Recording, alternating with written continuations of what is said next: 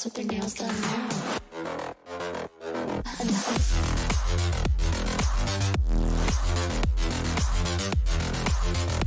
Girls with their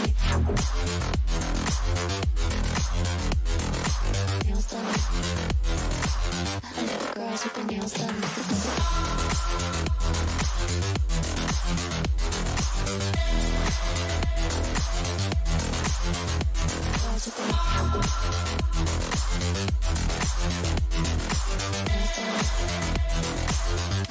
Girls with their nails done.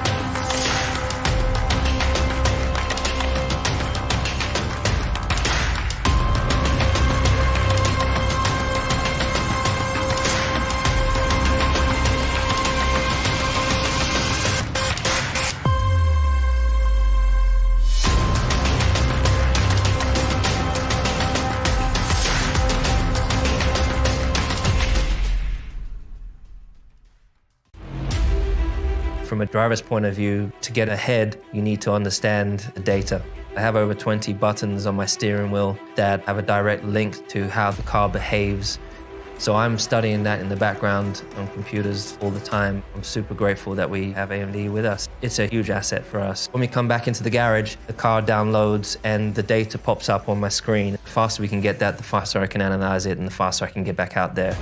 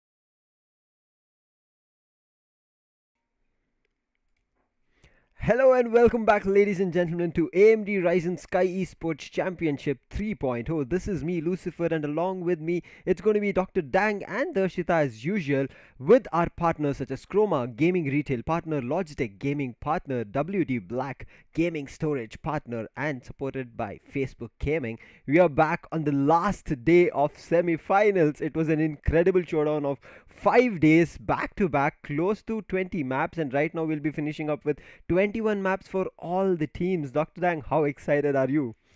Well, it is certainly going to be an exciting day ahead because, well, it is going to be the make or break day for a lot of these teams. Teams that are sitting at the fence, on the other side of the fence, in fact, are going to be getting a chance to make their way into the finals. But then there'll be some teams that will unfortunately not be able to do that. So for those teams and their supporters, well, they'll live to fight another day. But it is going to be about the top teams that are going to be making it into the finals. We are still not certain about how many teams will be making it into the finals, but we know for a fact that whoever makes it is definitely going to be deserving their spot. Well, that is definitely very true, ladies and gentlemen. So, yes, coming back to the last day, it really feels so exciting to, to look forward to which team is gonna bang it, which teams are gonna qualify for the grand finales, and the days coming forward of grand finales are gonna be more exciting, not just for us as a caster, but yes, for our audience as well, because the energy, the hype that they have came across with us till the semifinales was amazing, and now looking forward to grand finales. I just can't wait to look after grand finales at what is going to happen. But yes, coming back to the point, it is the last day there where you can perform. You can either just do your best or lose everything that you have done till today. So yeah, all I can say to all the team is all the best. Rock it, do your best. You just have 5 maps, 21 match per team per group, I would say. That's all you have. So just rock it and make sure you just give it with a bang. But coming back to why are these teams fighting, we are gonna have this huge prize pool in front of us of that first champion, that one who's gonna take the first position of 12 lakhs over here, coming with the second position of 5 lakhs, the third position 3 lakhs over here.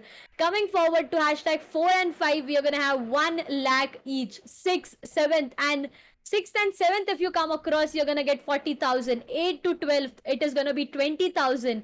But yes, 13th and 14th are still gonna get 10,000. But all eyes on the MVP of the tournament, who is gonna take home 1 lakh rupees over here.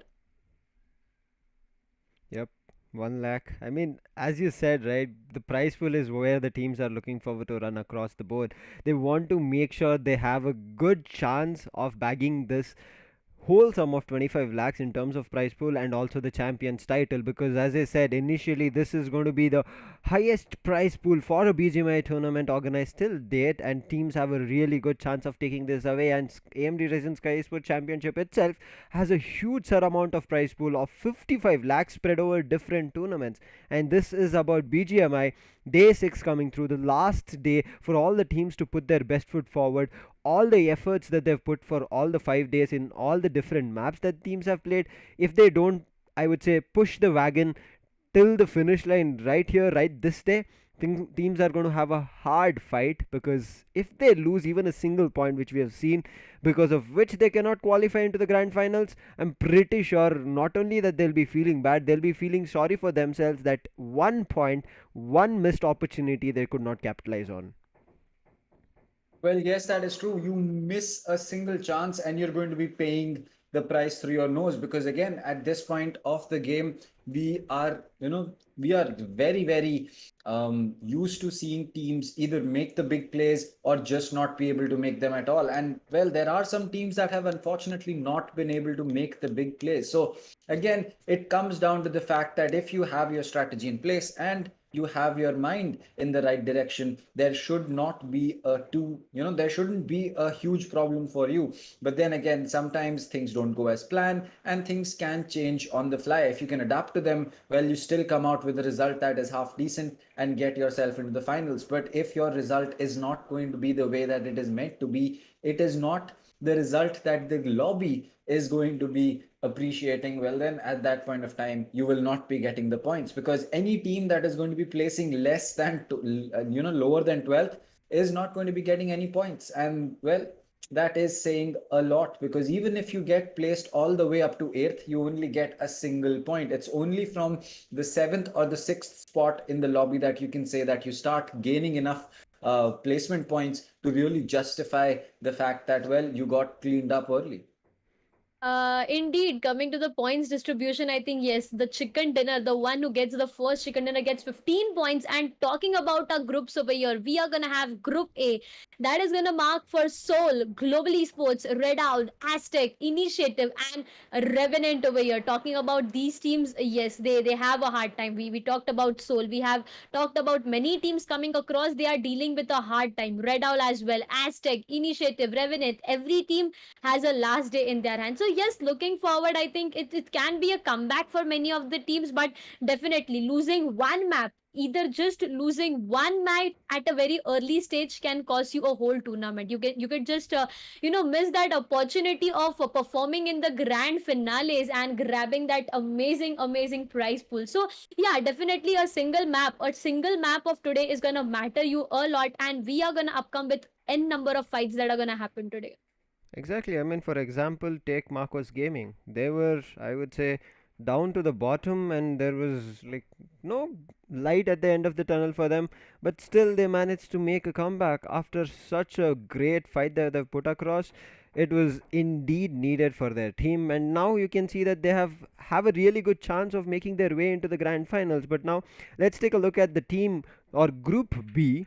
Starting off, it's going to be the side of GodLike, who is a team having, I would say, the highest finishing points or kill points. Placement points, they need to start working on. Still no winner chicken dinner. 7 C's, SkylightZ Gaming, Enigma Gaming, TSMFTX, and Element. Only GodLike and Element Esports are the only two teams in Group B who do not have a winner chicken dinner. Hopefully, they have a better day today. But heading over to Group C, the team which had our eyes and the viewers' eyes on day 3, day 4, but not on day 5, was Team IND, who are topping the charts. Then it's going to be Revenge Esports. Marcos, as I said, they've made a comeback. F1LS, they do have one winner chicken dinner to play across. Team Tenacity, I would say they have had a lot of ups and downs, but they're still pushing strong towards that finish line to head over to the grand finals, and Esports Empire right behind them on Group C. I think this is one team, or these two teams from Group C. I'm pretty sure a lot of viewers, as well as a lot of maybe even sponsors, who are looking forward to these two underdog teams coming up really strong, because they've put up one hell of a show.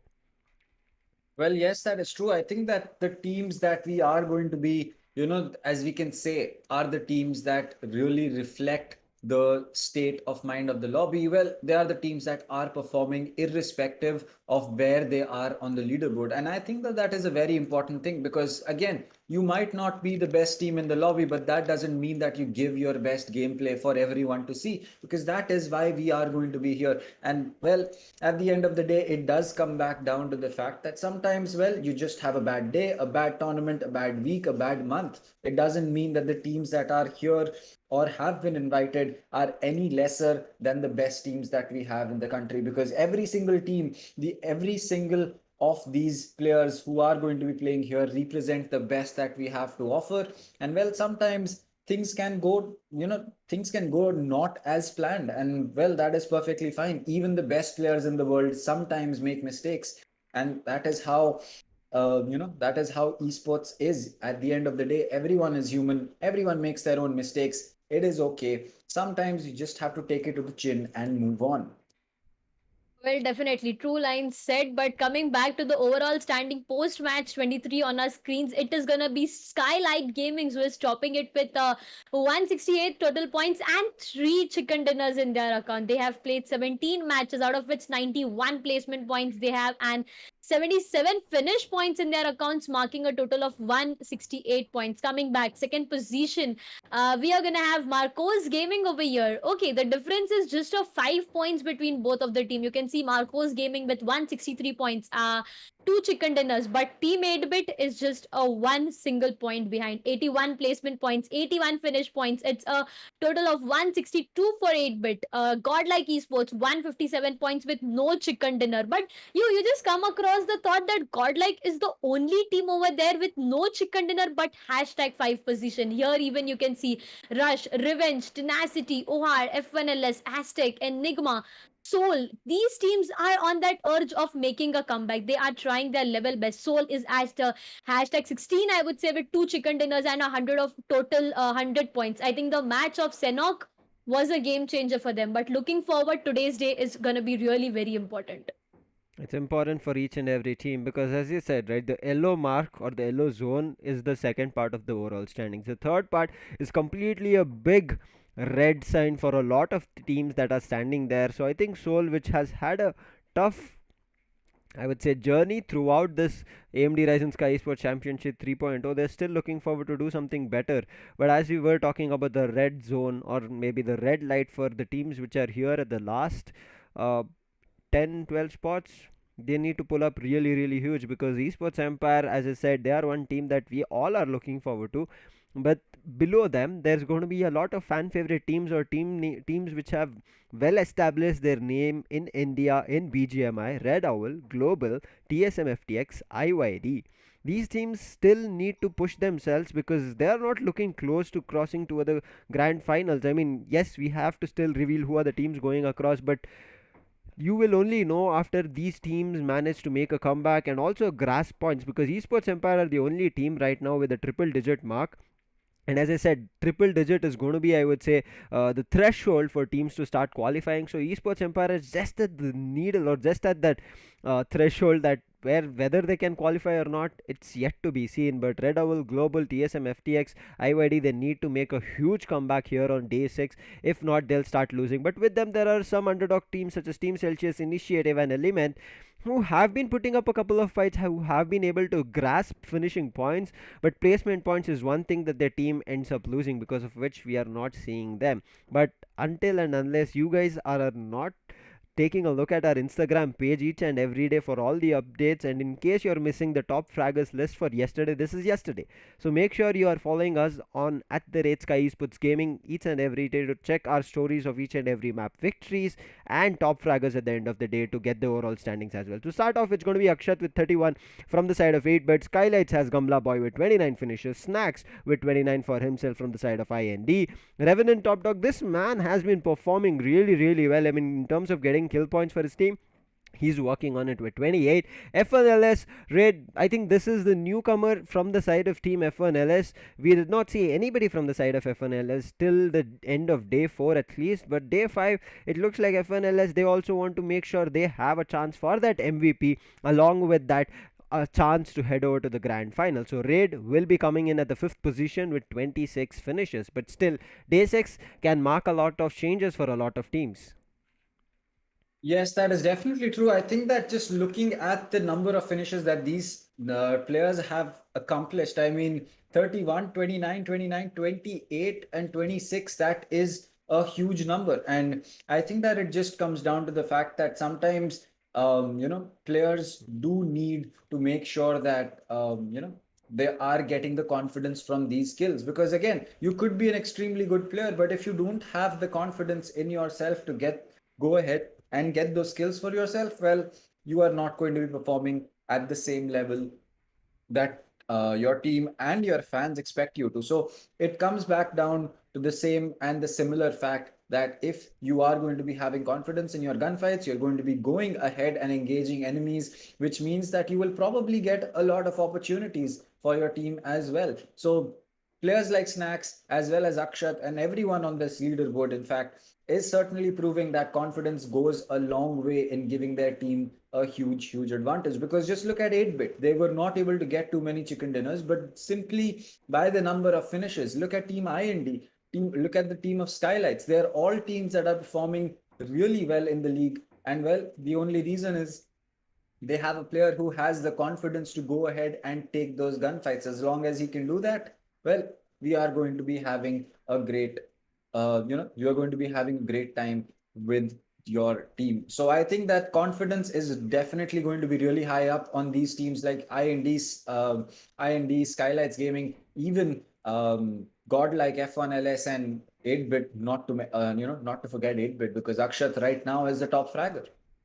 Well, definitely that indeed is true. Coming back to top fraggers over here, I think we had three players holding one position in the top fraggers day before, I would say, but now it's like the day coming to end, and yes, the things are just getting mugged up. The things are just getting decided. Coming forward to each and every passing day, it is just getting more and more excited to come across who is getting the most the definite amount of kills for their team over here. So yeah, that is something that is really an amazing thing to look after. But coming back to our audience over here, it is the last day. It is the last day of semi-finales where you can support your team, where you can just be there, be the backbone your team always wanted to. So all you can do is be the backbone, just be there for them, just spam all the hearts you can for your team, because it's the first match which is going to get started very soon. The fly path will come across in a few seconds, but before that, if your team comes over, they just check the chat section. They would really be happy to see you all supporting them so much. Exactly. I mean, it's the last day of cheering, the last day of pushing your team. I mean, audience go a long way in supporting your teams. It does happen if you've seen international competitions. Yes, the players play a key role, but once they start hearing the cheer from the crowds coming in, I understand it's still virtual, but it does go a long way, because I'm pretty sure a lot of the live stream chats are also sometimes queued and shared with teammates or teams themselves or organizations who look forward to making sure that the audience that is cheering them, they put a best show forward. And hopefully that teams which have battled out till day 5 have also a good day on day 6, because as I mentioned, right, semi-finals will not guarantee you a prize that we talk about of 12 lakhs and the title. It only guarantees you a ticket to the grand finals. So semi-finals, put your best foot forward, make sure you have a good performance so that you can have a good chance to enter into the grand finals, whether you have 2 points extra or whether you have only 1 point to beat in terms of finishing points compared to another team which is totaled towards same number of points. So make sure you have a cheeky advantage while we talk about the third party fight, just like how you try and take out an entire team when they finish up another team. Have a cheeky advantage in your total points, whether you have a little bit advantage in finish or placement points, just like godlike right now are I would say the top team with the highest number of finishing points, not the total points but the finishing points. So now what godlike needs to concentrate is to make sure they get good placement points, and they have confirmed their spot for the grand finals. That's all they need to know. That's smart play if they have thought this through. Well, yes, that is true. I think that you don't always have to be the top number one, the top two, the top three. I mean, if you're fifth place and you're qualifying for the finals, why do you need to have any problems with it? You can definitely use that extra effort that you want to put, or that extra hidden strategy, or that one, as you can say, hidden card trick that you have for your finals. Because if you can do that, well, then you are definitely going to be catching a lot of your team, enemy teams off guard. And well, in the finals, that is where it really matters. Don't be mediocre in the finals, but if you can qualify by being in fifth place in the semis, well, I don't see a problem with it. As long as you get to the place to have a shot at the first place prize, there seems to be no problems with how you are going to be approaching the game. So I think that for a lot of teams that are placed in the 7th, 8th, 9th, 10th spot, that are, not getting the attention that the teams at the top or the bottom are, well, I think that they are the real ones who are going to be playing it smart, because, well, they might be having some hidden tricks. And if the teams that are at the top do not figure that out, or do not expect it at least, well, they will be in for a rude awakening. Well, indeed. I think BGMI is something which you definitely can't predict. We just came across so many days, and yeah, this thought is just something that continuously pops up onto your mind, that you can't predict what is happening over here. Someday you see some team, the other day it's just a different team that is shining.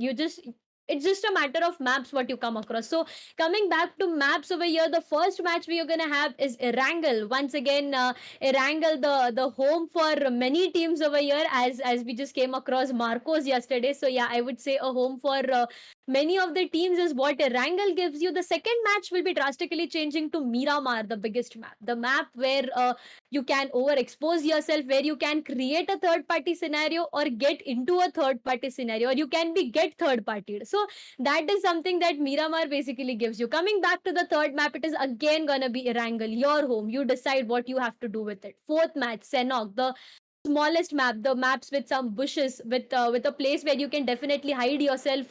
Well, you can create a good soft cover for yourself, I would say. So that is what Sanhok gives you. And the fifth and the last match for the semi-finales is gonna be Erangel once again. So these maps are something going to provide you different opportunities. Different teams are going to provide, different teams are going to get different opportunities on changing maps.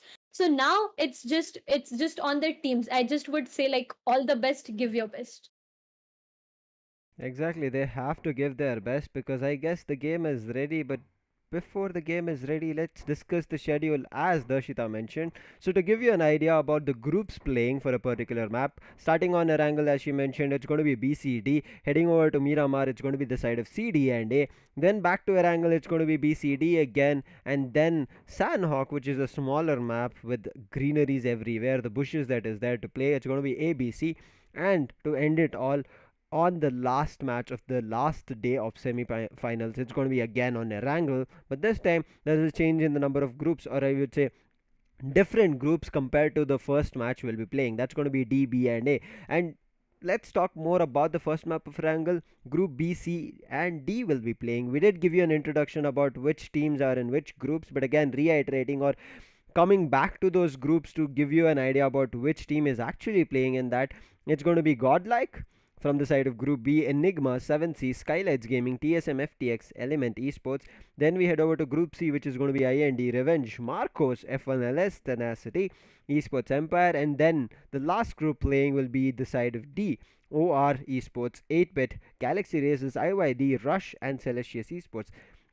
And now, looking into these teams, one thing that I can say is a lot of these teams throughout the period of day 1 to day 6 on the AMD Ryzen Skyesports Championship semi-finals have built, I would say, amount or heaps of confidence. Because if you see, initially godlike were not having a great day, and then eventually after day 2 or day 3 they started grasping a lot of finishing points. Enigma as well, they grasped a winner chicken dinner for themselves. They've been playing really well. 7Cs, they have so much confidence in them that they go to a fight and they say let's go ham on them and finish off a team. We saw amazing finish coming in when a battle was initiated between 7Cs and Revenant yesterday. So a lot of teams with confidence, and TSMFTX, I'm pretty sure everybody remembers this, they were the team to grasp the last map, winner chicken dinner of Erangel. Element, they are trying their best, we are seeing them in the last zones, but still a huge effort needs to be pulled out because this is going to be the last day for anything and everything that they can pull off. On the other end, Team IND, they have kept their position on top 1 for 2 or 3 days, but after which the side of 8-Bit, Marcos, F1LS, Tenacity have grasped a lot of points and stolen their, I would say, spotlight from the top 1. Well, that is definitely true. I think that the teams that are, constantly changing their position. I mean, we saw Marco sitting right at the bottom in the start of the games, but since then they've kind of put themselves in a position where they can qualify for the games. But speaking about the game, it is time to start.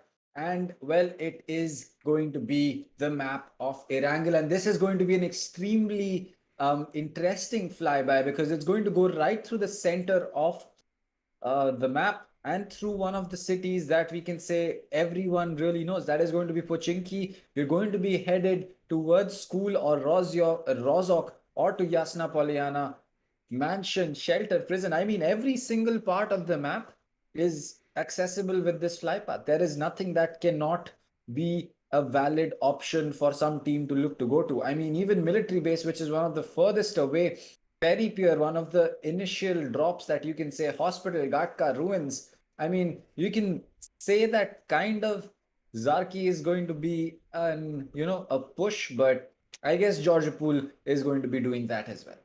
Exactly. We look at that. Teams have already started dropping down. They are looking forward to grab loots as soon as possible. And if not grabbing loots, you know what they're looking for? Vehicles. They want to take vehicles, as Dr. Dang mentioned. If something is not in range that they can go with the flight path, they will be able to grab vehicles and make a run for the hills and make sure they come on top of the play zone as soon as they have great loot. And with that, the play zone has already been initiated. It looks to be a very likely central play zone. I mean, yes, it's the phase one, but I think this gives us an idea that the play zone or the last zone, the phase 6, phase 7, phase 8, should be towards Rozok or Puchinki. I'm not sure if it's going to encompass school or not, but we will take a look as we progress. But in the meantime, chat, one thing that you guys can do is start spamming the team or start predicting which team can take away the first map of Winner Winner Chicken Dinner, because this is the start of day 6 of semi-finals of BGMI of AMD Ryzen Skyesports Championship. So it's going to be huge in terms of picking up this map because it will build your confidence for the whole day. Well, yes, that is definitely true. I agree that the teams that are going to be in the center of the zone have a huge advantage compared to the ones that are right now on the outside. But then again, it doesn't take too much time for a single mistake to be made and the teams to be singled out. I mean, it goes down to the fact that a single bullet to the head can change the outcome of the game completely. And if that is going to be the case for these teams as well, then I am really, really certain that we might be having a few upsets here and there. But as it looks like for Snacks, well, he's parked a little too close to the door and he will not be able to enter the room the same way that his teammate did. So probably he's going to have to either move his car or he is going to have to choose a different window to make a jump in from. Right now, GodLike, we saw them, they have been an aggressive team, so hopefully they are still aggressive, but as I said, now I would say better grasp a couple of placement points so that you keep your position stabilized rather than going in for a haywire spray and haywire fight, which can be a 50-50 chance that whether your team comes on top or not. But one more team that I am rooting for would be the side of Marcos Gaming, because yesterday they were looking brilliant. I mean, it looked like they opened up a new chapter of a new book for themselves.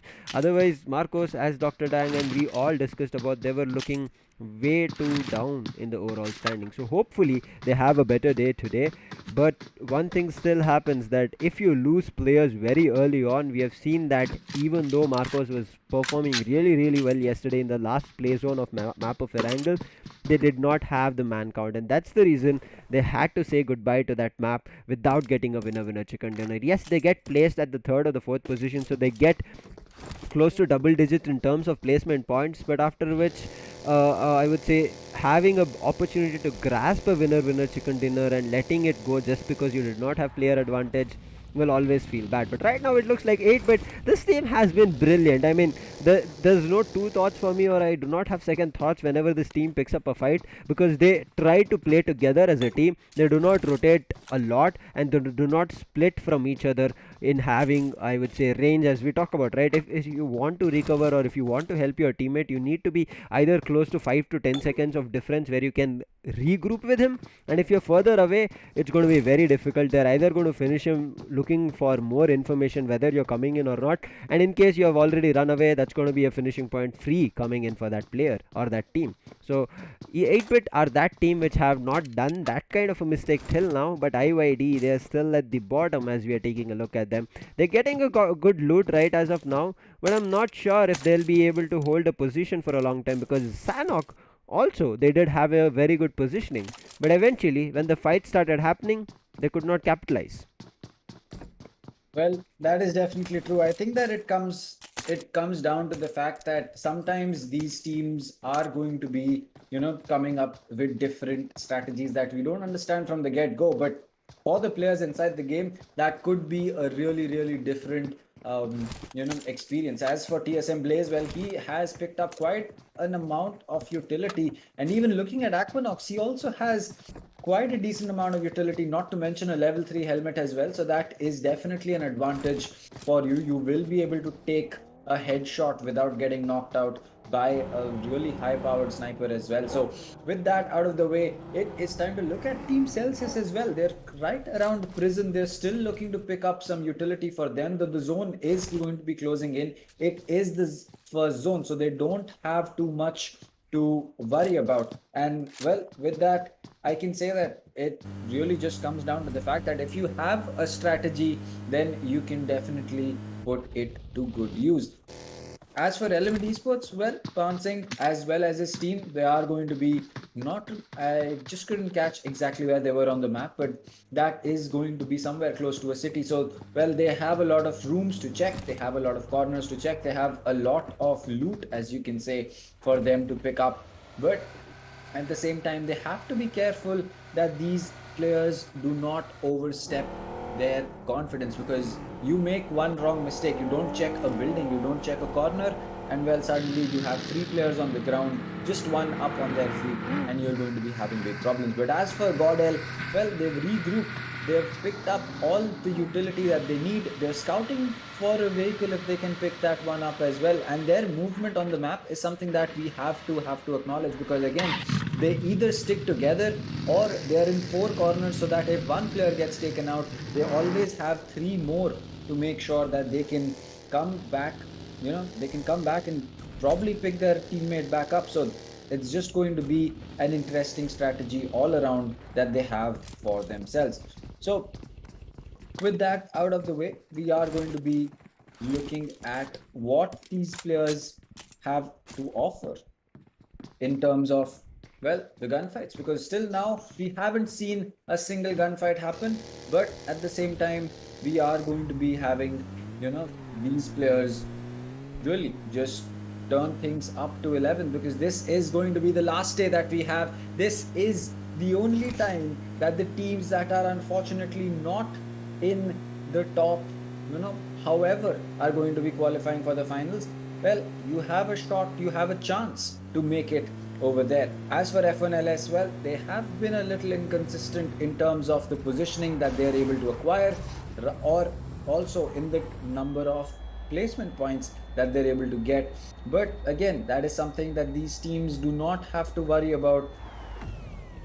I mean, the teams that are already going to be in the position that is safe for qualification, well, they don't have anything to worry about, because anyone else, well, you have a big task for you up ahead. And if you can make the effort of just pulling out something new, you have a different strategy that people don't pay attention to, well, you can definitely use that. Looking at the map from Team Tenacity, they're still going to be on the outside of the circle, though they should be in any moment now. As for Team Rush, they will have to face with Team IND at the bridge or somewhere close to that.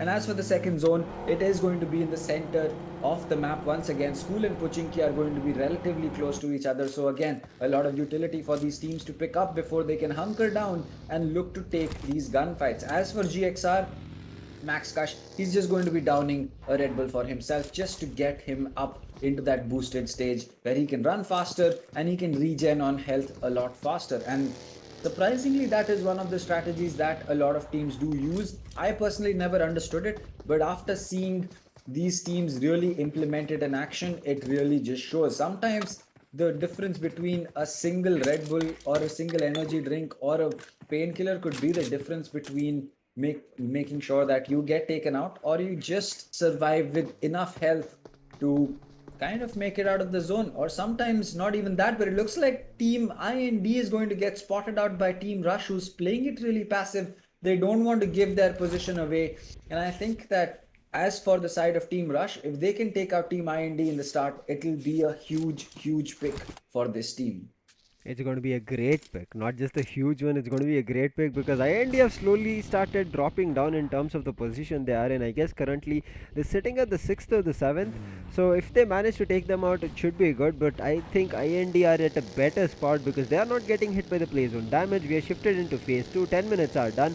But this does tell us one thing, Dr. Dan, that all these teams, it's nerve-wracking for them right now. They understand that they've played for 5 days back to back. They've played close to 15 to 18 maps as of now, and today, once they end day 6, they will have played 21 maps to end it all. And if this, I would say, huge battle that they've put across for 6 days, playing 21 maps, and they're still not making their way to the grand finals.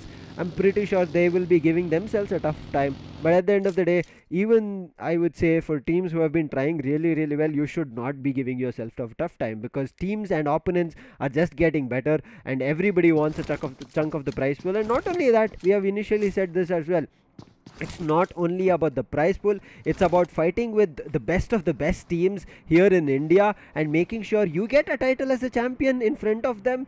That's going to put you on top of, I would say, the world right now. It'll give you a radar which starts beaming out everybody to let them know that there's going to be a team that can take out the best of the best right here in front of us, and they can do so much as they progress, right? I think this is one thing that teams need to look out for, because as they end semi-finals, they have one more task that they will be only having a single day to rest on and then get back to the grind. Because if they don't get back to it from day one of grand finals, because semi-finals we did say people will have nerve jitters, people will not know what to do, they might also be facing new players each and every time, because 16 teams were invited, 8 teams already battled it out, and then they made their way into the semi-finals. So some teams which had that advantage will have that advantage as they're moving into the semi-finals. That's the reason initially a lot of fine favorite teams were not looking good, but right now the fight, I guess, is slowly getting initiated as we will be finishing off phase 2 and starting with phase 3.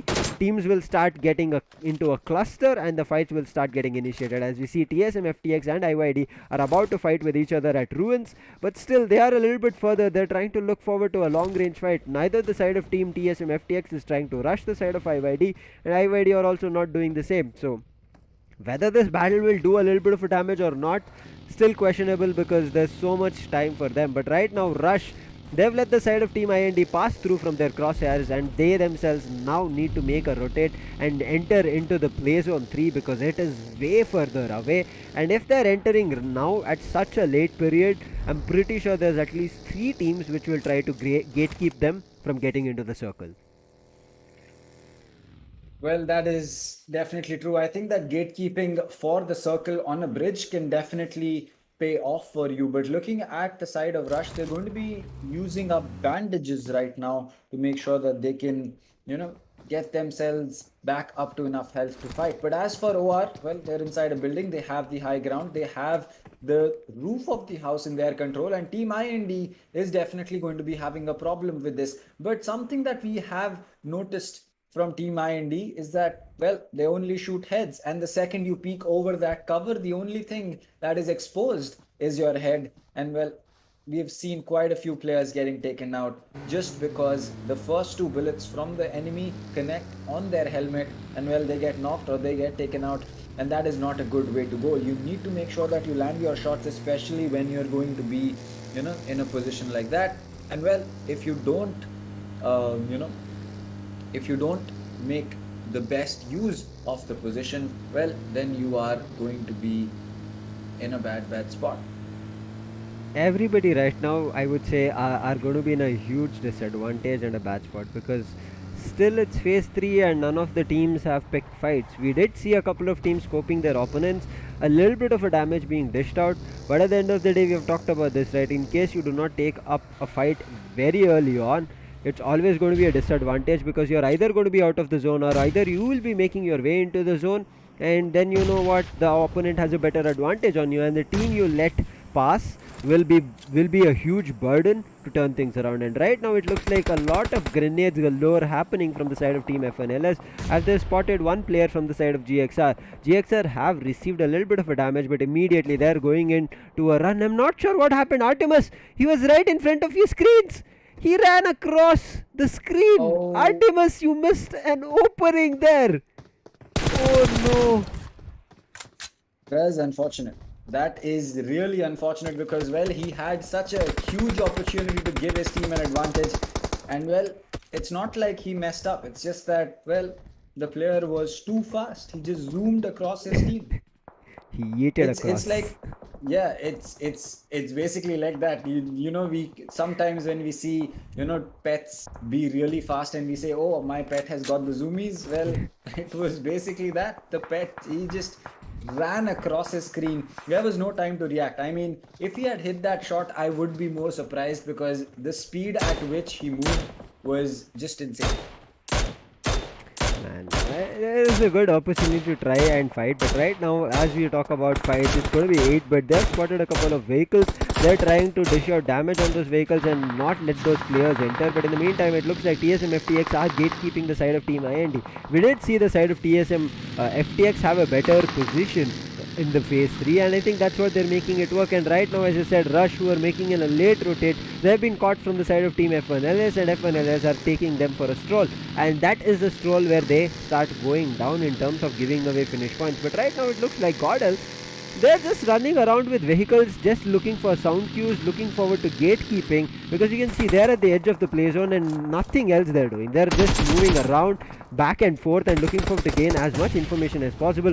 Artemis, he's getting rushed from the side of Team Rush itself. Ronnie is now stuck in a building as Artemis jumps down and tries to save himself, but I'm not sure where the other players or F1LS are. And as I talk about it, we can start seeing Smokey here, and Smokey is providing the cover. But in the meantime, GodLike, they're going in for a third party fight for themselves. They're looking for to take down the side of Esports Empire. Very close to them. 2 players have already been knocked down, but GodLike also have taken a little bit of a damage and 2 players are down to their feet. But Shane is looking for to rush. Shane will be able to also bend the side of Team Clutch GodLike down to the knees, but I think Neo comes in clutch. He helps him out, and now the side of Esports Empire, they've gotten completely wiped out from the side of Team GodLike. What a beautiful play coming in from Esports Empire. Shane, I mean, he did try his best. If he had a health kit, or if he had a little bit, I would say, in terms of seconds that he could play around and patch himself, he could have made a comeback.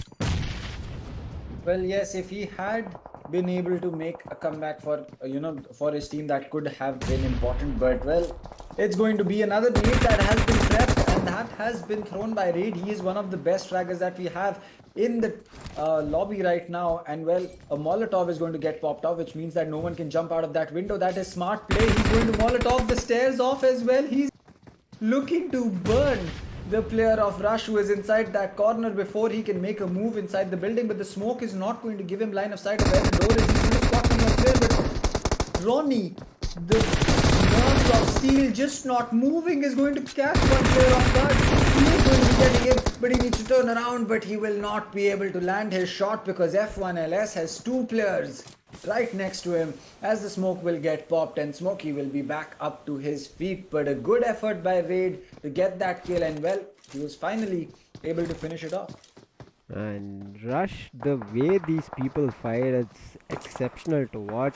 They did manage to take one person down, that's going to be Artemis, but I would say it's a good bargain because in total they have 4 finishing points. But right now SkylightZ Gaming are also close to them, but 7Cs are looking for to pick their own fight with the side of Team IYD, and that's the reason one person goes down. But in the meantime, a lot of third party is slowly but steadily starting to happen. The vehicles are being taken down from the side of 7Cs, so 7Cs, I guess they've bursted all the vehicles that they have close to them, but there is one person spray got down to the knees and make it no players available for the side of 7Cs, as IYD come in for their own third party and finally grasp a couple of kills. But GodLike, they've spotted one more, and Jonathan, as he was trying to make a rotate, he has been caught off guard. He's brought down to his knees and it does not look like anybody can res him, and his kill will also be confirmed from the side of Team Tenacity. Team Tenacity will be able to successfully destroy the side of GodLike, and this is what we've talked about. Team Tenacity are a team that if you're ready to pick a fight with them, you might be able to come on top, but if you're not, and if you're looking forward to just save your teammates, Tenacity is going to go ham on you and destroy. And now GodLike have gone down at the 15th position, which will give them 0 placement points and only 3 finishing points.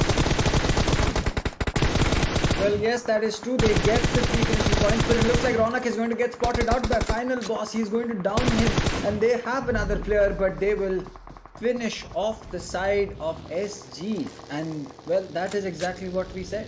It doesn't matter whether you're on the top of the leaderboard or not. You make one mistake, you pay the price, and well, Revenge Esports here being the one that take out SG, and that is a huge pick coming in from the side of this team.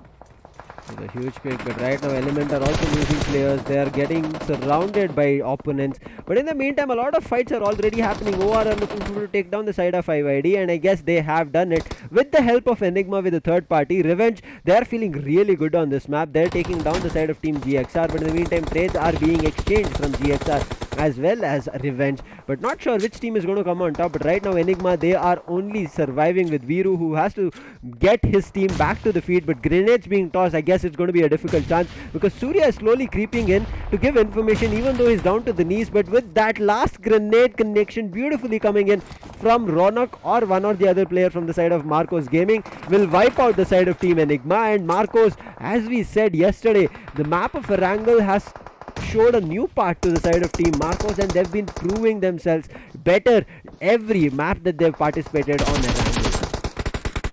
Well, yes, that is true. Erangel has been one of those maps that we have not been able to predict anything for. And well, it just comes back down to the fact that if these teams keep up the momentum, 8-Bit is going to be spotting Elements player. He's going to be downing him. And as the zone shrinks, there are 3 teams that are right up close and personal with each other. TSM is the only one that is on the other side of the zone. And well, they are surprisingly going to be supported by this team as well. So they have a huge advantage. They can wait for these teams to be weaker. They can wait for these teams to lose some bodies or be forced to lose HP thanks to the zone. And well, TSM, they are given a second chance. If they can make use of this, they can definitely look to pick up their chicken dinner for themselves. But talking about the other teams, it is going to be 8-Bit, we have Element, and the rush is just going to be coming through. Delta PG is going to be getting one player down, but he will not be able to finish off the next player. Akshat is also going to get taken down. Omega is going to get finished off, and it is game over for the side of 8-Bit, and TSM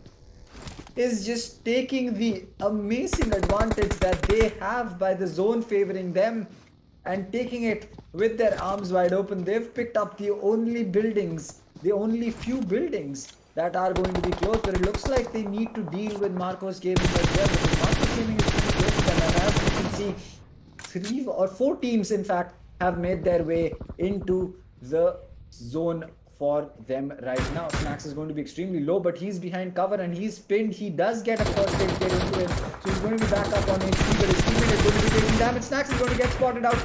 He will get down, and well, that will mean that TSM is still going to be having a huge advantage, and for Team IND, things are not looking that good. As for Tenacity, they're also in a good position. They're holding off Team Revenge. They know exactly where Final Boss is, and the second he peeks, he's going to get lit up, and he is going to get down. Mr. IGL landing his shots just like how the IGL should be, and leading with example. And well, as for F1LS, a nade is going to get popped. Tenacity does get 2 players back on their knees. As for Tenacity's Mr. IGL, well, he's still got a big job to do, but Aquanox, he knows that he needs to take this opportunity. The grenade is going to get popped, it'll get chucked. Will it connect? It looks like we'll just have to wait a little bit before it can explode, and we get a confirmation whether someone is going to get downed or is going to get taken out. A second grenade is going to go out, and we see the points pop up, which means that he is definitely connected with a lot of players. It's all down to Ignite behind that car. He's not going to be able to do too much behind it unless he can land an insane shot. As we can see, Kabi is going to get taken out, but Hell is going to get finished off by TSM's Aquanox. And that is going to mean that Tenacity and TSM are going to be 2 of the major teams, not to mention that Marcos Gaming is also in that picture. And as for F1LS, they only have 1 player left. It is Marcos with 4, it is TSM with 4 players, and then we have single player on the side of F1LS, and Tenacity, I believe, has 3 players. Mr. IGL is looking to pick up some healing from his own teammates. Dead bodies or dead crates, as Zero is looking to make sure that he can get Kabi back up to his feet. But for TSM, this is the time that they need to push. They need to take this advantage. It is a 1v1 essentially, because one player is diverted trying to get his teammate back up. The sprays come through. They are not going to be connecting, but it looks like Blaze will take the damage from the side of Marcos Gaming, and this is going to be a bad push as he decided to make, because he needs to land his shots inside the zone, which has very few cover spots. But it looks like he's going to finish off the side of Tenacity, because Aquanox just cannot miss his shots, and that is exactly what TSM needed. And Marcos Gaming, well, now they're on the move. They want to finish off the side of F1LS, And Surya is extremely careful of what Ignite has to offer. I mean, yes, Ignite. We have seen even one player who's feeling very confident does a lot of damage. But right now, Marcos is trying to push in. He has a machine gun to play with the M249. But there's been grenades also being tossed. Surya has dropped down to low HP. Gyro God's position has also been seen. But Gyro God is also being dished out damage from the side of TSMFTX. So they need to clear out F1LS as soon as possible. Otherwise, things will not look great. And now the vehicles, that is going to prove an advantage inside of Team Marcos. They need to capitalize on it. One grenade being tossed. It does do a little bit of damage. Another being tossed. It does miss. But it gets damage. But Surya's last connection should be good, and it does connect from Surya. And right now it's going to be the last two teams surviving, a 4v3 fight coming in. But it looks like they are picking up an airdrop hard cover for themselves.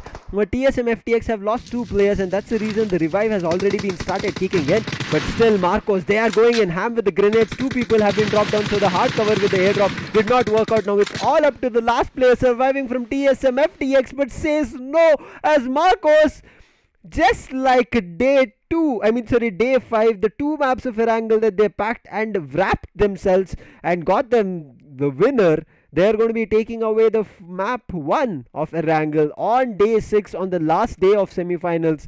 Again, what a show put forth from the side of Marcos Gaming. First pushing F1LS, the last player surviving, Ignite with grenades and trying to push him out of cover. Then immediately they saw that they were trying to take a airdrop cover and they switched things up. Brilliant gameplay coming in from the side of team TSM to try and work for a winner chicken dinner. But Marcos, as I said, the confidence that this team has built up has worked out for them, and I'm looking forward to the next two maps of Erangel coming in. But there's going to be a little bit change in pace coming up for as the second map. It's going to be the map of Miramar. But again, congratulations, because what a show Marcos put up. Well, there is, nothing that we can say anything other than the fact that well played to that team. And as for TSM, well, it's kind of unfortunate that despite having such an advantage, they were not able to take the best. They could not get the best case scenario out of it. So it is kind of unfortunate. But then at the same time, things like this do happen. You always cannot be the team that just because you had an advantage, you were able to capitalize it. Now, yes, in theory, you should be able to do that. But, sometimes things just don't pan out the way that you expect them to. And at that point of time, you just have to accept your fate and be like, all right, we couldn't get it this time. Maybe the next map is something that we will be getting in our favor. So it is going to be Miramar that will be the second map that will come up. But as for Erangel, that just happened, I don't know. It's just insane, to say the least, because again, it comes back down to the fact that Erangel has been one of those more balanced maps where you get cover, you don't get cover, you have open spaces, you have long distances, you have short fights. Well, you have cities where you can have fights. So I think that Erangel is one of those maps where you can say it is the most balanced in terms of how these players can play it out. Exactly, it will be. That's the reason we see fights certain times being initiated, and also people get a chance to rotate. Because if you saw Artemis, I think, or GXR, new player, even though TSM, FTX, or F1LS spotted that player out, new player managed to make a run for it. It's not like Miramar. If you are looking forward to go into a different cover and you're trying to make a run for it, you can do it a little bit better on the map of Erangel, because you might find a couple of boulders here and there, a couple of trees which will provide you cover, and that's the reason you can make a run for the hills and make sure you're in safety. But TSM, FTX, the spray control they managed to do while they were rushing, the calculated fights that they were picking, and also the compound advantage that they took was brilliant. But once the play zone started shifting, they started to make a move, and that's where things did not work in the favor. And this is what we have talked about, right? Certain teams make use of compounds really well, buildings really well, and capitalize and take finishes in their favor. But as soon as they have to come into the open fires or open grounds, they're not sure about where to watch, how to protect themselves, what kind of positions they need to hold, and that's the reason I guess TSM FTX had a tough fight. Otherwise, TSM FTX could have pulled a 3v3 better compared to the side of Marcos Gaming, because the confidence was, I would say, sky high for them. It was roaring. If you saw initially the way they managed to go in for a hit on the side of Team Tenacity, that was brilliant. we could not see anybody through those smokes. 3 players who were surviving, but TSMFTX, they do a little bit of damage along with grenades, and then Aquanox to finish it all will take both the players who were surviving from Team Tenacity and finish the story for them at the 4th position. And that's the reason we say you need to be sure about your fights. Rather, TSMFTX, they go in to revive a player, and one grenade toss coming towards the airdrop made it to be a 3v2 situation. And Marco was voila. Well, yes, I think that sometimes it can come down to these small things that can make the difference. I mean, we saw that the drop really gave cover to the side of TSM for a bit, but after that it changed the tide because, well, they were stuck behind that drop. So it does play into, you make a bad decision, well, you pay for it, and that is exactly what happened. TSM made the bad decision of pushing up. I think that if they had stayed inside that house, waited for the other teams to either get weak, get lower in HP, and then take the gunfight, maybe that could have paid off, or maybe that could not have, because maybe then at that point Tenacity will have the time to make the push for TSM. So it's all about making those decisions on the fly. Sometimes the decision is right, sometimes it's wrong, but, well, you can't blame them for making the choice that they did. They were able to get Tenacity, it's just that they weren't able to get Marcos Gaming. So, well, you win some, you lose some, and that is how the competition goes. If it is going to be a placed competition where you have 1, 2, 3, 4, 5, and so on, well, there has to be a team that comes first, and there has to be a team that comes dead last.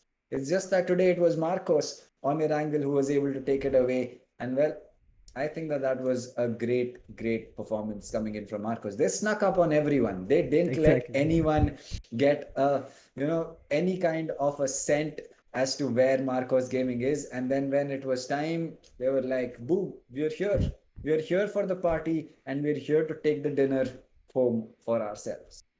They'll be feeling really well, because it looked like they were in a broken boat, but all of a sudden after day 5, the fights that they put across, they kind of found tools to repair their boat and convert it into a rocket ship.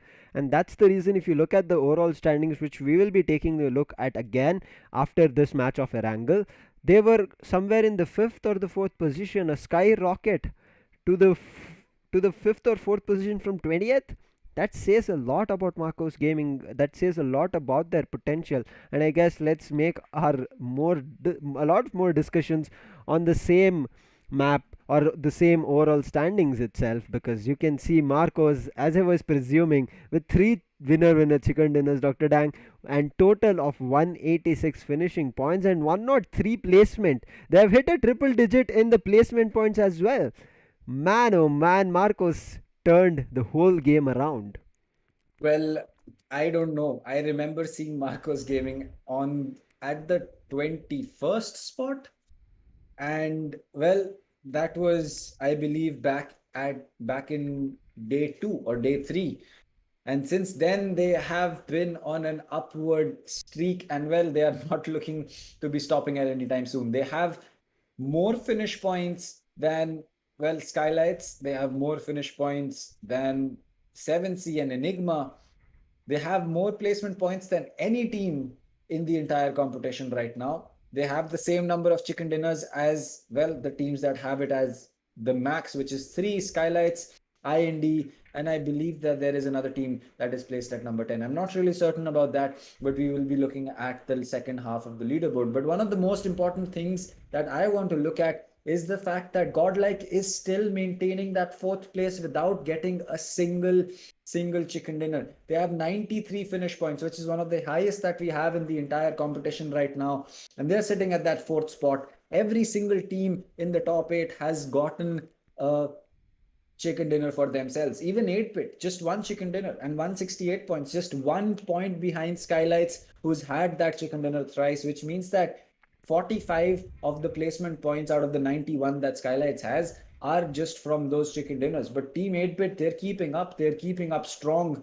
And well, there you go. Revenant is at 2, F1LS got 1, Tenacity got 1, Aztec got 1, TSM was able to get 1 as well.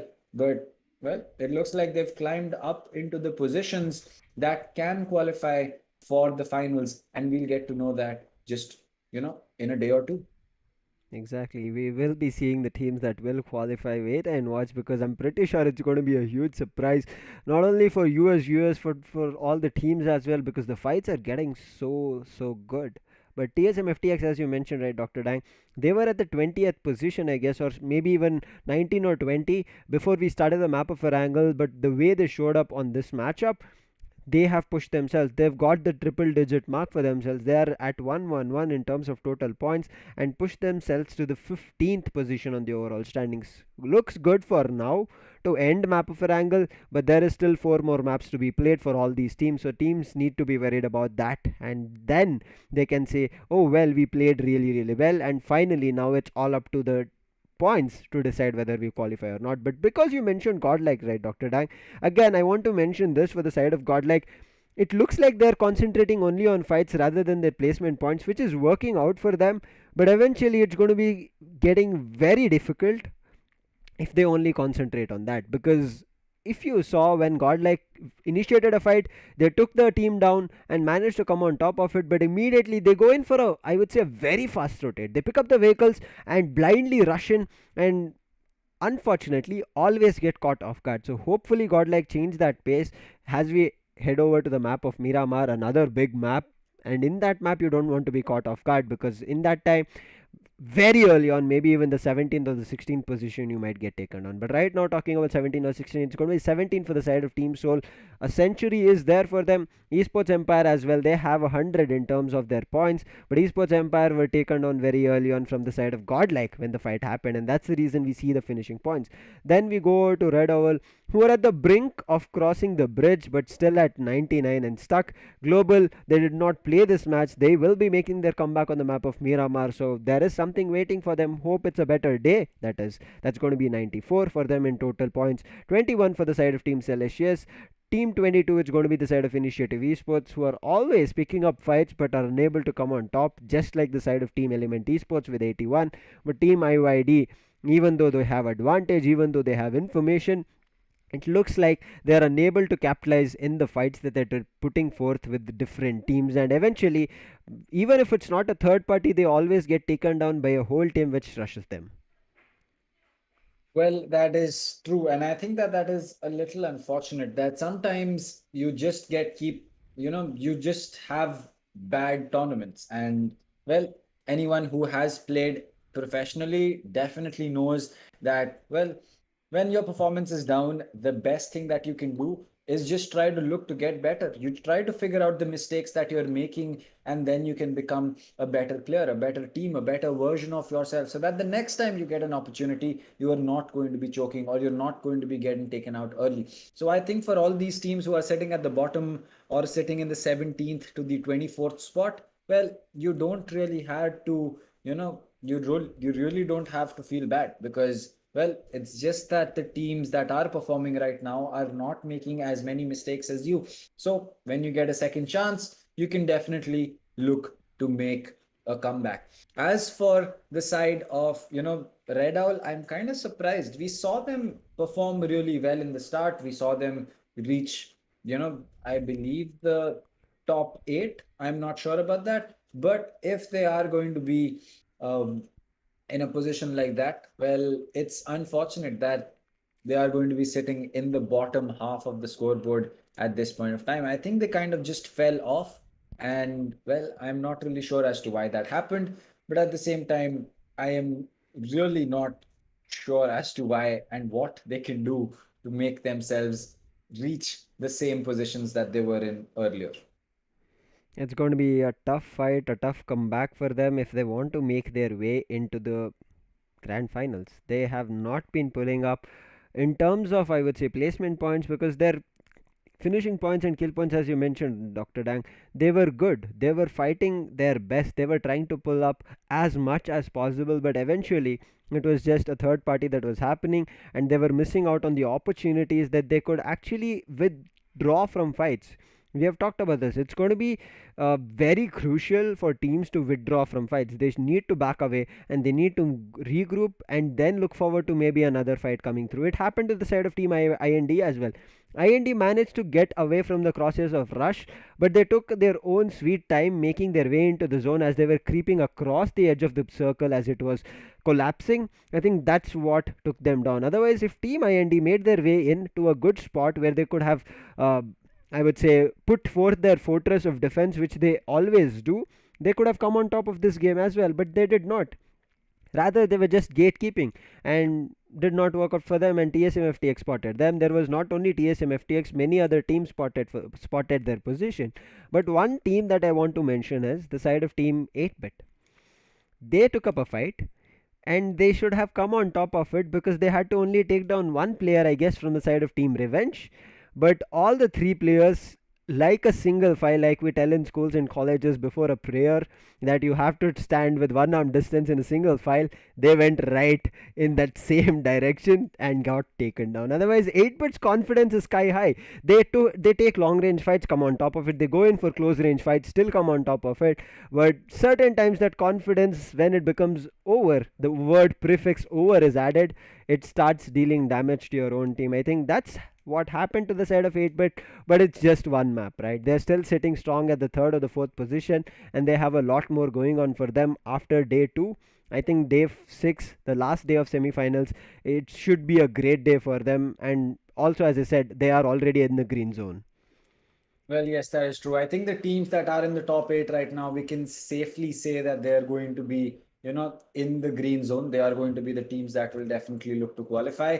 And well, that still doesn't mean that you lift your foot off the gas pedal, because if you make that mistake and some team is somehow able to knock you out, I'm pretty sure that you will not be happy about it. But speaking about the teams trying to make their way to the top, speaking about teams that are trying to get into that groove of just barely making it in the finals, and then we'll see what we can do. I think that can be a viable strategy for some of these teams. I mean, we just mentioned Redowl, right? It just goes to show that sometimes the team can start off really strong, but then their curve kind of flattens out and they're making the kind of mistakes that some teams at this level are not expected to make. So for these teams like Redowl, for teams like Seoul, all of these teams can still make a push for it. It's just that it's going to be a little bit more difficult and you have a lot less opportunity to do it. I mean, back on day 2, you had a lot of chance because you had 3 more play days ahead of you. But today, it's going to be the last play day. You only have 4 maps more that are going to be played, and probably you're only going to be playing 2 more of them because of how the group system works. So, well, if you get the opportunity, you still have 3 more games to play because every team is going to be playing 21 games at the end of the tournament. Everyone, I believe right now, has played 18. So we are in a position where we could be seeing some team make a comeback. But then again, if they do want to make that comeback, it will have to be an insane one because, well, there are teams that are still sitting at double digits and there are teams that are way into the triple digit scores. So I think you have your job cut out for you. I mean, all these teams, even the teams that are sitting right across the fence, like TSM or some of these teams, they can quite easily get knocked out at this point as well. Exactly. There's nothing for sure. That's the reason, like, top 10 is for sure. They will be making their way. Any team after top 10, there is no guarantee. That's the reason I was mentioning yellow, red zones in between. I mean, it's going to be danger at the end of the day. Whether you're an yellow or a red, you always need to be on green, and just like the traffic rules, go at green, right?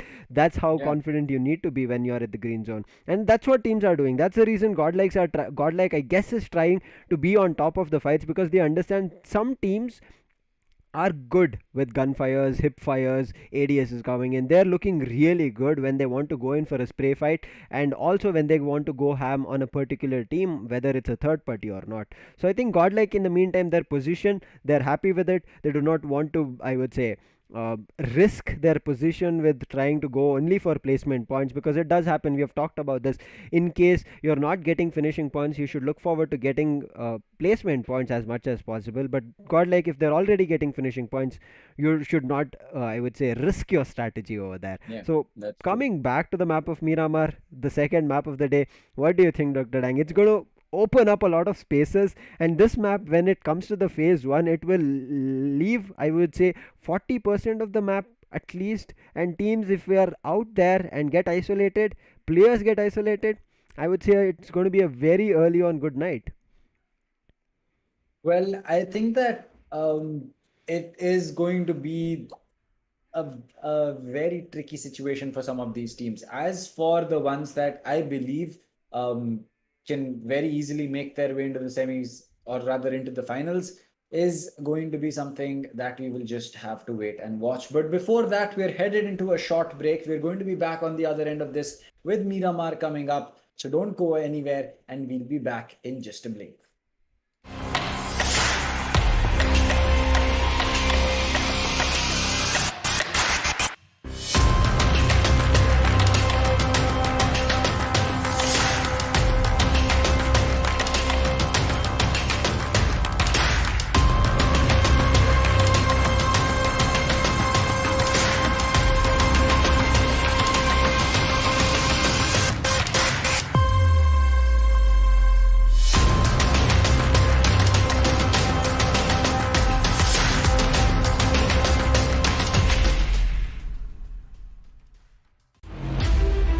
From a driver's point of view, to get ahead, you need to understand the data.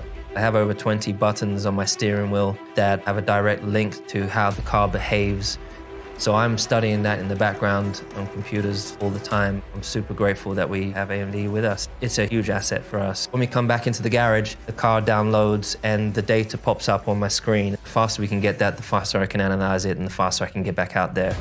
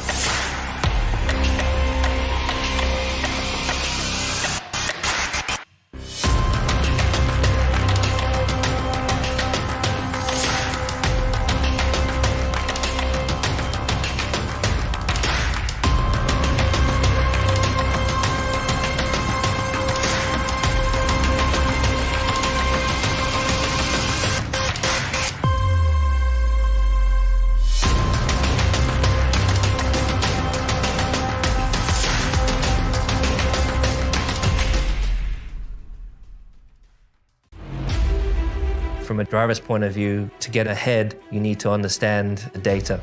I have over 20 buttons on my steering wheel that have a direct link to how the car behaves. So I'm studying that in the background on computers all the time. I'm super grateful that we have AMD with us. It's a huge asset for us. When we come back into the garage, the car downloads and the data pops up on my screen. The faster we can get that, the faster I can analyze it and the faster I can get back out there.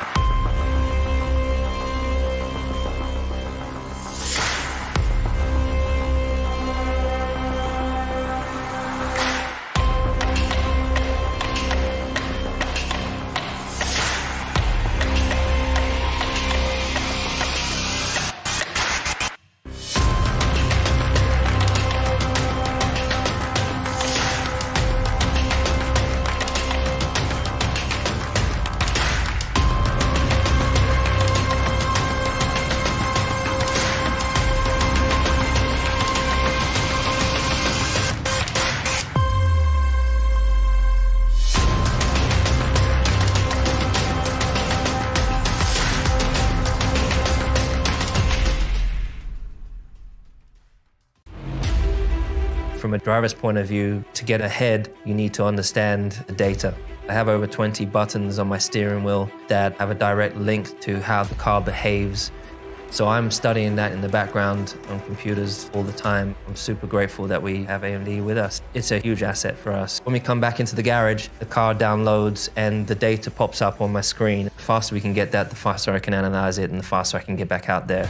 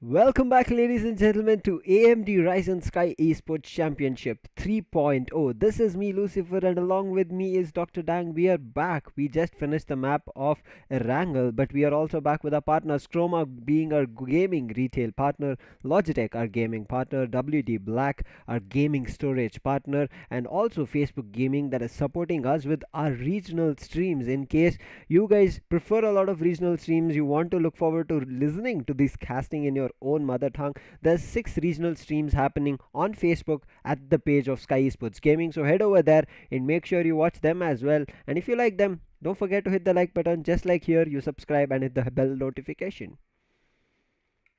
Well, yes, that is true. If you haven't subscribed just yet, make sure that you do because, well, we are going to be having a lot more tournaments, not just for BGMI, but for a lot more games as well. So, with that out of the way, make sure that you hit that red subscribe button, hit that notification bell while you're at it. And, well, if you see this thumbs up, make sure that you press it. Don't press this one, press this one. But with that out of the way, let us talk about the game. So, Miramar is going to be coming up. And well, that is definitely going to be a very interesting map that we will be seeing between all of these teams because again, it is a map that will be enabling teams to take the long range gunfights, enabling teams to make those aggressive plays because you will have to capitalize on the small places of cover that you have. If you are able to go from cover to cover, taking out a team, you will have a very good advantage for your team at the end of the zone.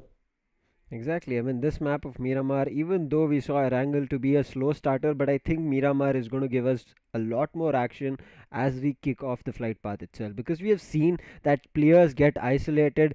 They don't want to, but it does happen because you would also target the same position for loot as a different team.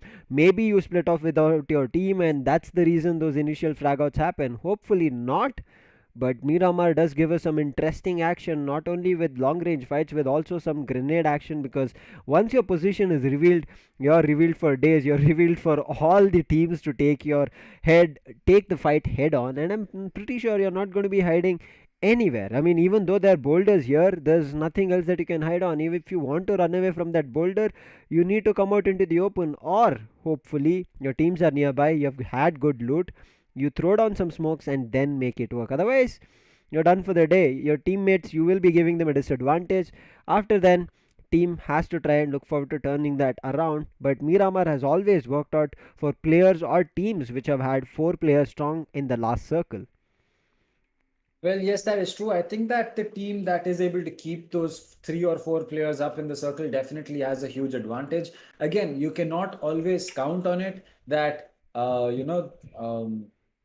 what do you say? You cannot always count on the fact that if you have more players in your team compared to the other team that is advancing, you are going to be getting a win. But there is a bigger opportunity. It means that you have more guns. But speaking about the maps, it's time to see the map that we're headed to and the maps that we are going to be, or rather the groups that are going to be playing on this map. So it's going to be group C, D, and A. So Group A is going to be consisting of Seoul, GlobalEsports, Redowl Gaming, Revenant Esports, Aztec Esports, and Initiative. As for C and D, we have Team IND again, Revenge, Marcos, F1LS, Tenacity, and Esports Empire. And D, OR, 8-Bit, Galaxy Racers, IYD, Rush, and Celsius Esports. There are I would say, teams which are going to give all they've got on this map, because as Dr. Nang mentioned, as we mentioned, a lot of these teams have played close to 18 or 19 maps, and right now they only have 2 or 3 maps respectively for each and every team and each and every group. From here on, if they don't put their best foot forward, if they don't keep grabbing points, they will start losing down the battle, and then they will be eliminated within the blink of an eye. The effort that they put for all the 6 days in the semi final, whether they were invited, whether they came their way from qualifiers, it will all come down to the edge of every play zone. So I hope teams are ready for this, because Miramar, again, we have talked about this, is going to be a very big map compared to all the other maps on BGMI, and teams tend to change pace from the maps of Erangel and Sanhok. We have seen Erangel to be a map which teams until the third or the fourth phase play it out very, very slow, but the map of Miramar, There is no particular saying, but at the end of the day, it's going to be fights initiated, whether it's phase 1, phase 2, phase 3, or even the last phase only. Rather than clusters, because this is such an open map, teams get taken down very, very early, and it looks like taken down early brings the same thing for the side of Team IYD. They've jumped down very early as the flight path started, but all the other teams, they're slowly making their way across, and it looks like with IYD, there's going to be another team that's going to be the side of Initiative who have dropped down. I think the side of IYD are looking forward to go to El Pozo, whereas the side of Initiative Esports, I think they're trying to jump down to La Coribria, but not sure if that is the position that they will be happy with. But it does get difficult to certain times pronounce these names, even though I keep practicing it. Well, yes, that is true. I think just the names Only are this just too map. complicated to just speak, just say about them on the fly. I think that is really the only problem over here, because when we are speaking about so many things and then we just have to, change our pronunciation for a different word altogether, it does kind of catch us off guard a little bit. But that is fine. It is not going to be too much of a problem for us. It is more to do with what happens in the game. And well, that is an interesting zone to say the least. Almost no one has dropped in that position of the map. Seoul is still up in the air. They're still gliding to the position that they want to go to. So is Tenacity for that sake. But it looks like they were waiting for the zone to form before they would make their way to the particular position that they want to go to. As we can see, Seoul's player has picked up a vehicle for themselves. So when they hit the ground, it'll basically be hitting the ground driving instead of hitting the ground running, because they will already have a vehicle to move around with. But Delta PG, he knows that Surya or someone from Marcos Gaming is right across that half wall. Now he doesn't have a grenade, because if he did have one, he would have chucked that in. But it looks like both of them have the weapons that are needed. But Surya has the assault rifle, while for the side of 8-bits player Delta PG, he has an SMG. So in close quarters, it should be an advantage for 8-bit. But after a certain range, it's going to be all about Marcos Gaming. Exactly. Marcos Gaming, we have seen their confidence, but right now caught off with 8-bit. I'm not sure whose game this is going to be, because you've seen 8-bit also certain times the uncalculated fights that they head over to, they come out with a disadvantage, whether they're losing a player or whether they lose their whole team very early on. We have seen both. We have seen best from the side of 8-bit and worst as well in a couple of maps. So not sure how it will work out, but right now a jump peak coming in from Akshat. Beautiful angle being held near a window. He'll be able to do so much damage. Gyro God also goes down to his feet. So it looks like very early on it's going to be the side of either Marcos or 8-bit. Because of the knocks that we are seeing, I think Marcos will be going down very early out of this map. And as the confirmations are slowly coming in, they have already lost, I guess, 2 people or make it the whole team. And that's done and dusted, because 8-bit, after the unfortunate incident they had on the map of Erangel, they come out victorious on a fight initiated very early on in the map of Miramar. And Marcos, who had a winner-winner chicken dinner, will be taken down at the 18th position.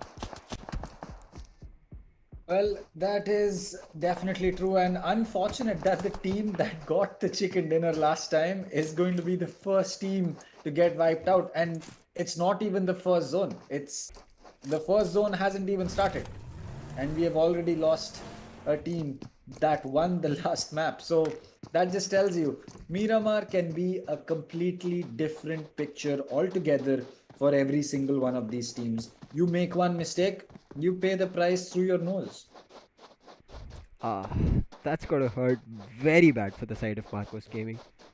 They were looking on top of their game, but unfortunately the fight that they picked, we have talked about this, it's going to be very important that you withdraw from a couple of fights, you take some fights head on, but the upper ground advantage, I would say, quick thinking and action coming in from the side of 8-bit worked out really well. The angle to start things off was Akshat, and we have seen Akshat how good of a player he is from the side of 8-bit, and that's the reason he's one of the top fraggers as well at the end of day 5. So he has a capability of pulling off something insane, and that's what we witnessed. But right now it looks like Revenge, they're on their own at Los Leones, and they're looking to pick up a lot of picks, and also for a fact that they are inside the play zone should give them certain amount of, I would say, cushion comfort to try and go for loot and free themselves of any initial fights. But right now, Soul, that we have already seen previously as well, they keep isolating a couple of their players here and there. Not sure why they take that call. I understand Miramar, you have to run around to look for loot, but if you play together, it's always going to be better and you can make something work. But right now, look at every player from the side of Team Soul. In case somebody gets caught out, I am not even sure if Soul has any backup to even provide, I would say, even though that person goes down, to provide a cover fire and still come on top of the fight with a couple of finishes. It does not look like that. Well, yes, that is exactly how things should go forward. As for Aztec, I think that, well, they are going to be really close to another team. I'm not really certain what the team's name is because we just haven't been able. Well, there you go. It looks like it's going to be RNG, which is Revenge. So Revenge has been a team that has been pretty unpredictable. In some positions, they have been getting out and taking kills that we do not expect them to do so. But again, sometimes the kills that we do expect them to get are the ones where they do fall short. As for GlobalEsports, well, they are a new team, not very consistent, but they are making the efforts as the refueling of the vehicle is going to be happening. But in this world where the refueling happens with with the people sitting inside the vehicle is the kind of technology that I need for my vehicle. So maybe I'm going to have to contact the, as we can say, producers of BGMI to really let us know. Especially with the prices going high. I mean, yeah, that is definitely true. I would just love to know how much did he spend in refueling that SUV. But jokes aside, it is going to be time to look at the zone and pay attention to the teams that are able to make their way in. Rush, IYD, IXE, RNT, Red Owls, GXR, Esports Empire are going to be the teams that have to make their way into the zone, but they're not going to be too far away, so that should not be a problem for them. And especially for Red Owls, other than the side of 420 OP and his 3 teammates, there's only one player from them, Hopeless, which is inside the zone. And well, if he does run into Austin Bot X and his team, he might be having some problems. So Red Owls definitely need to make sure that they're a lot faster on those rotations and making sure they're closer to their teammates.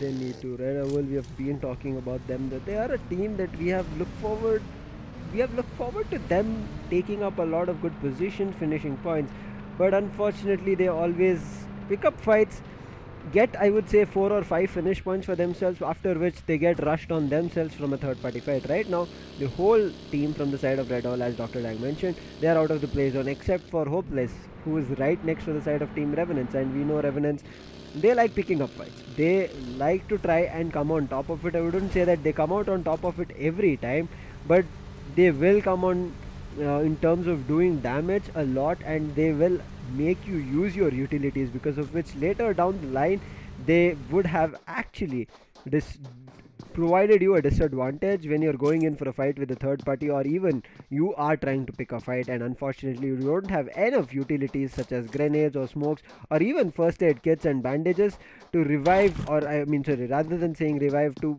heal yourself and get ready for a better fight. So hopefully teams have thought this map through, because again we said this is going to be an open map. Teams cannot be running around the map thinking that they are the ones who will be starting the fights, because from anywhere sprays can start happening. Well, that is true. Sprays could be coming in from anywhere, and you need to make sure that you clear out every single line of sight that you can get shot from. But as for how these teams are going to be playing right now, I think that the spray game is going to be something that they will not be able to, as you can say,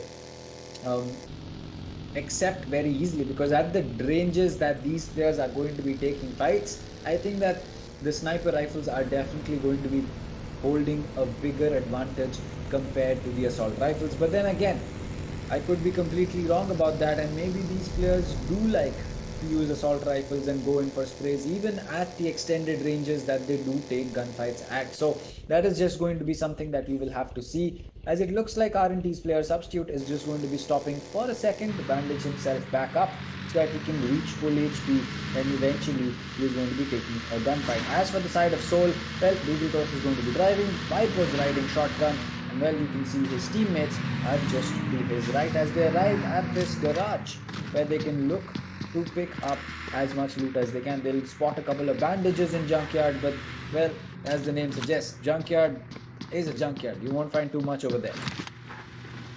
If you try to find something out of junkyards, you know what's going to happen. You either become a restoration shop for either vehicles or something. But on the map of BGMI, I'm not sure about what you're doing. But Seoul do have a really good position in terms of playing at junkyard. They were still there, but I think they should start making a move, or they should start scoping in, because there's a lot of teams trying to make their way in. But right now, OR is looking for take a flight of their own and trying to scope something out, but we know these vehicles are not completely reliable in terms of your position once known, and the sprays coming in, you do not have any cover and you might be done and dusted. So taking a flight and still trying to figure something out, I'm a little skeptical about this, because we have not seen a lot of these plays coming in, and this is the reason he's still not been able to go for a takeoff, and fortunately makes a jump out of that vehicle. Otherwise, you know what would have happened? He would have said goodbye to his teammates, because as the play zone is encompassing, they know that it is going to get very difficult to revive him. But yes, phase 2 will allow that. But as we head into phase 3, things will take a turn for the bad, and hopefully teams get better as we progress. But right now, not sure why any of the fights have been initiated. GXR are alone, they're making a rotate. The map of Miramar, as we said, it's going to be big. I think that's giving teams not go for a fight very early on. They're just looking forward to grasp positions that they can work around with. But in the meantime, it looks like Aztec, they have started up a fight with a team, not sure which one, but they're also being rushed from a different team. That's going to be the side of 8-bit, and 8-bit are hungry for this. Just spotted Robin over there. They should be confirming that kill, but they need to be worried about the other players of Aztec, as they are also coming in. It's going to be AK OP and Ray OP. They're on the edge of the hills, and they can spot a couple of players from the side of 8-bit. 8-bit, but 8-bit have spotted one more player. That's going to be Red Hopeless, which we talked about early on, and with that coming in, Aztec are making a run for it. They understand that that is not going to be a fight that they can pick and come on top of it, because 8-bit, they are angry. They were the team to wipe out the side of Marcos Gaming, who were the winner chicken dinners of the map of Erangel. So good call. But right now, Revenant have also spotted Redowl 420 OP, which we told about, or we discussed about earlier, that he is the only player who is away from his teammates. Well, yes, I think that staying away from your teammates at this point of time is not going to be a good decision to make, because especially as the zone is shrinking, a lot of teams are going to be pretty close to you. But it looks like Seoul has heard the advancing, as we can say, footsteps or the vehicle sounds of F1LS, and they're going to be on high alert. But as for GE Fierce, oh boy, I would definitely not want to go up against a desert ghillie suit, especially with what I believe is an M24 in his hand. So, well, that is definitely going to be a huge advantage for the side of Fierce. He can definitely be the assaulter right now, use that ghillie suit to move around without attracting too much attention.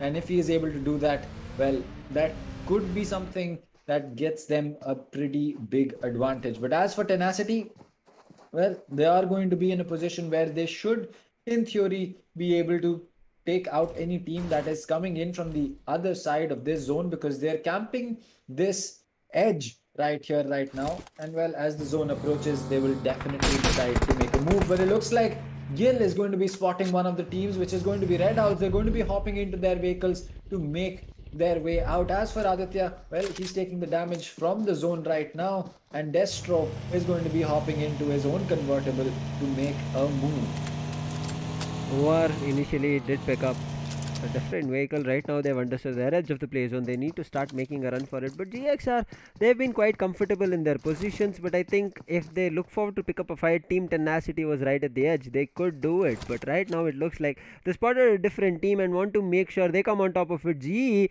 not sure that an angle is being held from Mr. MJ. He does try to spray a couple of shots. He'll be missing some of them. But now the call being made from the side of GXR. I think they're going to spot the side of GE, and they look forward to taking up the fight. And looks that Max Karsh will be taking on Dark, and now GE Fierce, as well as one more player that's going to be either Iconic or Blazy. It is going to be, they're going to be stuck in a pit, and Iconic is the only player who's away from that position, and he needs to try and figure something out. Need to try and push the side of Team GXR. If not, Iconic, as he is trying to play with his teammates, it's going to get very difficult. But in the meantime, Revenge spot out the side of Team OR. They're trying to destroy them, and OR with the late rotates coming in, they are going down. The play zone damage is being dished on them. They have to start using their utilities if they want to come on top of the fight with the side of Team Revenge, and it does not look like they're going to have a better day.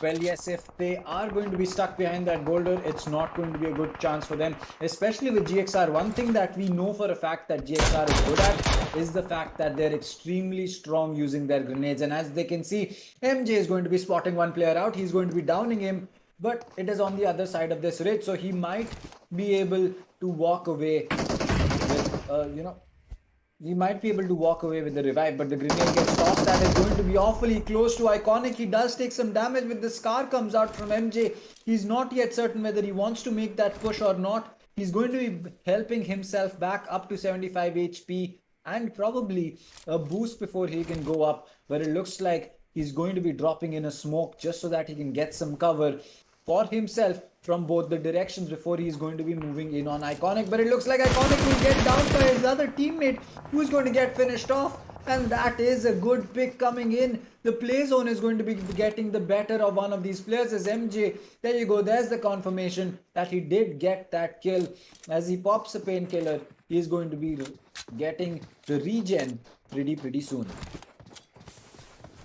Revive is something that we see on the map of Miramar multiple times, but it's still on the open, and that's the thing that I worry about. But right now 8-bit, they're looking really good with 5 finishes, and they're still looking for to go for a fight. But right now they also need to be worried that previously when they went for a fight, it was the side of Team Revenge itself which destroyed them. But right now as the zone is collapsing, they understand that rather than picking this fight, let's just take an advantage in terms of our position, and then when they have to make their way in, let's just try and keep them. But right now it's going to be Tenacity as well as Redowl about to fight with each other. But this is what we said, G very unfortunately most of the times go for an early fight. I mean, sometimes it does happen that they did not pick a fight, because here it was not the side of G picking a fight, it was side of GXR, because of which G finally get taken down at the 17th position. And again, G, it's going to be the first map for them for today and still go down. They're not having a good fight. But right now, since yes, they have a higher advantage on the side of Team Redowl, they should be able to capitalize on top of that. But there's going to be a cluster of teams coming in. Soul has an idea about even a third party that they can do for two teams that are fighting down in a hard cover. But they're going into the hard cover itself with the fight with on Esports Empire. Previously, we did see TSMFTX made things better. I mean, sorry, TSMFTX went for a fight with the side of Esports Empire, and Esports Empire had the better fight there. And it looks like the same thing is happening. One person is already down, that's going to be Regal Toast. So, Maradopi, he's also going to be dished out so much damage that he has to come out of the come out of the building and then again use his utilities to patch himself up. But right now he also needs to use energy drinks, as I was about to say, because he will not be able to heal himself to full health. But he has spotted out Shane, and the revive, they are trying to do it, but Shane is looking for to spray in the smoke. He should be able to do a little bit of a damage, but Soul are trying to go in for a retreat because this fight is not working great for them. Well, yes, that is definitely true.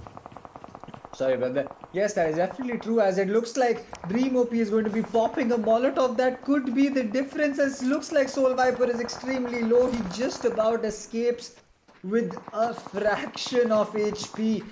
Oh boy, a second more in that Molly could have been the end of him, as Revenant is going to get spotted out by the players of IYD. All that distance away, and skills will finish him off.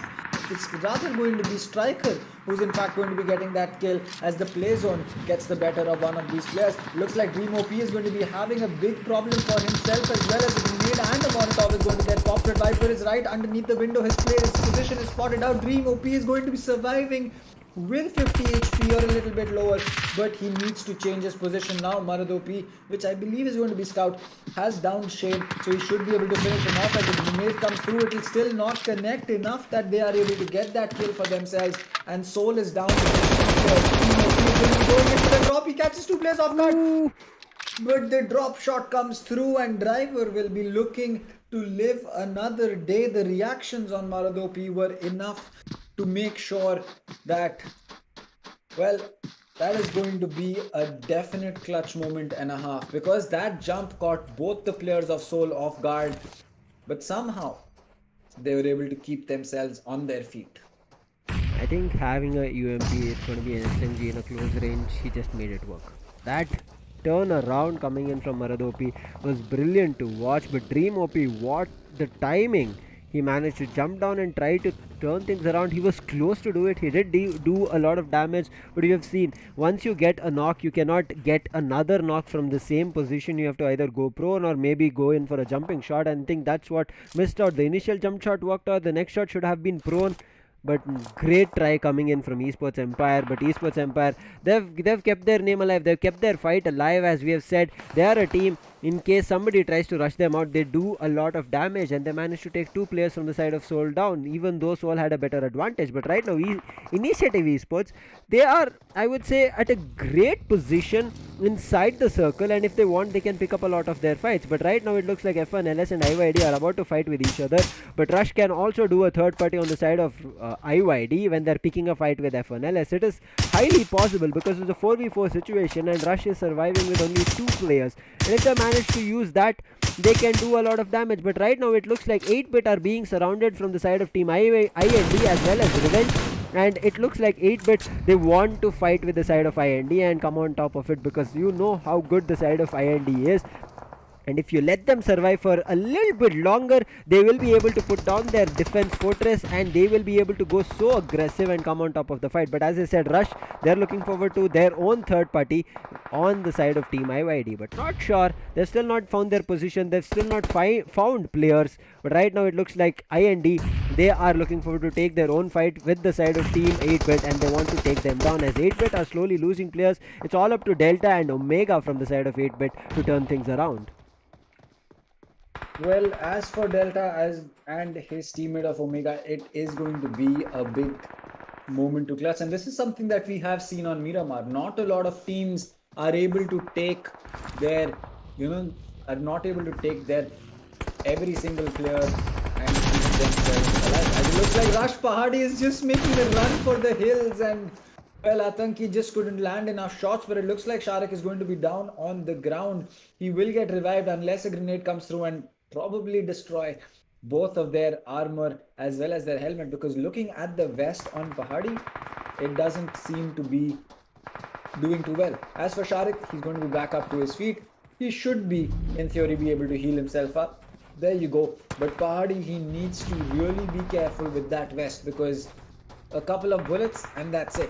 As for IYD, they have survived for a long time and they have 4 players up, so they could be using this to get a huge advantage for themselves in the later stages of the game. As the zone is finally going to be shrinking, they do have a big advantage, which is going to be the fact that, well, these teams are going to be chucking grenades left, right and center. They do have some cover to work around with, but as we can see, every single team is going to be using the cover that is provided by these hard buildings. As for OR, they're going to be out in the distance. They're coming up really fast. As for F1 LS, they have to make sure that they have the utility as well as the health, because it's only going to be these 4 players, other than the fact that IYD also has 4.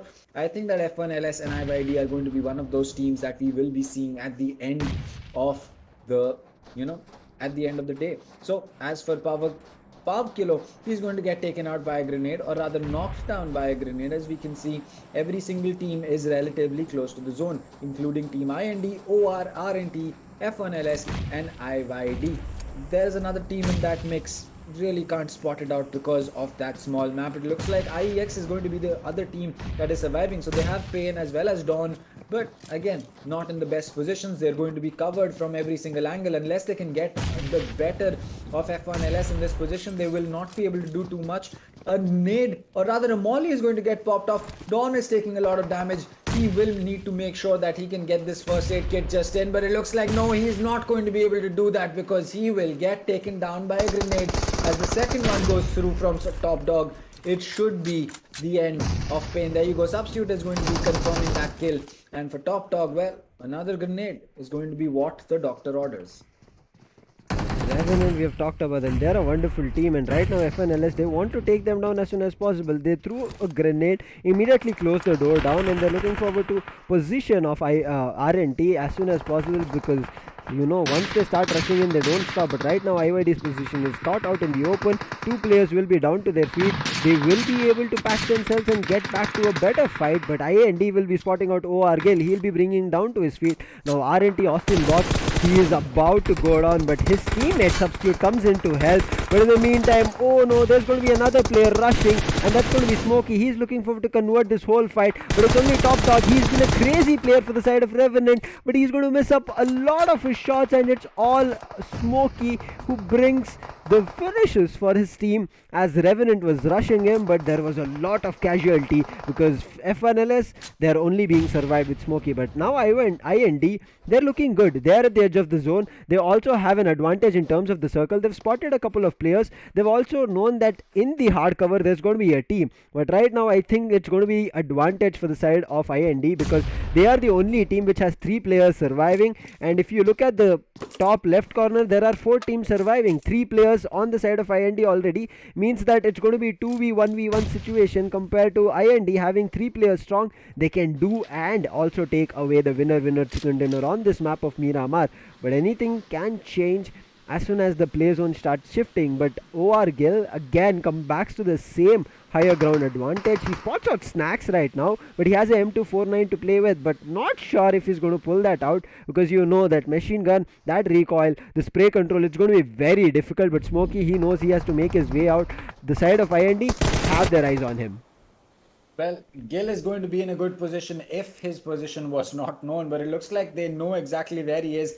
And well, that might not be the best choice right now, because the second he goes in for that drop, his position will anyways be known. And if he does decide to stay on top, well, as we said, if you're at higher ground, the only thing that the other player will be seeing is going to be your head. But the advantage that Gil has is that if he stays silent, if he stays hidden and makes the other team believe that maybe he's changed his position, he could be catching a few players off guard. But Snacksy is extremely careful about moving in. He's going to be using that energy drink to make sure that he is in a good position to push up, as it looks like Daljit is also looking to do exactly that. He's going to be not really certain whether they've spotted Erangel just yet or not, but Gil, he needs to make sure that he stays out of that molly. The molly is going to get right on his feet. He spots Daljit. Shot. He's going to spot Snacks as well, but he takes a lot of damage instead. He needs to get his first aid kit. That's going to be the last one that he has, along with 6 bandages and an energy drink for himself. They know the position of the last 2 remaining players. Atanki taking a lot of damage. Gil is going into that drop, but he needs to take those bandages out to make sure that he can get the health back that is needed. Snacks is going to make a fall back. Atanki will also have to come back and make sure that he can use.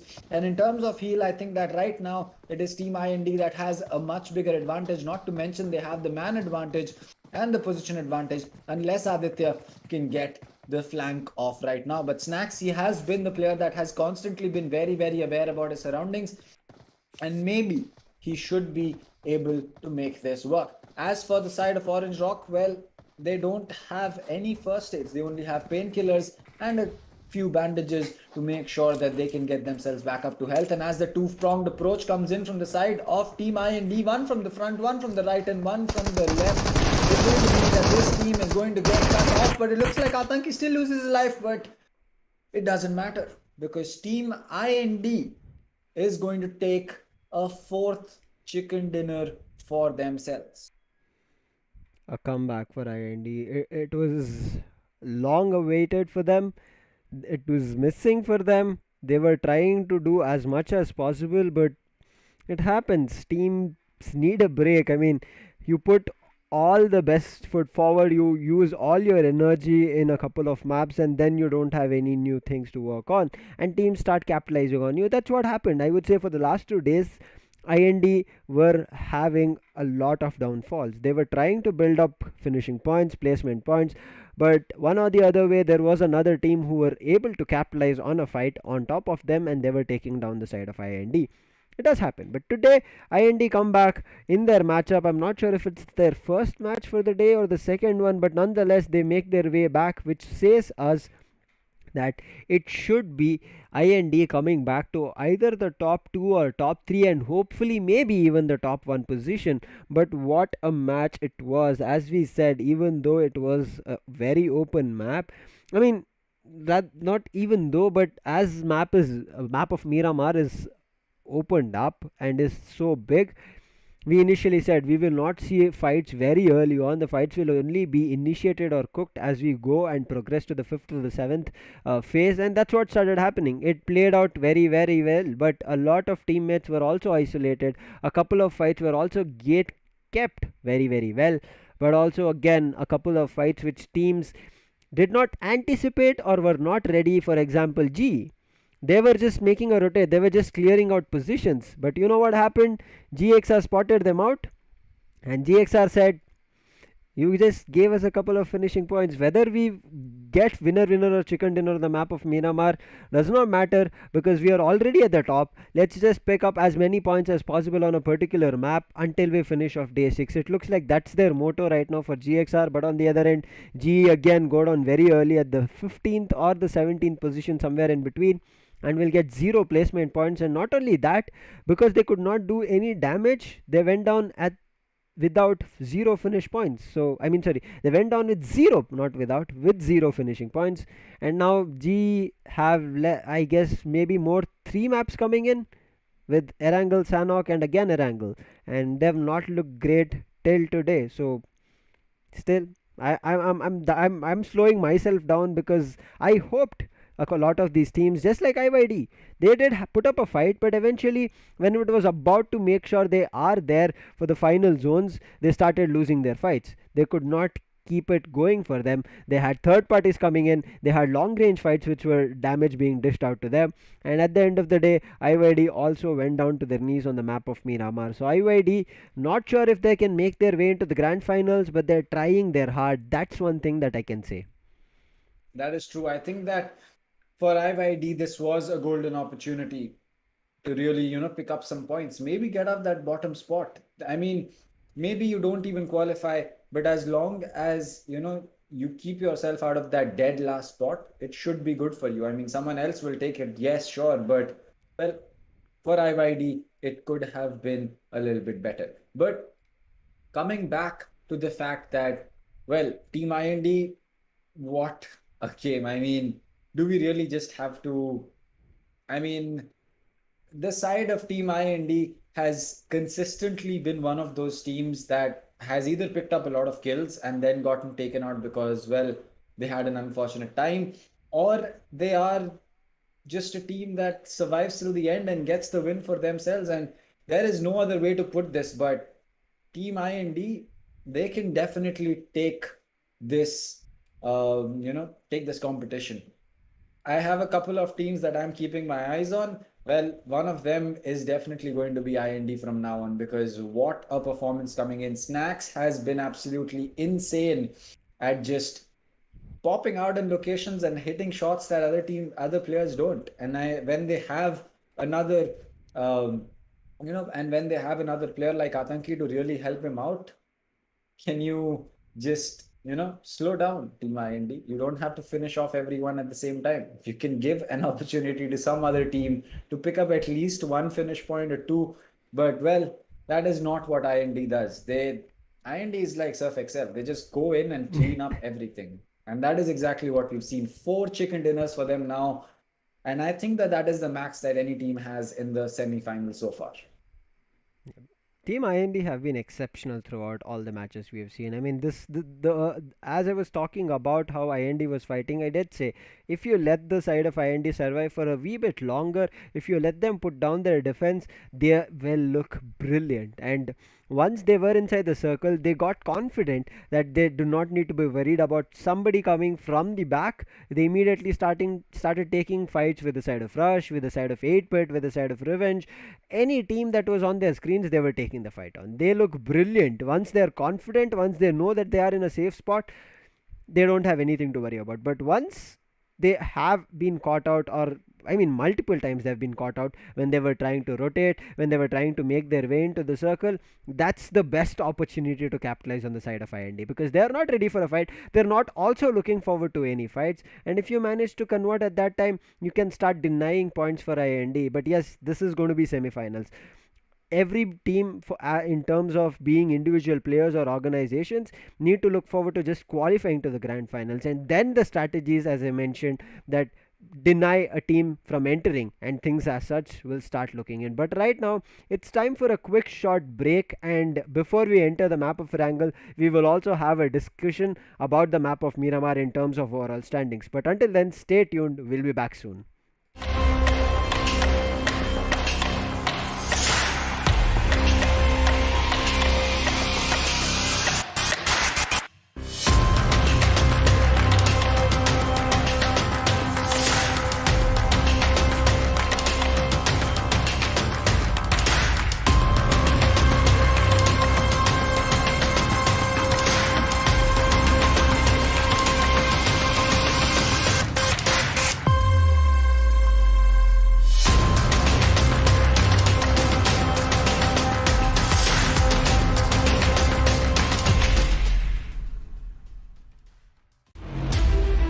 From a driver's point of view, to get ahead, you need to understand the data.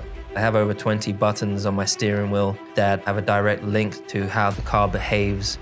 So I'm studying that in the background on computers all the time. I'm super grateful that we have AMD with us. It's a huge asset for us. When we come back into the garage, the car downloads and the data pops up on my screen. The faster we can get that, the faster I can analyze it and the faster I can get back out there.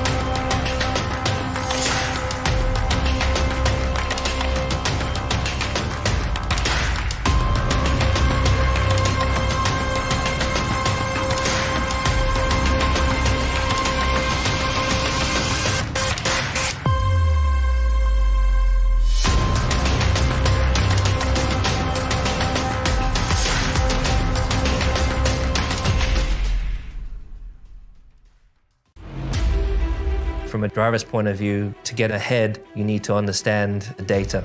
I have over 20 buttons on my steering wheel that have a direct link to how the car behaves. So I'm studying that in the background on computers all the time. I'm super grateful that we have AMD with us. It's a huge asset for us. When we come back into the garage, the car downloads and the data pops up on my screen. The faster we can get that, the faster I can analyze it and the faster I can get back out there.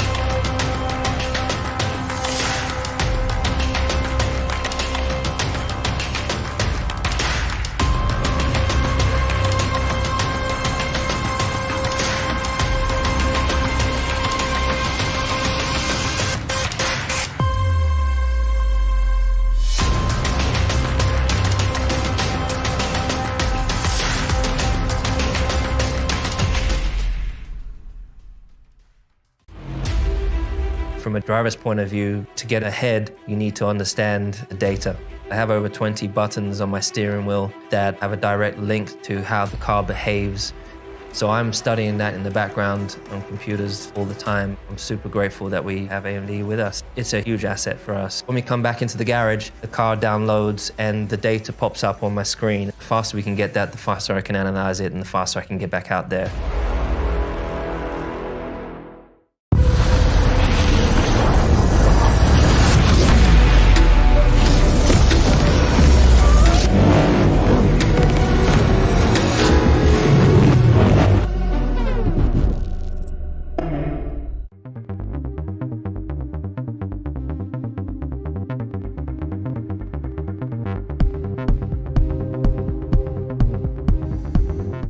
Welcome back, ladies and gentlemen, to AMD Ryzen Skyesports Championship 3.0. This is me, Lucifer, along with Dr. Dang, with Croma as our gaming retail partner, Logitech as our gaming partner, WD Black as our gaming storage partner, with Facebook, who is supporting all our regional teams that we initially mentioned to you guys. So make sure that if you guys look forward to your regional languages that you're interested in, looking forward to interesting and wonderful castings happening, make sure you head over to our Facebook page. But in case you're looking forward to either English, that you're already tuning in, or if you want Hindi, there is also a Hindi stream going on the YouTube page of Sky Sports Gaming itself, so you can also head over there. But if you're enjoying English, don't forget to hit the like along with the subscribe and bell notification, because this is the last day of semi-finals. But again, telling you guys that we were just done with 2 maps. There's still 3 more maps for the day, and also grand finals coming in from next week. So stay tuned, because there's going to be teams which you knew or which you thought might head into the grand finals might not make it. Some teams might make it, and some teams such as underdogs, I think they have a high probability of making their way. Well, that is true. I think the teams that are underdogs can definitely, throw a wrench into proceedings. As well, we've seen a lot of times underdog teams have that unique advantage of making sure that, well, no one knows how they play, no one knows what their play style is, and no one really understands what exactly they have in store. But let us look at the points table. And well, Marcos Gaming still, despite getting 0 finish and 0 placement points, had a big enough lead to keep themselves at the top. And well, Team IND, they're now within 2 points of Marcos Gaming, but that advantage that they got in the last game on Erangel definitely helped them out on Miramar. And that is exactly what we said. You play a game, you play a map really well, and you can be forgiven for not being able to get something done on the second map. And that is exactly the story with Marcos Gaming. Chicken dinner on the first map of Erangel. get taken out in the first 5 minutes or less than 5 minutes of the second game. And well, they're still able to make sure that they were at the top of the table. They'll be happy about that, Dr. Dang. I mean, pretty happy of how they performed and managed to make it work. But right now, we also have to take the second part of the leaderboard. It's going to be ninth position for 7C Esports, Enigma, OR Esports, Team Tenacity. They're slowly working their way to the top. Aztec as well. They are also making a comeback. Revenge, who we saw were also clawing to the red zone, that is the last part of the overall standings, are making their way in. They're at the 14th position. TSMFTX along the way as well. Rush Esports, which we talked about, this team is one team that I really like in terms of firepower. It explains, look at that, they had 67 finishing points compared to their 40 placement points. It does say that they are really good. Same goes for the side of Redowl Gaming. They are also good in terms of their firepower, the frags that they can pull off. But at the end of the day, we have talked about this, you need to be balancing your kills as well as placement points. If you're missing any one of them, it will put you in a danger zone. And you can see Team Soul, even though they have two winner chicken dinners where they were at the 15th position on the map of Miramar, they've been kicked down to the side of 18th position. It does not matter whether you have n number of winner chicken dinners. If you are unable to balance your finish and kill points, it's always going to be a disadvantage. Well, yes, and Team Soul is dealing with exactly that. They got two chicken dinners, but that means they only have 19 placement points other than the two games that they won. And well, 19 is not the best. It's either that you, well, for a lack of a better word, either you get really, really insane or you just don't do anything. And in a game like BGMI, especially when you have so many maps and you need consistency more than anything, it's not the way to go. You're definitely not going to be making your way into the, into the top whatever to qualify into the finals by doing that. Yes, you get a couple of chicken dinners. Yes, you feel that, oh, that is a good way that we have come back. But then again, on the other maps, you're just not performing, and that is not how you will qualify for the finals. We need the best teams, and by best, we mean either the team that is the most consistent or the team that is absolutely insane. And over here, the teams that are at the top, Marcos, IND, teams like GodLike, despite not getting a single chicken dinner, GodLike is still in the top 4. How can we explain that? I don't know, but it does work. It does work. If it works, let it keep going, right? Let it keep rolling, because the teams are feeling good. The teams are feeling better. And this is what we said, you have to balance one or the other way. If you are able to balance a lot of finishing points compared to the less number of placement points you're getting, it's good. But if you are unable to cope it up in each and every map coming in, it will get it will become a disadvantage for your team. I think that's what we are seeing. But right now, as we are heading into the map of Erangel, it's going to be the side of B, C, and D groups playing in. And so IND and Marcos again will be coming head to head on this map of Erangel, where they have a chance to either take down the side of IND from getting any more points, or IND can take down the side of Marcos Gaming from getting another winner chicken dinner, because day 5 for the side of team Marcos looked brilliant, and they managed to get two winner chicken dinners, and they were close to getting a hat trick on the map of Erangel with their third winner chicken dinner. It was just that they did not have player advantage, otherwise they could have still converted it because they were trying their best. So heading out to the map of Erangel, anything can happen, because as I said, at the end of the day, this is BGMI. It's not about you have somebody who is better in terms of assault. It's better in terms of going in for a lurk. At the end of the day, it's going to be a team which plays the zone better, which predicts the zone better, and which takes up advanced position. And in case somebody likes to take early fights on, they have calculated their way out of that fight as well. Well, yes, that is true. And speaking about the map and the drop and the zone, oh, okay, every single player has dropped already. That's okay. The plane didn't even make it past Yasnaya, and we already have every single player in the air making their way towards whichever position they feel is the one that they want to go to.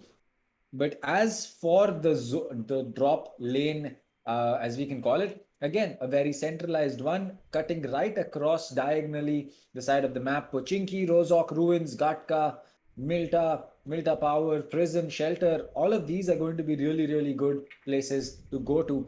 Military base, not so much. It's going to be a little bit too far for some of these players to really glide all that distance. But again, hey, they are professional players. They might already, have something in mind. And as we can see, it does look like the side of Team Rush as well as Galaxy Racers is heading over to that position on the map. As for Revenge, it looks like they're also making their way, and this zone is going to be really interesting. This is going to put us somewhere in the middle of military base as well as Pochinki, out in the wilderness, maybe close to that shoreline, maybe close to a bridge. And that is exactly what we would like to see, because there are going to be gunfights everywhere. There is not going to be too much cover to hide behind. And well, you make one mistake, you pay the price with your life. Now the price is going to be cheaper, or it's going to be, I would say, high end. It's going to be decided for the side of Esports Empire than any other team, because they were the only team who went to the topmost north corner of the map, northeastern corner, Kameshki.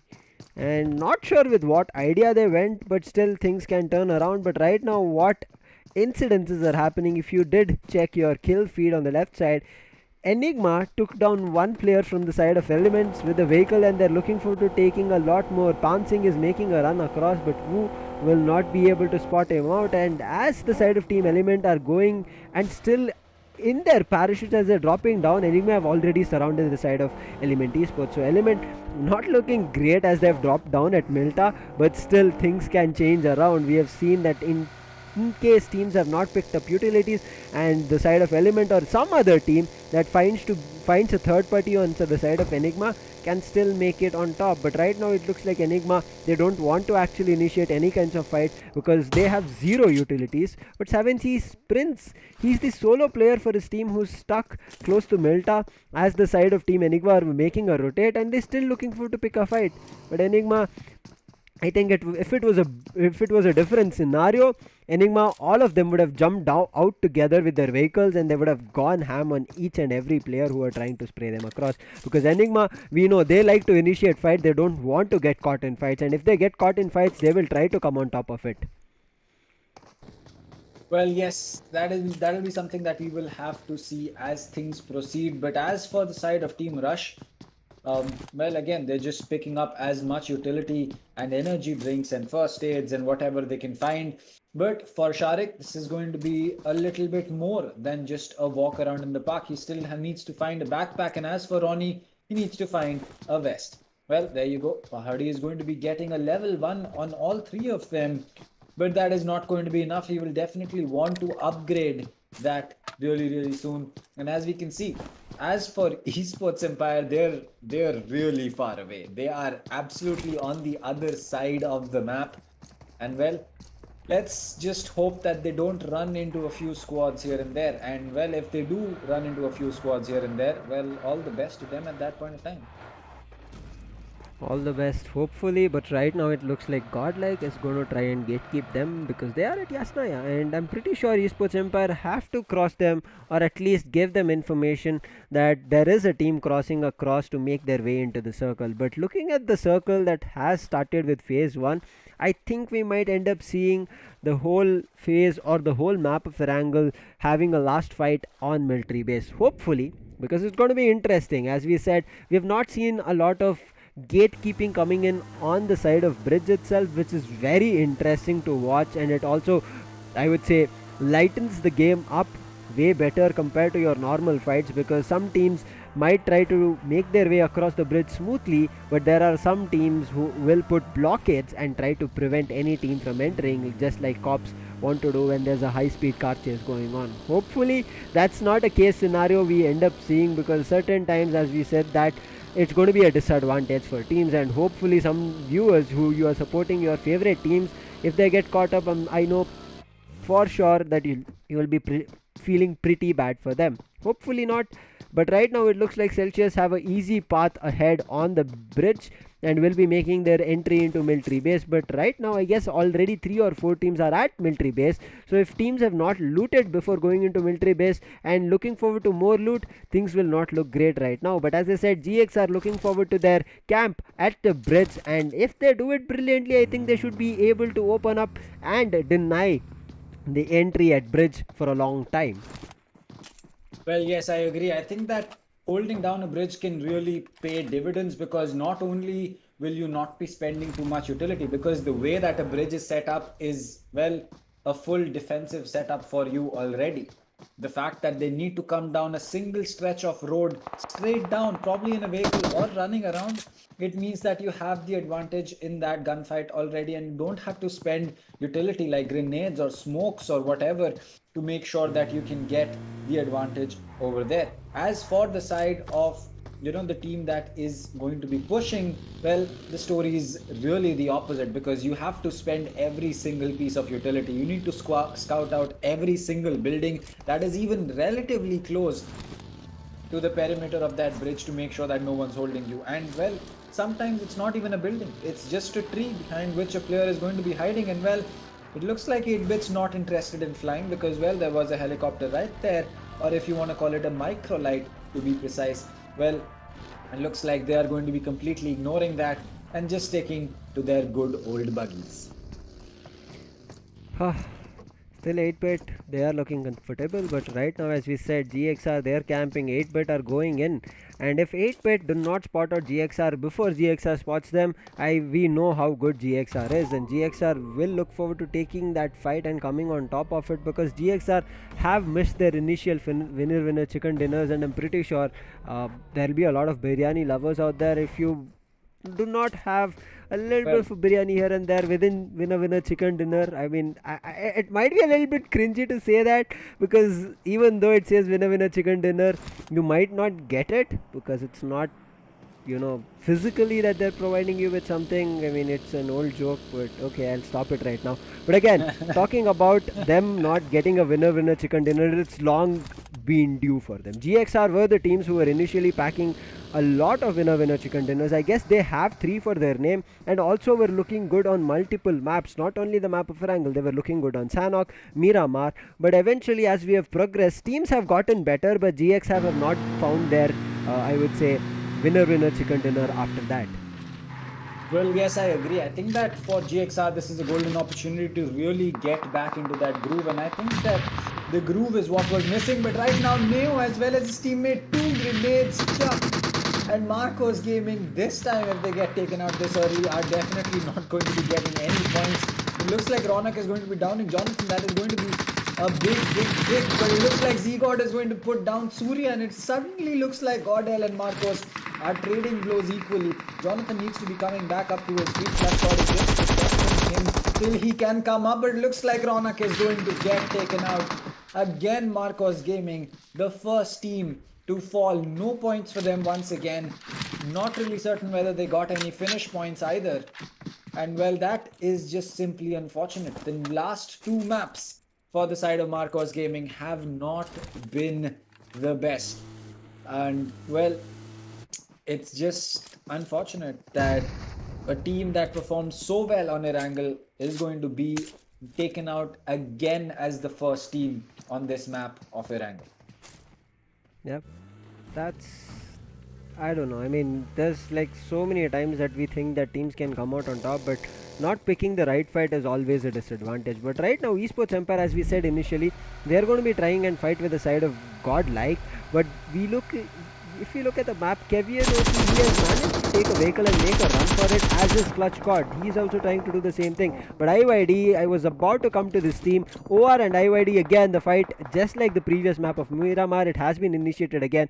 I'm not sure why he's cooking a grenade, because it's a free kill for him right now. With the AKM, there's only a couple of bullets that he needs to use, and he'll be able to take one person down. And with that, IYD lose a couple of players, but OR needs to start moving in, because within 10 seconds, phase 2 will end and phase 3 will start, and once it does, the amount of damage that you are receiving right now, it will be, I would say, doubled, because of which you would have to start making use of your utilities as you're way out at Georgia Pool, and the zone is crumbling towards military base. There's a long journey for them, but it looks like Revenge have taken a boat. They've managed to make their way into a safe spot at the edge of the circle, and they can play around for a longer time here. I mean, why not? They don't have something to worry about. They don't have teams to be worried about. Same strategy coming in from the side of TSMFTX. They've grabbed a couple of boats.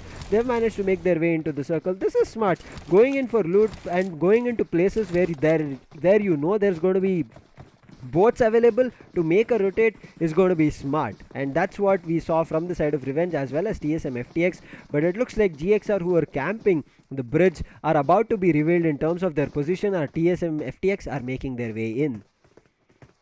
Well, TSM is in a good position right now. They know that GXR is headed off into the distance, but they're waiting for the jump to come through. And if that does happen, well, they might be able to land some shots, but they prefer not to give their position away. And that could be smart, because if they can capitalize on the side of, on the side of GXR, thinking that, oh, our backs are clear, we don't have anyone coming in from our back, then, well, TSM could really get a huge advantage for that. As for the side of GodLike, well, I think they're going to be pretty happy with what they've just done, because, well, they got rid of Marcos Gaming, arguably one of the strongest teams in the competition so far. And, well, if that is going to be the first proper gunfight, squad versus squad, that you take and you're able to come out on top, well, you will be a pretty happy squad. And, well, GodLike is the kind of team that just bulldozes through teams till they eventually just run out of players to bulldoze down. And, well, they haven't been able to win any chicken dinners, but hey, it's gotten them into the top 4. So what works. Why change and try to fix what is not broken? Exactly.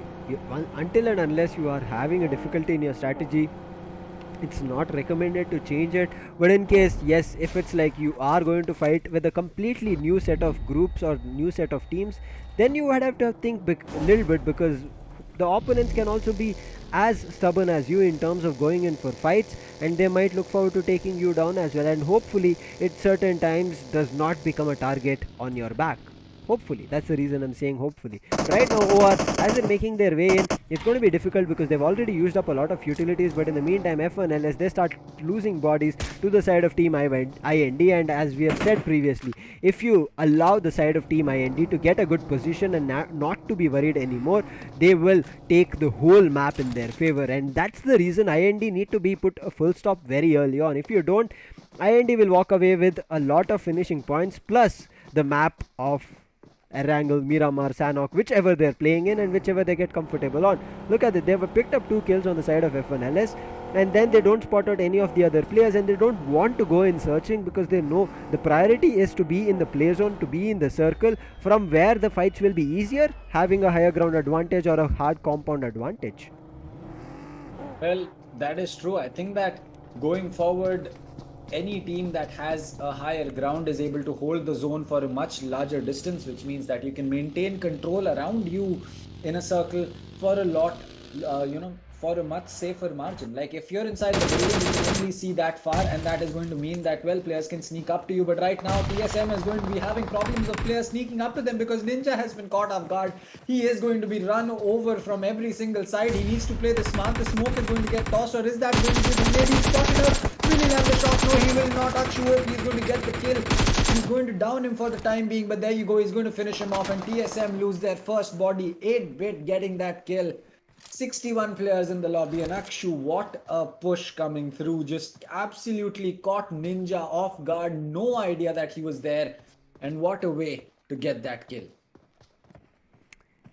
Beautiful plays coming in from multiple teams. I'm looking forward to 8-bit having a better day, because previously also they looked better in terms of grabbing a winner chicken dinner, but yes, fighting on the side of IND looks difficult. But right now IYD are about to fight with the side of Tenacity, as both of them are making their way into the circle. But sprays, I'm not sure from whom is being sent out, because we did see IGL, Hell and Kabi coming out of their vehicles to put a stopping force on the side of IYD, and also bridge keep them towards the side of military base itself. And that should work out really well for the side of Team Tenacity. On the other end, 7Cs, they're about to fight with the side of Team Rush, as is the side of Team Element, who are about to fight with the side of GodLike. But GodLike, as they're entering into the zone, they're about to be a third party fight with the side of Esports Empire, and this is when GodLike have not shined completely bright. They have an unfortunate fight with multiple teams at an instance, and that's the reason they go down very early. Even though they do have finishing points, they lose out on a couple of placement points. But hopefully this fight on military base might look good, because we are kicking into phase 4, and I'm pretty sure from here on the phase is not going to get a northern shift or a western or eastern shift. There might be switch up in between itself in the military base, but not much. But right now OR, they're looking forward to get advantage as the play zone is shrinking. But OR, they have to use a lot of utilities. This is what I said. Waiting out in the open or waiting out while you're receiving play zone damage means that you have to patch yourself multiple times, loot multiple times, which means you're about to waste a lot of time before you enter the zone, because of which the good spots in the circle itself you will be losing, and because of which you would have to take a fight in case you want to have a better advantage, and I don't think anybody will be allowing that. But right now GXR are about to fight with the side of Team IND. Snacks will be pointing one person, he'll be also bringing him down to his knees, but after which there should be a turnaround coming in. But Revenge, they are going ham on the side of 8-bit. And look at Atanki, he has also spotted the side of GXR. I think GXR camping for a longer time did not work out, they did not spot anybody, but IND on the other hand, they've spotted them, and right now the fight is being dealt in terms of damage.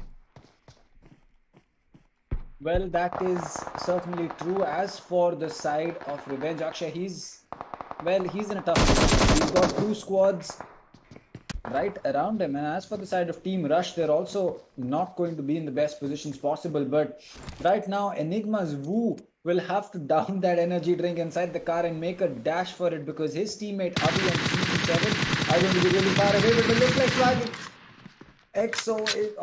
Swag XD is going to get spotted. My bad, that D certainly did seem to have a lot more curves than what I expected, but it's going to be Swag XD, and well, that is going to mean that he's on the ground. Now for Prajwal, this is going to mean that he will have to use his smoke to make sure that he can get into a position where he can help his teammate out. But it looks like Neo has understood that. They're going to be spotting Pansing in that corner. They are looking to make that push to help their teammate back up to their feet, and well, it looks like that is not going to be the case going forward, because ZGod just doesn't want to make that push right now. Pokar is going to be running into that car, making sure that he can change his position. As for Somraj, well, he's just picking up the loot that they so well deserve after getting a kill for them. But right now it is all about the side of GodLike taking on the side of Prajwal, because right now with both of these teams within firing range, I think that, well, that is exactly what the side of GodLike would want. As the taps are coming through, they're not going to be connecting, but the team is looking to make a run for it. Swag HD is going to get spotted again, but will he get down? No, that's not going to be the case, as ZGod just survives with, or rather ZGod lets him survive as he misses some of his shots. This is what we have said. GodLike, every time that they go in for a rotate, they miss opportunities, or they, I would say, miss their target in terms of rotating very early on after they get an initial fight. This is what happened. They were 4-player strongs, as you mentioned. They took down the side of Team Marcos Gaming, after which they should have taken a calculated rotate in terms of looking forward to fights. But I did mention they will very soon get a third party fight, and that's what happened. Now OR, they know there's going to be the side of GodLike bringing in a vehicle and coming close to them, but they are also looking forward to take them down as soon as possible. But in the meantime, a cluster of 3 teams, Rush, 7Cs and Element Esports, has close to the military base. They are looking forward to either eliminate one of these teams, but Erangel, he's being surrounded from the side of Element as well as GodLike, so he's the last surviving player, and Gil, he's trying to do as best as he can, because there's so many players coming in from left, right and center, and it's going to be Neo to finish off the side of OR, and that's going to be GodLike trying their best to capitalize as many kills as possible. But 7Cs, they're going in ham on the side of Rush, and Rush right now, they're only being survived, I guess, from Ronnie. Oh no, they do have still 2 more players in a different building, because of which 2 players go down to the feet of 7Cs, and 7Cs are trying to make this work. Ronnie, he's brought down to his feet. The revive needs to be start kicking in, because 2 players are still alive from the side of Team Rush, and if Rush coordinate this brilliantly, they should be able to take down the entire team of 7Cs, and with that, I think it's going to start happening, as 7Cs have already been rushed in. They are looking forward to the last player. That's going to be Sarang, who played brilliantly. Sarang is looking forward to a kill, but he's outside, and it's not looking great. 7Cs, they have been eliminated completely, and it's all up to Sarang, and Sharik jumps out.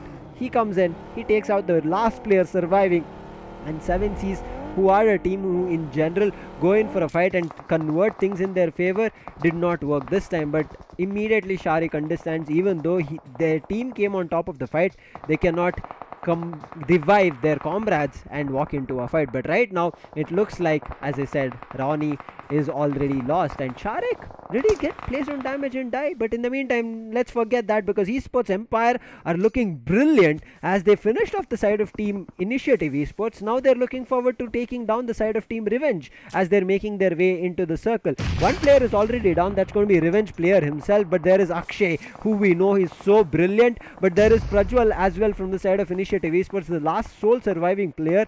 If he is not taken down, things will not look great. But 2 underdog teams along with the side of Esports Empire, it's going to be the side of Team Tenacity. But right now, Atanki, he knows Esports Empire are close to a building to them, and if he does not take them out very soon before they initiate a fight on the side of GXR, Esports Empire can come as a backstab. Well, that is definitely true. Esports Empire can come in with that backstab, but they have to be careful, because again, the high ground lets you see distances for a lot more.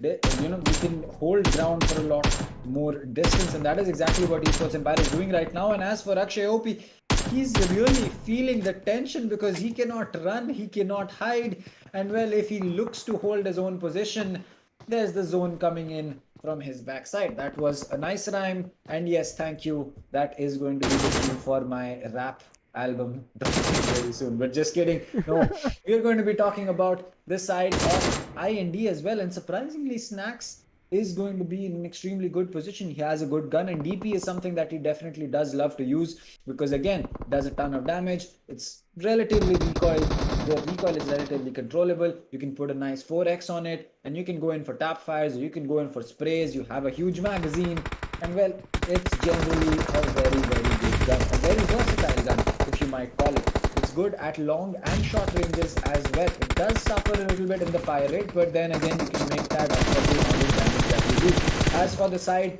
of the players that are stuck inside the building, which is going to be, or rather GXR, who's right outside, they're going to be spotting the side of Abhi, and it looks like they are going to make that push for themselves. But again, GXR, MJ, he's in a good position. The team Celsius also, they have every single player up. Enigma, GXR and Celsius, 3 squads locked in a battle right now. But I think the problem is going to be for the side of Celsius, because they have to deal with 2 different squads on the same, on different sides. Enigma on the left and GXR on the right.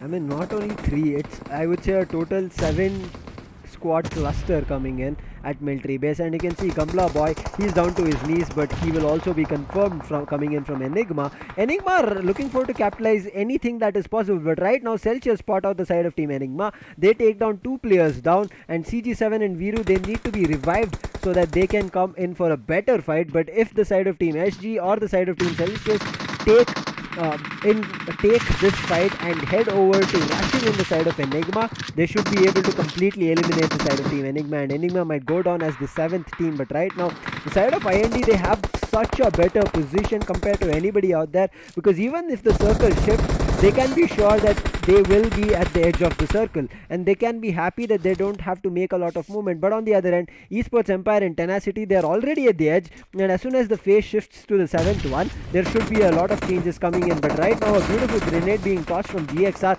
will get one person down from the side of Team Enigma. GXR are looking forward to convert a lot more, and therefore I think it's going to be only one player surviving from the side of Team Enigma, who has to revive everybody's team. But IND, they have so many teams that they can pick a fight with, and still try to come on top of it, but because as I said, as the zone switches up, IND is the only team that will be favorable and they're making it work. But Fragger OP, he's lurking around, he's I think crouching and lurking around, but Atanki gets spotted, Atanki gets a little bit damage. Fragger OP is trying his best, Dream OP is brought back to life and he will be using a little bit of utilities to patch himself up so that he can fight together with his team. But as SG, they're making things hard as they're going in for a lurk of their own, and GXR, they've lost 3 players. Enigma are making it work, Enigma making a comeback with Saggy from the side of Celestius. They're doing a lot of damage as Enigma are also about to start losing players, but MJ, he's being revived from Max Cut, and Max is looking forward to bring his team to a battling friend scenario. But look at Celsius, they're looking brilliant. They do have still 4 players. They're entering the zone.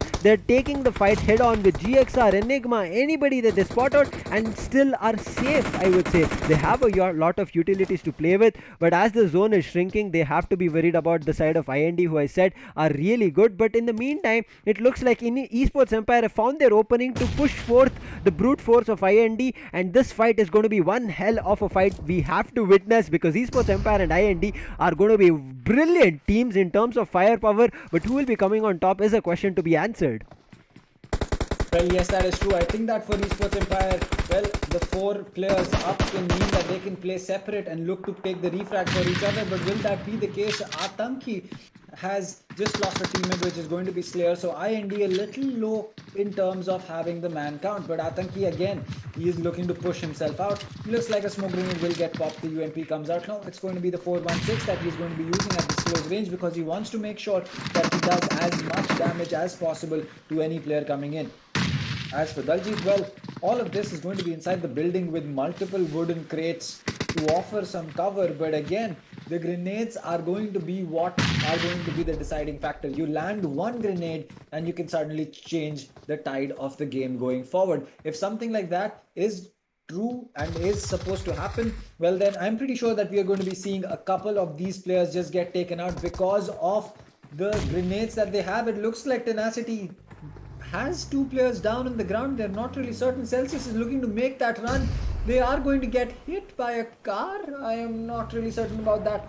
But again, it's going to be Loco who's going to be using that car to get that boost, but he cannot jump up just yet. And well, that is going to be a little unfortunate, because they thought that they would be able to make their way to the top of that ledge and have the higher ground, have the upper ground. But it looks like they will just have to make do with the amount that they have. As for Mr. IGL from Tenacity, he has hell right next to him. They're going to be going in for those smokes, but the sprays come through. They take the damage. IGL is going to be on the ground. His position will now definitely be known, and there is no way that Hell is going to be able to get himself back up. And there you go, it's going to be a finish that comes through. Hell is going to get spotted out. Well, not just that, it looks like Ivan is also going to get spotted, and last time I checked, he did not have a helmet or a vest for himself, so that means that that will be an easy kill. Fragger OP is still going to be up, but do they have any grenades? Celsius is looking to make this a very a slow approach coming through. They're going to be on their bellies as they make their push coming through. And for IND, again, they're playing that smart game. They're waiting for these teams to really come up to them and take that fight, because they know that they're neither out of heals or they'll all be really low on HP. But Esports Empire, if they spot one player, they get him down, but Eki is not going to be able to finish the second one up. He gets taken out. Shane is going to be right next to Fragger, making sure that he can get himself back up. They need to get one more player up, but Snacks missing his shots is going to get finished off. Dream OP is going to be on the ground. It's either going to be Celsius or it is going to be Esports Empire. It's either one of these 2 teams, and it looks like it is going to be Celsius that gets the win for themselves. What a play coming in from Celsius. It was a clinical match, I would say. Celsius, the way they entered into the circle when it was crumbling, when they were also about to be dished out a little bit of a play zone damage, each and every time they made their entry was looking so good, and the way they were rushing their opponent, clinical. There was no second thoughts about it. Players were rushing inside the building along with the fence as well and trying to make it work. It looked so good. I mean, out of all the matches, if you ask me which map or which day was better, I would say this one map itself showed me a brilliant performance coming in from Celsius. The way they managed to take down the side of Enigma, GXR, and also managed to make their entry into the last play zone with, if you saw the approach, there were 2 players in the vehicle, two others who were throwing down smoke grenades or just making their run across buildings so that the vehicle player can be provided cover, along with them also being a distraction on foot. That is just beautiful play coming in. And then Esports Empire on the other end, they saw that the side of IND were there, and they started pushing the side of IND back. They pushed them so back that IND realized that if we want to come out of a fight alive, I think the opponent needs to rush us. But I think Snacks then goes out of the building thinking that he has an advantage on the side of Celsius as well as Esports Empire. But unfortunately, as he takes one player from the side of Esports Empire, I'm sorry, Celsius, Esports Empire on another end, that's going to be Dream OP, finds Snacks, takes him out, and then Celsius run into the building as well along the edges of the fence. They take the side of Esports Empire, the side of IND, and Esports Empire also, I would say, work together with Celsius to make sure IND do not come on top of the winner chicken dinner. But at the end of the day, it was beautiful to see two underdog teams again coming to the end of the play zone. I mean, not two, it was three, and only IND was the only, I would say, a fan favorite team or a team which was invited in the semi-finals. Whereas Celsius, Tenacity, as well as Esports Empire, I think they fought their battle out through qualifiers till semi-finals, and that's just brilliant to watch. And I might be repeating it multiple times, but I feel good to see that kind of a strategy where you work together with your team even though your team is going down, to make sure the fights that you're dishing out is in terms of an advantage rather than a disadvantage while you're losing players. Well, I think that it just feels that the side of IND, they are really locked in on the strategy they want to use. I mean, yes, Celsius took it, Esports Empire came in second, but the team that I really want to focus on is Team IND, because again, it's something that has happened too many times for us to call it a coincidence. Every single time we see that, oh, we're down to 6 teams, we're down to 7 teams. Look at Team IND. They'll just be hiding in the corner, waiting for these teams to make their move. And then IND is like, all right, now's the time to make the push, and this is when we're going to do it. And that does kind of explain their playstyle. They are just lurking across the map. Whatever squad they find, they spend all their utility in trying to get that one squad. They get them, they move on to the next one. They pick up utility from them, move forward, and eventually they reach the edge of the zone. The fact that they are consistently being able to, just make their way into the top 10 just tells you that they have a strategy that is working for them. Their comms are really, really clear. Their gun game is on point. And well, I really have nothing else to say other than that. But Celsius winning this really just shows us that actually anyone can come in and win this map out. Anyone can win this map out, but right now it's time for a quick short break. We were done with 3 maps. There is still Sanhok and Erangel coming up after this short break, so make sure you go ahead and bring your energy drinks and popcorn, because after all the 5 maps you'll be seeing who will be the top teams qualifying for the grand final. So make sure you're waiting for that. But until then, see you soon.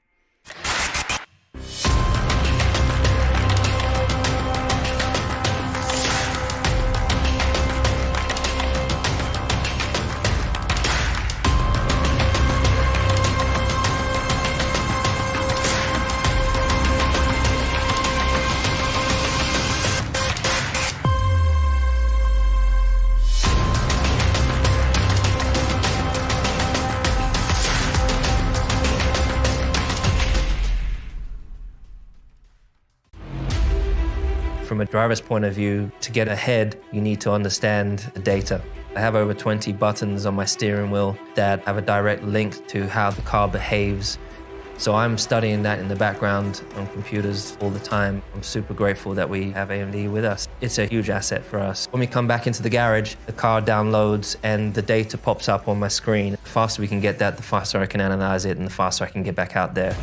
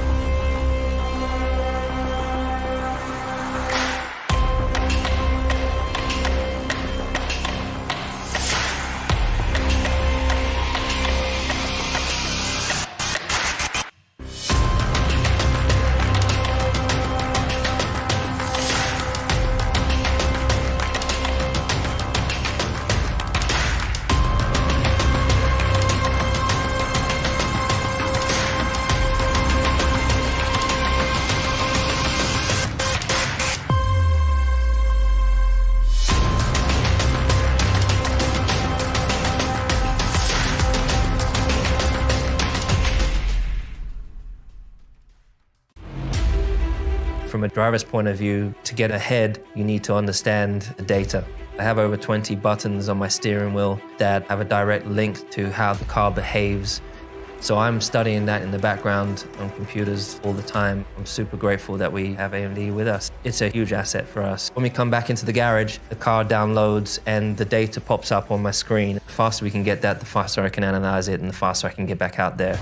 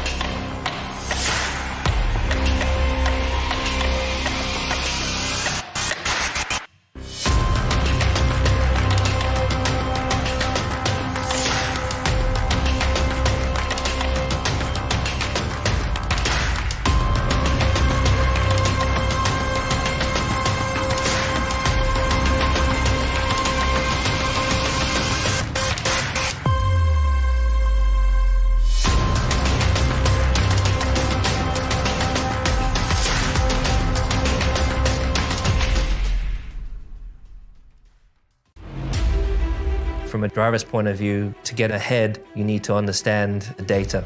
I have over 20 buttons on my steering wheel that have a direct link to how the car behaves. So I'm studying that in the background on computers all the time. I'm super grateful that we have AMD with us. It's a huge asset for us. When we come back into the garage, the car downloads and the data pops up on my screen. The faster we can get that, the faster I can analyze it and the faster I can get back out there.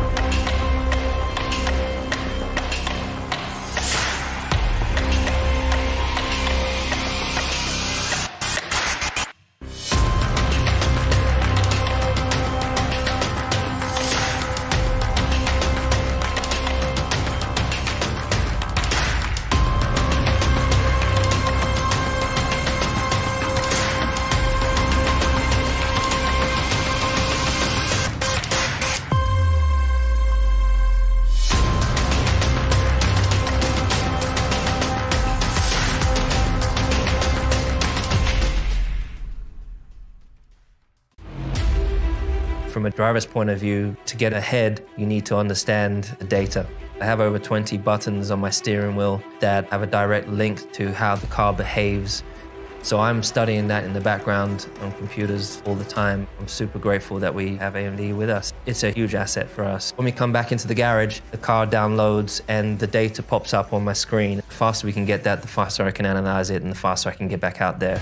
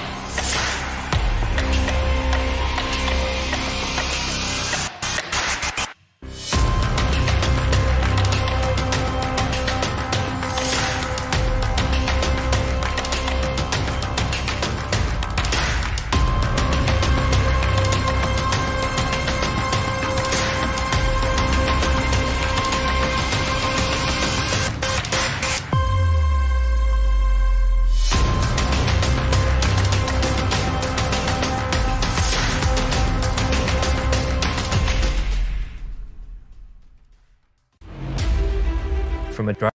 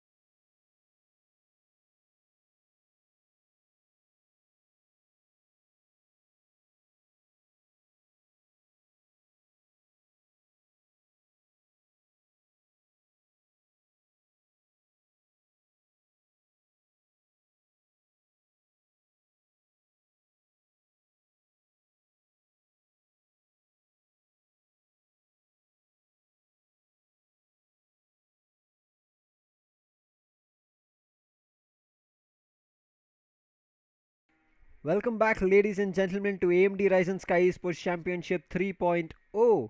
We were just done with the map of Erangel, and now we have a look at the overall standings. We did see that the side of Celestius, the underdog team, managed to wrap up a winner chicken dinner along with three more teams who were at the last zone. But IND, at the end of the day, the way these guys play, the way they managed to enter into the last circle, the way they managed to take on top of teams and convert finishing points, they some or the other way managed to grasp finishing points and placement points, and that's the reason they're sitting in the top. And as we progress further, I don't think there's a lot of changes being done. Tenacity is still there. Celsius are one team that have made their way back, but I guess there is a lot more that we can see as we head over to the map of Sanhok as well as Erangel. But as we head over there, I have Darshita along with me making her way back into these last two maps. Hello, ladies and gentlemen. So yeah, I am here once again, coming back to these matches. It was like really amazing coming across all this, and yeah, overall standing once again talking about, we are gonna have 7C Esports with a total of 157 points, Enigma 157 again, OR Esports, Tenacity, Aztec, Esports Empire, Revenant Esports, and Team Celsius onto that yellow mark. As we discussed this earlier, that yeah, the second part of overall standing is gonna mark the players a yellow zone, but the last one is gonna mark them a completely red zone, where they only have two chances left for a comeback. It's just a matter of last two maps where you can make a comeback. Now the next map is gonna be of Sanhok, a map where you just can't predict what is going to happen. Because talking about Sanhok, I think we already have seen, before 5 days we have seen this, that we just are on that urge of having a heal battle is something that just starts out of nowhere onto the areas of Sanhok. It's just like phase 4, phase 5, and yeah, you just come across people going for heal battles at a very initial stages. Talking about utilities, teams prefer taking more amount of bandages and health kits for Sanhok. So yeah, it is a chance of Sanhok, and the last map Erangel once again. So for those overall standing, the yellow zone players, the yellow zone teams such as 7C, Enigma, OHI, Tenacity, Aztec, Esports Empire, Revenant Esports, and Team Celsius need to look forward to this map very patiently. They have to make sure to make a comeback, because this is the last two chance they have. And further talking about the red zone players, I think they need a top 5 by hook or by crook. If they want to get qualified, they want to get qualified for the grand finales, they have to make sure to come further. And talking about grand finales, I think it was a very question coming across, that how many teams are going to qualify. So for that information, you directly have to head onto the Instagram handle of Sky Esports, where you're going to find all the details. So make sure you follow Sky Esports on Instagram for the further updates. Coming back to the red zone, I was talking about Lucifer over here. We are going to have TSMFTX with 115 points. Somewhere talking about TSM, yes, they were on the 24th position, but now it's a 17 for them, and you don't know what these two matches can be. Can it again be 24, or it can somewhere directly be 13 or 10 or 11? You can't predict anything. Rush Esports 113 points, Redowl Gaming 104, Team Soul 103, GlobalEsports with 96 points, Team IYD 91, Initiative Esports with 85, and Element Esports with 84 total points. These are some of the teams which are really a fan teams for many of the viewers with us, and now the hopes are so much into a mess. Like, what is gonna happen with these? Time is running out, the clock is ticking. You don't have a lot more chances, because now it's going to be, as you said, Darshita, the last two maps for the semi-finals. The last two maps, not for the day but also for the semi-finals. From here, as Darshita mentioned, for the first and foremost updates that happens after every match, in case you forgot or you were stuck in work, you can follow us on Instagram, where you will know what happened on a particular map, who was the winner in the chicken dinner, and also in terms of overall standings. Make sure you do that. But in case if you are coming in new, don't forget to hit that like and subscribe button for SkylightZ Gaming, because this is the English stream that you're watching. Along with this, there is the Hindi stream, as well as the regional streams being streamed on Facebook, on our Facebook page. So head over to our Facebook page, SkylightZ Gaming, where you'll find Tamil, Telugu, Malayalam, Kannada, Punjabi and Bengali being streamed. And whichever you like, you can feel free to look forward to. But as I said, time being ticked, it's going to be match 4 coming for the last day of semi-finals, where the groups of A, B, and C will be playing on a small map of Sanhok. You know how small the map of Sanhok is? That the match generally, which lasts for, I would say, 24 minutes to 30 minutes on the map of Sanhok, it can eventually lead up to only being 30 minutes of a matchup. But talking about the groups, let's just walk you over the groups who are participating on the map of Sanhok. It's going to be A, B, and C. As I said, A is going to be the side of Team Seoul. It's going to be Redowl along with them, and GlobalEsports, Revenant Esports, Aztec Esports, and Initiative Esports. Coming to the Group B, it's going to be GodLike coming back because IND have stolen their spot of having number of finish points exceeding any of the other teams. But there is going to be Enigma, 7C, SkylightZ, TSMFTX with a couple of last chances, as well as Element Esports from Group B and C.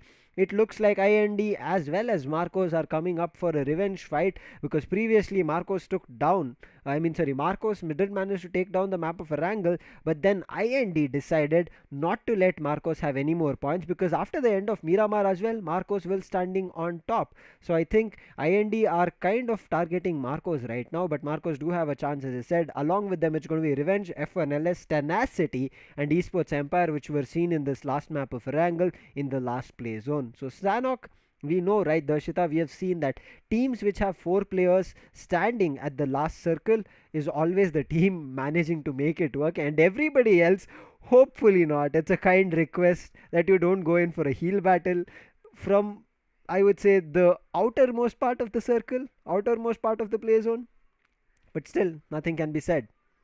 Well, definitely that is really very true, Lucifer. That heal battles are something that really gets on the nerves nowadays. Like we have came across so many maps, we have came across so many fights, but yeah, Sanhok is just something I'm really excited to cast for just because of heal battles. The heal battles are really very so interesting to look forward to over here. But yes, coming back to the teams over here, as you were talking about IND and Marcos Gaming. Marcos Gaming had a huge comeback. They are making a huge comeback. I would say continuous chicken dinners is what they are getting for their teams. Yesterday it was, I think, that Marcos Gaming got 2 chicken dinners, and well, they didn't got rather 3, but somewhere they got a good position in that as well. They somewhat came in top 10, and that what gave them more points. With a chicken dinner you get 15 points, but with that standings you get more points in your table. So somewhere or the others, the placement points for these teams are just continuously increasing. Talking about IND over there, a day of comeback for them was as well. I think they took off 2 consecutive chicken dinners for their team, and then coming back to the placement points today, even I think IND got 1 chicken. If I'm not wrong, I'm a bit confused regarding this, No, because yeah, I you're was not. a bit, IND yeah. did get, Marcos also got. Definitely. So yeah, these are just some common names we are coming across, and yeah, each and every viewer with us will be looking forward to highlight these names more over here, because they have to make sure that yeah, now when we are just we are just coming across so many fights, we are just getting it so amazingly done. Let's just give our best, not just be on the 5th and 6th position for qualifying to grand finales. We will rock it by table topping it directly. So that is somewhere, just giving them a great opportunity to come forward. And as a caster, I'm really excited, because we are gonna have the last 2 maps of our semifinals. The end is near. Not the end, I would say. I think not the end is not the word I would be using for now. But yes, for semifinals, it's now or never.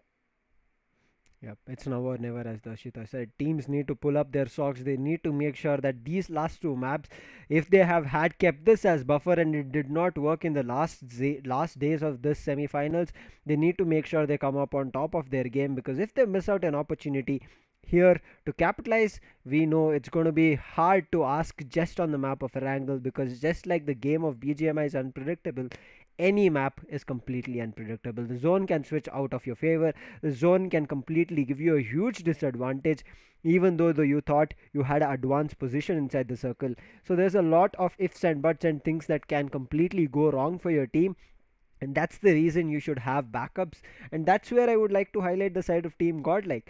Yes, they are holding a position constantly for their team, but as they progress into matches, they need to be worried about what is going wrong because it's still semi-finals. They have grand finals coming in. Hopefully, it's a different strategy. We discussed this right early on, that if teams are just looking forward to qualify semi-finals and are not looking for winner chicken dinner or a lot of commitment on semi-finals itself to reveal their strategy, it is good. But if this is their only game that they're putting forth, then it will be surely getting difficult, because if teams have played with you for 21 maps back to back, it means that teams have an idea about how you fight. Whether you fight with all four players together, or whether you look forward to assaulting from two different corners, go for a two-pronged approach, and other strategies as well. Maybe you go in for only grenade plays to do damage, and then with smokes come up sneaking to them to get those kills. So all these kind of strategies will be understood once they understood which team you are. So hopefully teams have something saving themselves, because the grand finals will have heaps and amounts of maps that teams need to fight out for the huge champions title, along with the price check of 12 lakhs. And I'm pretty sure viewers are like, who are the teams qualifying, how many teams are going to qualify? It's still going to be a mystery. Don't worry, it will be revealed, but we still have two more maps to go. Let's finish the maps, then let's get over to a discussion about who qualified and how they did. Well, definitely, that is definitely very true. Coming to the semi-finale schedule over here, we can see the map of Sanhok. The map of Sanhok we were discussing about. It is gonna be a huge fight between team A, B, and C. The teams which are definitely gonna get into a huge fight of A, B, and C, where we are gonna have Soul, GlobalEsports, Redowl, Revenant, Aztec, Initiative, GodLike, Enigma, 7C, SkylightZ, TSM, Element, IND, Revenge, Marcos, F1LS, Tenacity, and Esports Empire over here. So definitely a huge amount of amazing teams that are coming forward to our screens. And yes, everyone is really very excited to come across this match. But coming back to the points, I think everyone in the comment section is like, when is the match starting? Please start the match. We are really excited to come across the match. All I can say is have patience. It's just a patience of few minutes, and we are gonna directly head towards our fourth amazing match, which is gonna get cooked, as I already mentioned, between A, B, and C. Yep, this map of Sanhok is going to be brilliant to watch, because every map of Sanhok was brilliant to watch. It brings in change of pace, it brings in change of fight for a lot of teams, and as I previously mentioned, it's not all the groups playing together. There will be one group left out, and that's the reason teams have an advantage to either capitalize or maybe even try to find a path forward that works out for them. As we said, the hashtag for AMD Ryzen Skyesports Championship 3.0 is Path to Pro, and that's the reason you're seeing a lot of underdog teams perform really well. They have not shown themselves off, but they're showing themselves off here in the Championship 3.0, because they know this is going to be a huge stage, not only for every team out there, but for themselves, as they are an underdog and they want to make sure they get their name. But right now it's the map that is ready, it's the map that has been awaited. I think from here you would start having a clear cut picture of which teams will start qualifying to the grand finals. But right now, looking at the diagonal flight path coming in, which is breaking the map completely in half, so teams will have chance of going completely to the northmost corner, to the south end as well. But as we know, the first phase of this map of Sanhok will encompass 90 to 80% of the map, and 10% will be left out. So teams which try to get down very far away, and as they're trying to enter into the play zone, will have a difficult setup, because as we said, this is a small map. A lot of teams will be right neck and neck to each other, and things might go wrong even though you thought you were at an advantage in terms of position or information. Indeed, coming to the zone, I think we were just talking about that 10% threshold is what is gonna be left out, but it is not happening this time, Lucifer. If you come across the zone over here, it is just like a surprising thing that we come across. And there you already can see Revenge Akshay, he is just put down to the ground. Talking about play zone once again, we are gonna have the areas of Camp Bravo Man, the outer areas, the most of the northern east areas, 30% of northern eastern areas, I would say, are out of the play zone. And coming back to the fight I was talking a while ago, we are gonna have Element players taking one early finish in their accounts. You're gonna have Prajwal Pansing, Madman, and Element Swag over here trying to hold a good position, trying to get some good initial fights. But it was time for final boss even to go down and completely say a goodbye to his team. There, Revenge loses their two players on a very, very initial stage. It was, I would really say, a very bad start for the team. I think this is the term I would probably use because it is a deciding factor now. It is a deciding match now, whether it's do or die. And now losing two players on such a early stage is gonna mess your strategies very much. Now you need to sit and re-strategize that we have lost our two players and what can be done next. But meanwhile, talking about Soul over there, Regaltos, Maradopi, Driver and Viper is all we have onto our screens. But there you are seeing GodL Clutch God. He's been caught as well by SG Pukar and he is being back to the ground. Players are just getting knocked very, very, very initially, and now it's a high time for players to look across their strategies. This map of Sanhok, as I said, it's small. It's not going to be easy, and yes, they did manage to lose one player, GodL again. This is what I said. GodL, if they initiate a fight, they always come on top of it. But if they don't initiate a fight and they were just looking forward to take up loot and try to make it work in that manner, they always take a huge disadvantage. And that's the reason they always get caught off guard. Very unfortunate, but it happened. They had to now, they have to now live on the map of Sanhok and try to battle it out with one player less. But right now it has found a stalling position from a lot of teams because they are looking forward to grab loots. But I'm pretty sure within the next minute or two a lot more fights will start happening, as Team IND, they are close to making their way into the circle, as is TSMFTX. But as they make their way into the circle, there is going to be the side of Team Soul who are going to meet them at, I guess, Camp Alpha. And now when the fights start happening in a camp, it's going to be very difficult for one team to completely come on top. And with the third party fight that is there right at the edge of the corner, things might again go another direction depending on which team gets the advantage of third party. Well, indeed, that is really very true. Coming back to the teams over here, you can see already the zone favoring some of the teams, but the teams which are not favored by the zone are onto a bit of confusing scenarios now because they have to move forward further to the zones. They have to provide that rotations, because when you talk about the zone, there are some water bodies that are onto the zones. You can like almost come across 20% of the areas that are holding a good water bodies onto the zones, and that is, yes, that is really very difficult.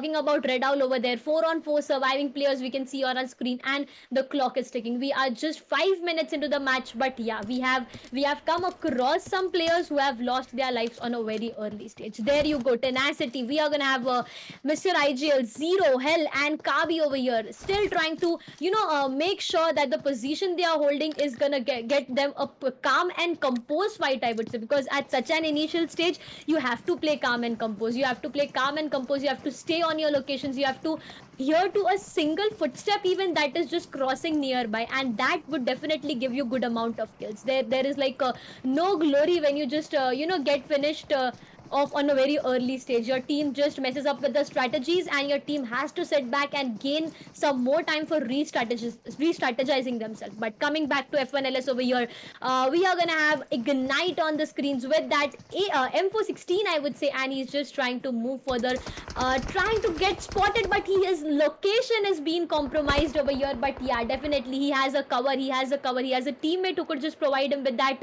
revival. Well, that revival has been initiated by Ray 3D, and yeah, it was successful. Even talking about Tio over there, you can see him trying to gather some information, trying to provide some predictable space onto that smokes visionary areas created forward, but no, he is not able to connect. Yeah, Tenacity have spotted the side of Team FNLS, but FNLS are trying to deny as much as fights as possible.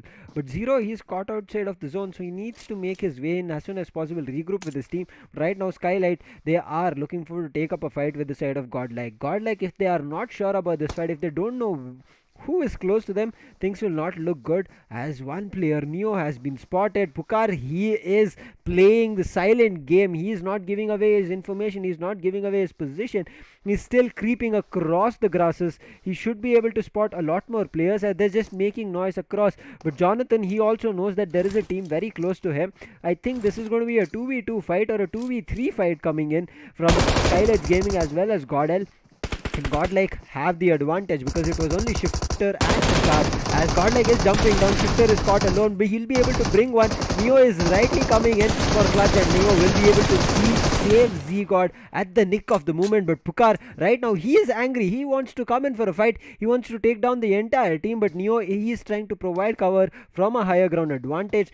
Hopefully he should be able to recover and do something, but Pukar again brings back Z-God, gets that confirmation, and look at that. Pukar is the only surviving player and Neo's position is not compromised. Jonathan is coming in. They're looking forward to do a two-pronged approach immediately, but it looks like Pukar is trying to run away from this fight, but still Neo with the higher ground advantage. He's trying to push in as much as possible, but as soon as he hears Pukar is coming up close, he goes down back to his belly with going prone, but a beautiful grenade being tossed. Oh no, he misses a couple of shots, and Neo is going to be the person who's going to be so good in terms of his spray and control in that range, and he'll be able to take that person down. But immediately F1LS spot Neo, very unfortunate, and Neo also goes down before Jonathan could help him out. And now Jonathan is the only surviving player from the side of GodLike, and this is what we say every time that GodLike pick up a fight. There's always a third party fight which the side of GodLike never realize, and the entire team goes down. Very unfortunate, but Jonathan, we have seen him whenever he's alone, he at least picks more than 2 or 3 kills so that his team at the end of the day, end of the map itself, are better in terms of their position compared to anybody else. So Jonathan still can do a lot of damage, but there is going to be the side of team Tenacity who are also slowly making their way into the circle, and if Jonathan gives them any kind of a sound cue, he might go down very early on. But Aztec, as I said initially, as Zero is the player from the side of team Tenacity who has been isolated. I think Aztec is making that problem as they have divided that player from his own team. Well, definitely, that was an amazing fight to look forward to. I think coming across, we had a talk about this, the third parties which were gonna get initiated at a very early stage. But yeah, this was something that I was not looking across. It was Neo who really took a good fight. He made sure to just take players down completely. But once again, coming back to IND over here, you can see Shadow. His location can be compromised by Daljit over here. Daljit is still trying to hold his position. A grenade can be just cooked off over here. This grenade can give him some good knockout for his team. Maybe some good amount of damage is what he can register. But look at that, first grenade being cooked, it was unsuccessful. Again, second being cooked, and there you can see Shadow. He is been connected. He's not down, but yeah, he registered a good amount of damage. Incoming third grenade as well gets Aqua knocks a good amount of damage, and back to back it was a Molotovs by Daljit. I would say some jump shots incoming by him as well, and one more grenade. It is a strong grenade game by Daljit, I would say, over here. And once again, you see IND Snacks over here. He makes sure to take Shadow down completely with that grenade. The hopes are not dying. You just can see the amount of grenades team IND is just picking off over here. Continuous grenades is what you are just able to see on your screen by team IND over here. Once again, we have Daljit.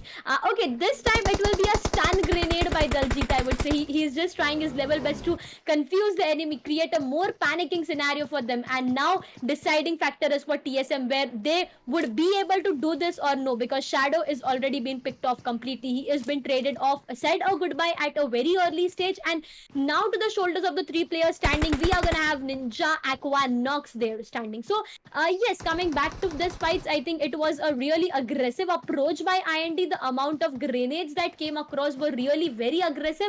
But once again, talking about TSM, they need to look forward to this fight very, very, very precisely.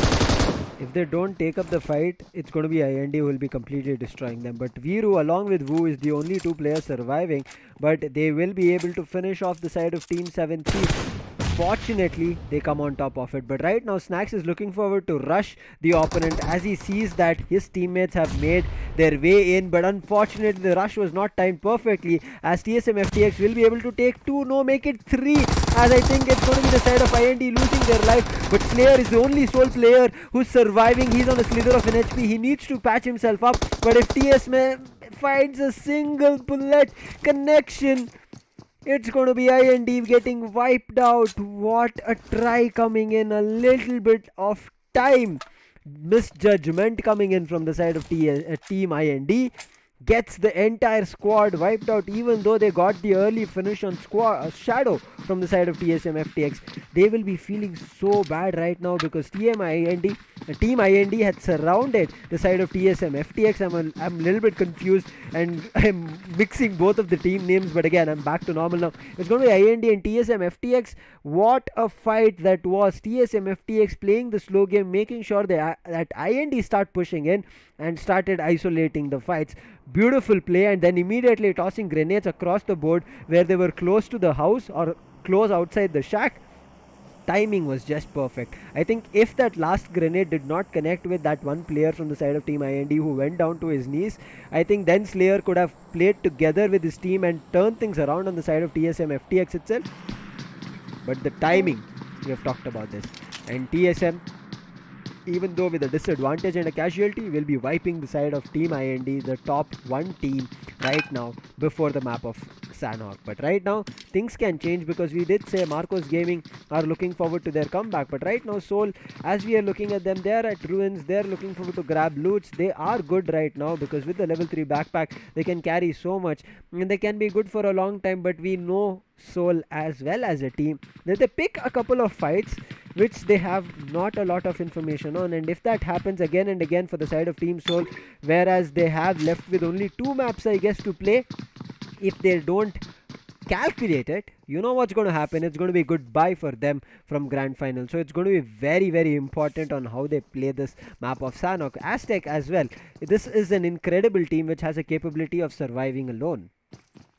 Well, definitely, that is really very true. You were talking about some calculated fights, and yeah, that is a point to really agree on. That now Seoul has to look forward to taking on a very calculative fight. But coming back to the play zone over here, you can see the areas which are favoring the teams over here. You can see RNT players who are just a bit to the areas of boot camp over there, but surely they can make a good entry to the zone over here. But coming forward once again, now teams really have to decide. They have to re-strategize themselves. They have to make sure that they give their best over here. But just hoping for the best fight over here. You can already see players, they are just patching themselves up. They are just trying to heal themselves up completely so that they can make a good way to the zone. Coming back to the zone I was talking about, yes, here, there you can see RNT players, they have been caught they have been caught off guard over here. You can see Austin Vortex, he is down to the ground and he is waiting for his teammates. But definitely it is just 3 players in their lobby. The 4th player may have not joined due to some internet connection issues, but now a revival has been initiated and it needs to be completed, because you can't rely on 2 players at a certain point of time. 2 players are really gonna get you to a bad spot, because 2v4 scenarios are something that are really very difficult to come across with. Talking about Jonathan over there, Cam Chalry, the areas down, you can see Godal Jonathan, the last player standing from Godal as well. They engage themselves into a third party fight, and that is where the end for Neo, I would say, come forward across. We just came across that Neo was completely taken off there, but Jonathan once again trying to survive. You can see Aztec Robin, he has been down as well.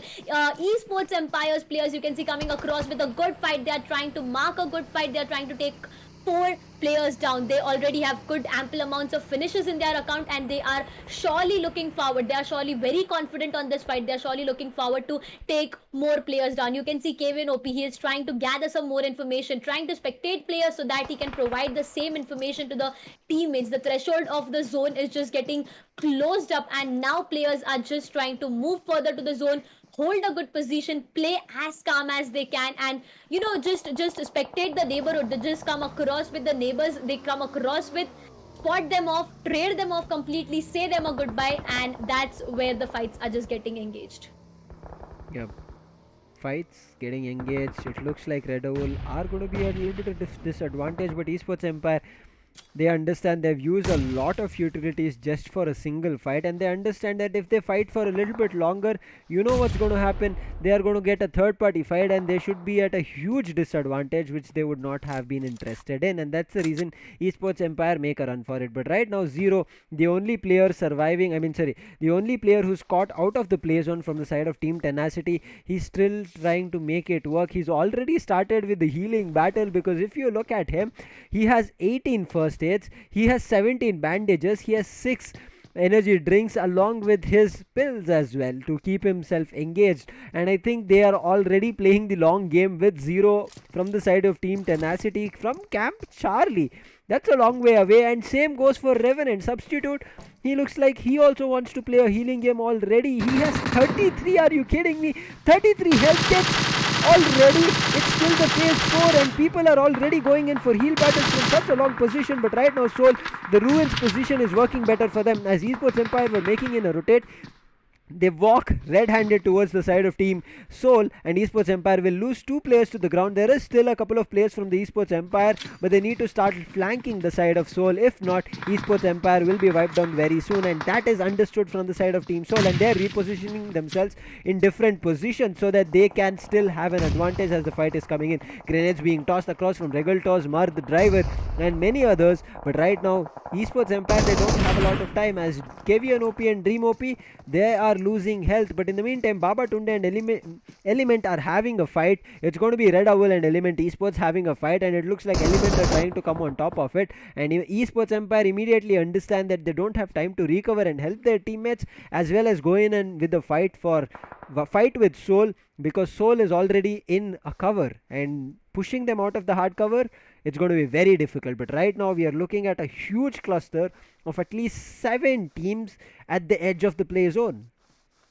Well, indeed, that is really very true. Coming across these fights, they are just getting hyped up more. But can you see the areas of boot camp over there? You can already see Substitute. He is just holding the position, and he's just gonna go for that heal battle. He has n number of healings with us, and you even have Enigma Viru onto your screens. He's just trying to push it off very aggressively. Soul Driver over there with that AKM in his hand. He can try getting some pickoffs. The areas of Ruins are being a complete domination for Soul, I would say. But Regaltos has to go down over here. Now it's time for Regaltos to go down. Coming back to Esports Empire, one player can be caught over here by Soul Maradopi, but no, it was connection for him. He was trying his level, but the jump shots didn't connect on a good note, I would say, and there is where the difficulties get starting out. Coming back to Shane over here, he is trying to patch himself as the zone has already made his way further. We are already 18 minutes in the matches, and the fights are getting hyped up more and more. Talking about Esports Empire and Soul over here, it is a really difficult fight to come across with, but yeah, it was an amazing to come across, because there you go,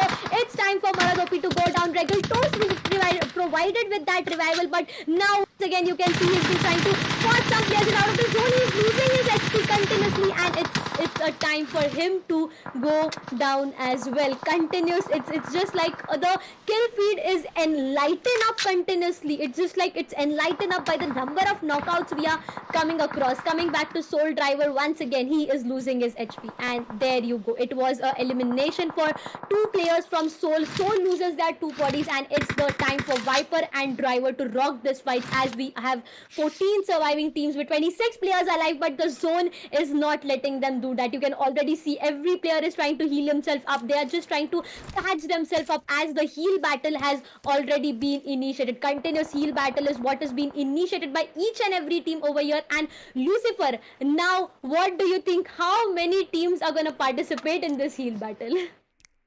Why, oh why? Somebody save me from this heal battle. Why would you start so early on? I did say phase 5 and 6 will start marking battles, but look at Substitute. He is sitting with god freaking 28 med kits already, but he's not going in for a fight. I mean, we understand he does not have a lot of players to play with. Same goes for Zero. We are seeing already from the side of Element as well.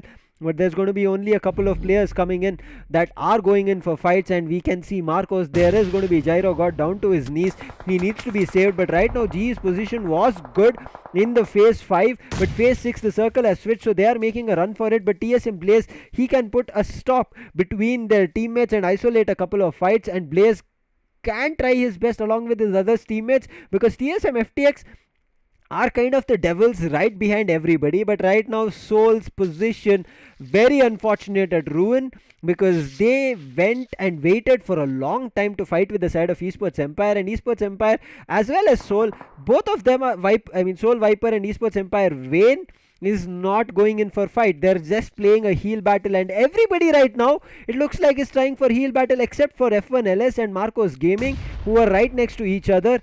What is this play? I am unable to make sense of it, because GE is also right now, okay, GE is not going in for a heal battle. They are kind of trying to move into the circle, but the advantage is on F1LS's side. If F1LS play this for a longer time, I think they will already have advantage of the zone, but then also able to pick a couple of players, and that's the reason you can see GE fears he will go down, he loses life, not just a knockout. That's going to be a confirmation coming in. And Viper, oh my god, he's looking forward to a long range fight coming in, but I think it's done and dusted. Soul Viper, the last surviving player for the side of Team Soul, will be eliminated at the 10th position. So he will be getting a couple of placement points, but right now Shade, he has used all of his utilities that can provide him with health, and that's the reason he's making a run for the hills and looking forward to any other utilities. He did have a medkit right in front of him, but the time wasn't enough as we are in the 7th zone. The damage is just too much, and look at FNLS, they're looking better, and this is what we said. Any team that has an early advantage in the circle, that is the team will be coming on top of the map of Sanhok.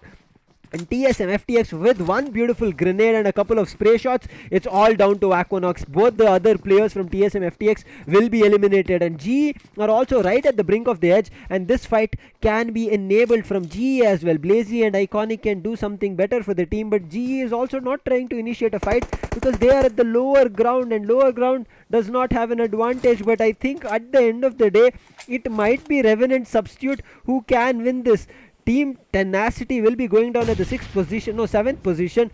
GE will be losing one player, but I think the 6th position will be for the side of Tenacity. There's so much heal battles happening. I cannot keep a constant eye on which position teams are being eliminated, but right now I think TSM, they do have still 2 players to play with, but FNLS, the position, the advantage that they have, they can take this away. But again, making my statement previously, I think Substitute has a good chance of winning the winner chicken dinner, because he had 20 medkits, whereas the teams and players fighting this map are still making it work. Oh no, he just has 4 now, and with phase 8 being kicked in, I don't think he'll be able to survive for a longer time. I think Revenant will be the team 4 to be eliminated on the map of Sanhok.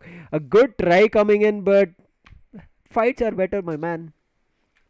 Indeed, that is really very true. Coming back to that player, it was definitely for try to zone, at least try to go to a zone, but coming back to TSMFTX Aquanox over here, you can see the sides of GlobalEsports. I think it was Iconic who had to go down over there, but Aquanox will try to make a confirmation for that kill as well. He is just trying to pull off some grenades. But when talking about GlobalEsports over there, you can see Blazy is being caught off guard over here and will be completely set up goodbye by TSM over here. And meanwhile, the zone won't let TSM survive for a longer period of time, as Aquanox will be the last player surviving from the sides of TSM. Well, one more player comes into the account, and it was F1S to make this fight a really amazing one to come across, and it was seriously something that astonished us to the fact. Talking about the substitute player over there who was holding the areas of boot camp, it was so surprising to come across a single player who made sure to take 30,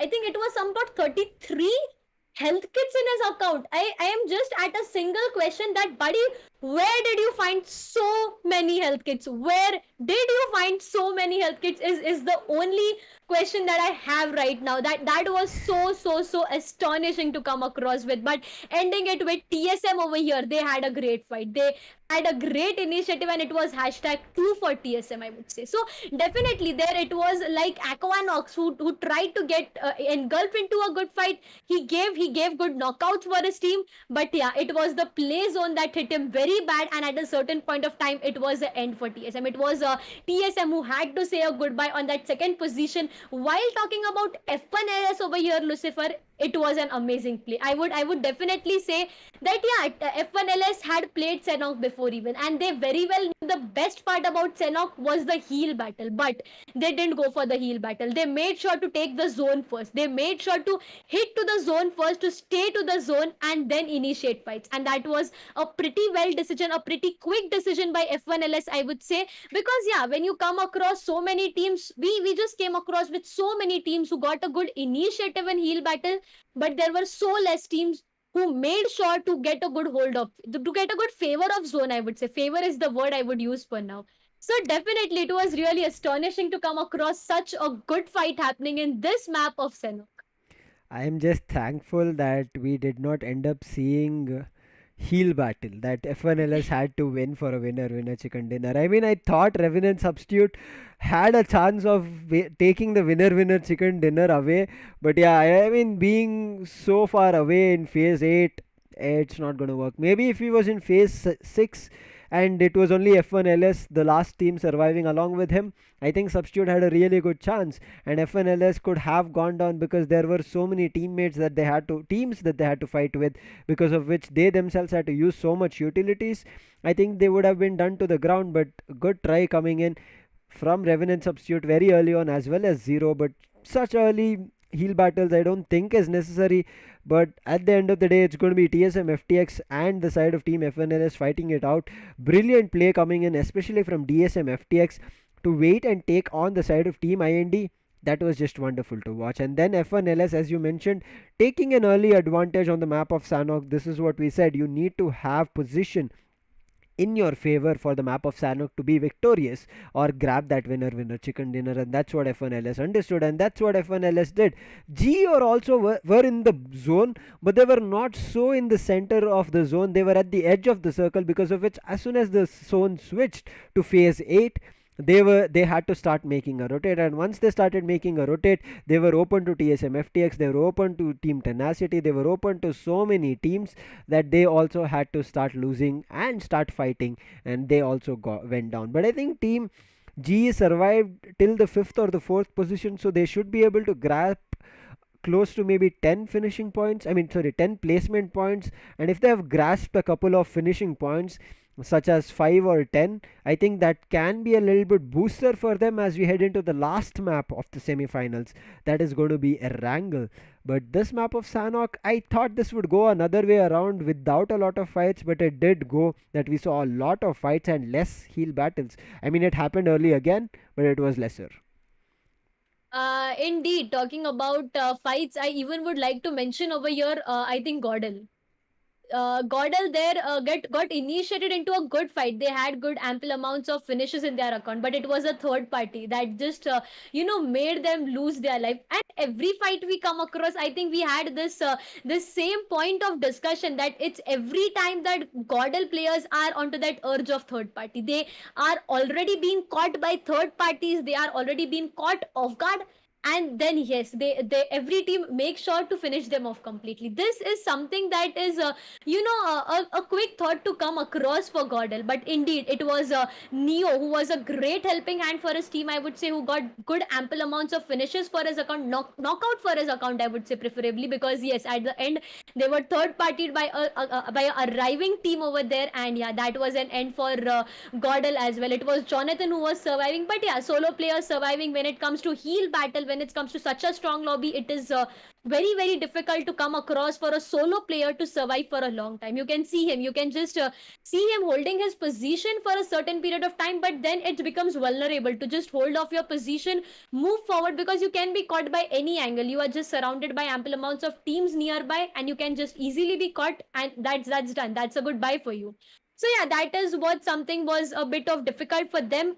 But what a mind game by F1LS, I would say. What a definite amazing mind game by F1LS by holding the zone. GlobalEsports mind, I think F1LS and GlobalEsports both were holding the zone preferably. Both the teams were having a good advantage. And talking about F1LS solo-handedly, they had a good higher ground advantage even. They had a nice higher ground advantage, and yeah, that is an amazing winner chicken dinner for them. And now Looking forward to the last match of the semi-finales. What do you think, viewers? Who is gonna rock this map? Who is gonna make sure that the end map is worth watching? The end fights are worth taking away. Uh, this is one hell of a last map for AMD Ryzen Skyesports Championship 3.0, but for semi-final. So you don't have to be worried, because this is not going to be end and all for this championship, because there is going to be grand finals coming in from the coming Monday. We still have one more map to go, so don't go anywhere. We are not going for a break. We are not going to take a stop, because I know how excited you guys are. The same excitement is there with us, and that's the reason we have asked our production to give us the overall standings. What happened here on the map of Sanhok? Because F1LS, they were a team which was, I would say, having a good amount of finish and kill points, but they were not eagerly, I mean, sorry, this would be wrong, but I would say that they were not being seen at the end zones or the last circles where they had a chance of getting a winner chicken dinner. But here, the early advantage of the position played in their favor. They made it work. But still, it goes to say that there was a lot of other teams as well that were putting their best foot forward, such as TSMFTX. So for them to get this last nudge, or maybe even an advantage, depending on how the last map of Erangel goes, which we are completely unsure of, it can be a destruction for a lot of these teams who miss their opportunity of making their way into the grand final. So if they have done well on Sanhok, they can be very free of Erangel. For the top 10 teams, I can say that. I can openly say that for the top 10 teams, even if they lose by just not opening the parachute and die, I mean, we don't want that kind of a scenario happening. But if they want to do that, it's in the open for them, because as I said, look at the number of points. Nobody has grasped 200. I was hoping for 200 in my mind. I didn't want to jinx by saying 200 to be seen a double century from any of these teams, but it's going to be, at the end of the day, IND still keeping their top position for match 4, or if you can say, or you can also say match 27 for the semi-finals. Marcos Gaming right behind them with 187, SkylightZ at 183, F1LS, who got their winner chicken dinner the second time. Previously it was on the map of Erangel on Pochinki, the last circle. They played it really well. 183. 8-bit are at 178, Revenant Esports 171, Enigma Gaming at 171 as well. But GodLike have had a huge push coming downwards, that is going to be at the 8th position with 168. So it is little bit worrisome for them. It's a little bit doubtful for them. I'm not saying that they will not qualify into the grand finals, but if this is the kind of performance that we end up seeing in grand finals, then it will be difficult for them to maintain their top position. But again, reiterating, or again bringing this to the highlight, that GodLike are the only team which are there in the top 10 with no winner chicken dinners. Indeed, Godlike is the only team here with a no chicken dinner, but yes, holding good amount of finish points. You can see 100 finish points in their accounts and 68 of placement points. But talking about IND, they are once again table topping it. Coming back to the second phase, the yellow zone I was talking about, the post-match 23 standings, we are going to have 7C Esports with two chicken dinner and a 157 of total points. Backing them up with Enigma Gaming, 74 placement points, 83 finish points, and once again it is a total of 157 for them. Both the teams having two chicken dinners, but what is making them on hashtag 9 and hashtag 10 is the placement points. You can see the upper hold of placement points for 7C Esports is 79 and for Enigma is 74, and there is the difference that is been between 9 and 10. Coming back to OR, it is 145 points. Tenacity with 141, Aztec Esports 131, Esports Empire 125, Revenge Esports 123, and Celsius with 122 total points over here. So coming to these points over here, it is marking a huge difference when you talk about the first overall standing and the second overall standing. But nevertheless, we have the red zone as well. The red zone teams I would really like to mention over here is Team Celsius with 122 points, Rush Esports 113, GlobalEsports with 108, Team Soul 106, Redowl Gaming. Team Soul I would like to say with two chicken dinners, it's 106 for them. Redowl Gaming with 105. Team IYD 91. Element Esports 91. And Initiative Esports is 88 over here. The teams of IYD, Element Esports, and Initiative Esports Lucifer is into a red zone. It is really very difficult to mark a comeback now because it's the last match. It's Right. the only and only match you have in your hand, and marking such a great difference of 91 to 200 is what is the top points, I would say, is very difficult now. It's just really very difficult to cope up. But yeah, you can try going for finish points now. You can try going for placement either. But somewhere it is just a scenario of one single map going on. Ah, teams at the edge, teams at the edge, man, oh man. But there is a little bit of switch up in terms of points. I guess there was some correction that we had a confirmation from production that this second slide was a little bit there was something missing.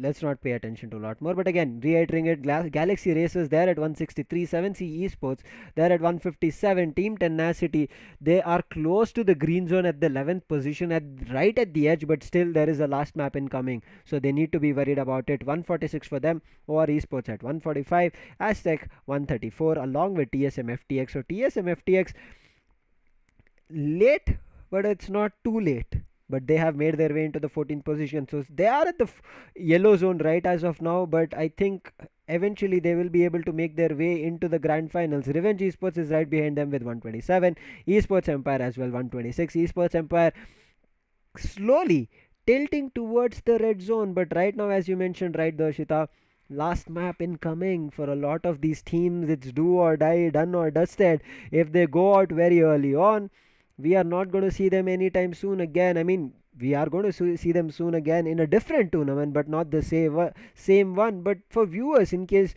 I did see a couple of questions on how we can join this tournament, as we initially mentioned, any quick updates coming in will always be posted on our Instagram page, that is at the rate Skyesports Gaming. So don't forget to follow us there, because you will be getting all the information of top fraggers to end semifinals as well. So make sure you have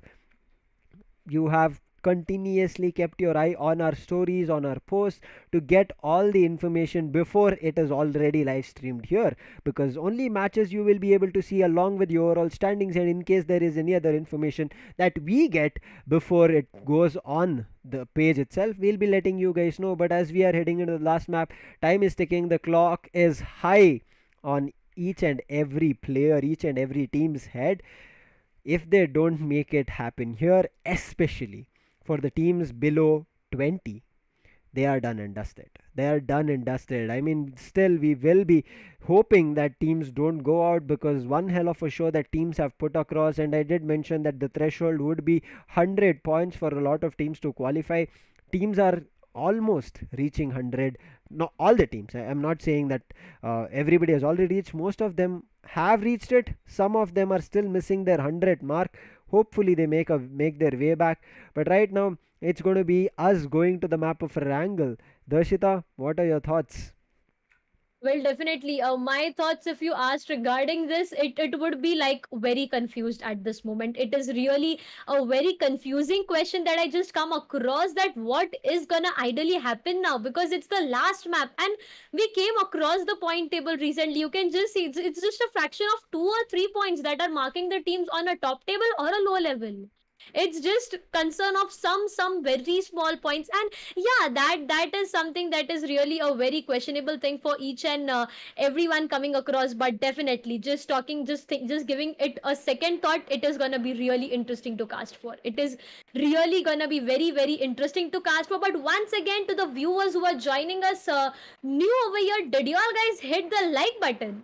If you all guys didn't hit the like button yet, hit the like button, and don't forget to subscribe to Sky Esports channel over here. And you already know the Instagram handle of Sky Esports. It is going to be at the rate Sky Esports. So go follow them on Instagram as well over there. And hitting back to the question, way too confused, way too confused. And I'm just eagerly and curiously waiting over here to come across the fly path and then go to a deciding factor of what is gonna happen. Because yeah, fly path is something that is majorly gonna affect your gameplay. I would say majorly, because yeah, you don't if the fly path doesn't allow you to go to your fortified areas, you have to change your drop locations. When the drop locations are not favoring you, it is again difficult to re-strategize. So yeah, these are just small things that we just come across on a regular basis. But now, looking forward to the fly path, I am really very curious to come across. I am like, I've given up on the flight path right now. I mean, I try to understand how the flight path works, how the zone starts collapsing.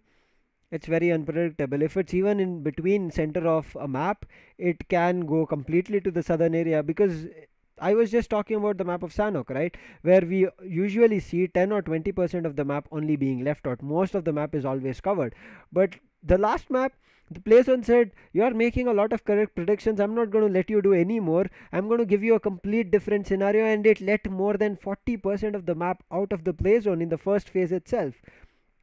That is something spectacular and, as I said, unpredictable.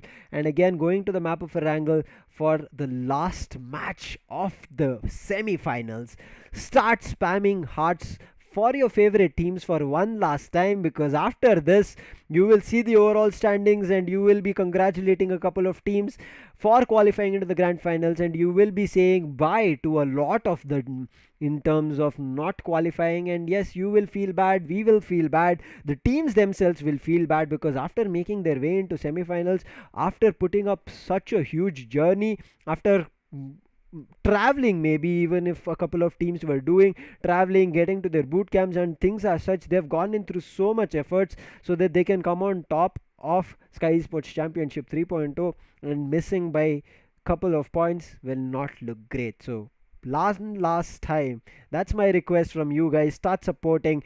Do not tell talk about other teams, only the teams that you like. Just start spamming heart with their names, support the team names and the heart, start going ham on the chat section. I don't care what happens, but I am ready for the last map of Erangel, because previously the 5 days we have seen Pochinki to be the end of it all. And what a way would it be to end it on Pochinki again. I hope so. If BGMI's AIML or all those internal functions are maybe hearing me out, because you know how powerful AI is, you don't know from where it's taking a look at you. Hopefully we head over to Pochinki, but still we have a confirmation from our production that the map has started. We will be heading to the fight, but again, it's one last time. So what do you guys think? Along with support, start making a prediction. Well, indeed, it's just like for a one last time you could support your teams for qualifying into the grand finales. And yeah, as a caster, it will be our really humble request to have some good heart spammed in the comment section. It would just be a good of red color comment section that we have to come across for a next for few minutes, because the time is just passing by, the clock is just ticking by, and all we are waiting, eagerly waiting, I would say, is just the fly path. And yeah, by the production we have been informed that the fly path would just come across in a few minutes, and now they are eager to see what is gonna happen in this match. So viewers, how excited are y'all guys? How much do y'all guys think is this map gonna be a game changer for the teams performing with us over here? It is the last map of Erangel, and as Lucifer, you said that it always ends to Pochinki. I think, yeah, I eagerly want this map to even end on Pochinki. We have been coming across regularly. The Erangel is the map which has been the last map for us, and yeah,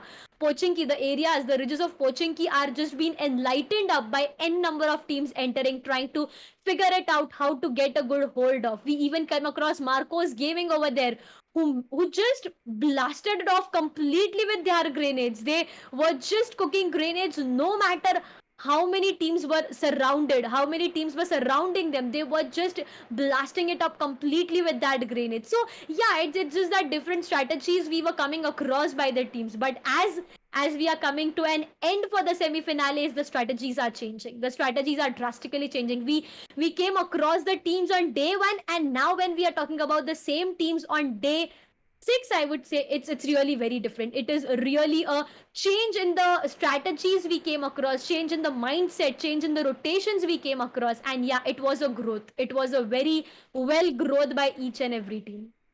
Drastic changes did happen throughout the journey of 6 days, and today it's about to commence to an end. I mean, not in terms of the tournament, again, as I said, it's just the semi final. So grand finals is yet awaiting for a lot of teams who have closely qualified, who have not qualified. We will take a look, but I'm pretty sure the anxiety is building up in all of you to start the last map of Erangel. It is happening here as well. We want to take a look at it. We have had enough of talking. We want to look at the action, but it's just like how you wait for maybe your mom or dad, somebody bringing you a surprise home just before your birthday. You have to wait for it, because the best gifts are always the ones you wait for. But right now, I think it is about to be time that we head over to the map of Erangel. But I think let's start making our own predictions for one last time. I mean, it is hard. But Darshita, what do you think the flight path will be along with the first zone coming in?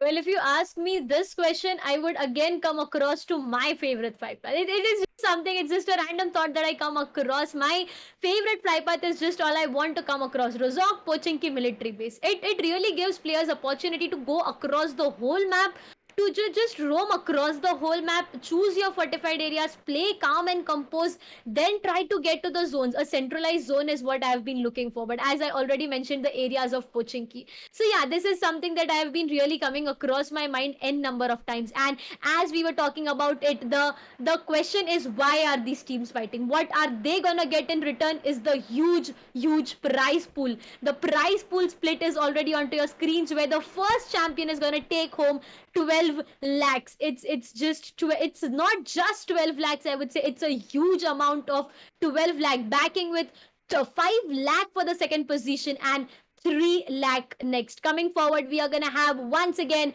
1 lakh, 40,000, 20,000, 10,000, and not less, but the MVP is gonna take 1 lakh rupees back home over here. A whole team getting 12 lakh for the championship winning, and a single player who's the MVP of the tournament getting 1 lakh is really a huge thing that we come across. So yeah, this is the whole reason why these teams are fighting. And rather than that, gameplay improvement, strategies, everything you put together makes you win the title of Sky Esports Championship 3.0, and a champion for that. Yes, it's going to be a champion coming in, but hopefully teams have had enough in terms of fight, have put their best foot forward till today. If they haven't, it's going to be very difficult. It's it's high time. But again, initially I did say that this is the last map of Erangel, so there might be a lot of questions arising from the chat, from the viewers, on which are the teams playing. So let me clear that air out so that you have an idea. For this last map of Erangel, it's going to be the groups B, C, and D playing. That means a couple of your favorite teams are playing here, except it's going to be the side of BCD, meaning GodLike, Enigma Gaming, 7C Esports, SkylightZ Gaming, TSMFTX, Element Esports, Team IND, Revenge Esports, Marcos, F1LS, Tenacity, Esports Empire. Going into Group D, it's going to be OR Esports, 8-Bit, Galaxy Races, IYD, Rush, and Celestius Esports. So there is going to be one group left off. That's going to be the side of Group A. Missing would be Seoul, Global, and other teams. But again, the placement points for one last time for the side of last map of semifinals. Again, as we said initially, the first place team winner chicken dinner gets 15, second will be 12, third place will be getting 10, fourth place will be getting 8th, 5th 6 points, 6th position 4 points, 7th position 2 points, 8th till the 12th position will be getting 1 point each. But teams playing from the 13th to the 16th position will be getting nil. And you know what, if you get nil or 0 right as of now for the last map, I think it's about time that you don't have a chance to make your way into the grand finals. But hopefully not, because I mean, it's the I don't want to see anybody going out, but it's the rules. It's the rules and regulations that all players and teams and organizations have to follow. And if you don't manage to make your way into the grand finals, you don't. There is no second questions about that. Your points are giving you answers, and they are letting you know of where you went wrong and where you didn't. Yep, that is indeed true. And now coming across so much of waiting time, I have this single thing in my mind is, yes, y'all guys are excited for the map. You need to wait for it. You just need to wait more few seconds. But coming across the finishes as well, one finish is gonna give you 1 point even. So it's not just about where placed are you, in which position you are playing. It's also about the finish point that you gather for your team. If you are just getting eliminated early, but you have good positions, good placement, good finish point, I would say. So yeah, that is gonna even add up. And coming back to semi-finale schedule, we are done and dusted with Erangel Miramar, Erangel Sanhok, and now it's a bang time for Erangel. Once again, the last map of semi-finales, D, B, and A is all we are coming across over here. So this is gonna be something that is really gonna mark an amazing fight. Yep, it is. But there was a slight correction that I want to make. I did say it was BC and D. I did look up the old schedule. My bad. Sorry, apologies from my end. But correcting again, it's going to be D, B, and A playing. So let's start off with A itself in the alphabetical order. It's going to be Seoul, Global Esports, Redowl, Revenant, Aztec, and Initiative having the last chance on the map of Erangel. Along with them, it's going to be the Group B: GodLike, Enigma, 7C, SkylightZ, TSMFTX, and Element Esports. If you look at B, I think most of the teams have already qualified. TSMFTX were at the 14th position, I guess, so they are at a safe spot, whereas only Element Esports, they are left out in the bottom half of the overall standings, and I think if they want to qualify, this is the map. Same goes for the side of OR Esports, 8-bit Galaxy, IYD, Rush, and Celestial Esports, out of which I guess OR, 8-bit Galaxy, and Celestial Esports have a good chance of qualifying into the grand finals compared to IYD and Rush, who have not had a great day. But then going to the side of, did I say everything? Yeah, again rechecking with Group A: Seoul, Global, Red Owl, Revenant, Aztec, and Initiative. All these 6 teams in Group A, they're still, I would say, in a tough situation. Yes, they can qualify, but they have to put forth their best fight, because now in front of you, it's going to be the last match for the semi-finals. Make some noise, because right as of now, this match will give you the winners of, the winners for semi-finals, I would say, because there'll be a lump sum of teams or a group of teams heading over to grand finals. So each and everybody will be considered as a winner if you qualify for the grand finals. Well, indeed, I was so curious to come across the fly path, and here we go to the areas of western sides. I would say the zone is a bit favoring to the areas.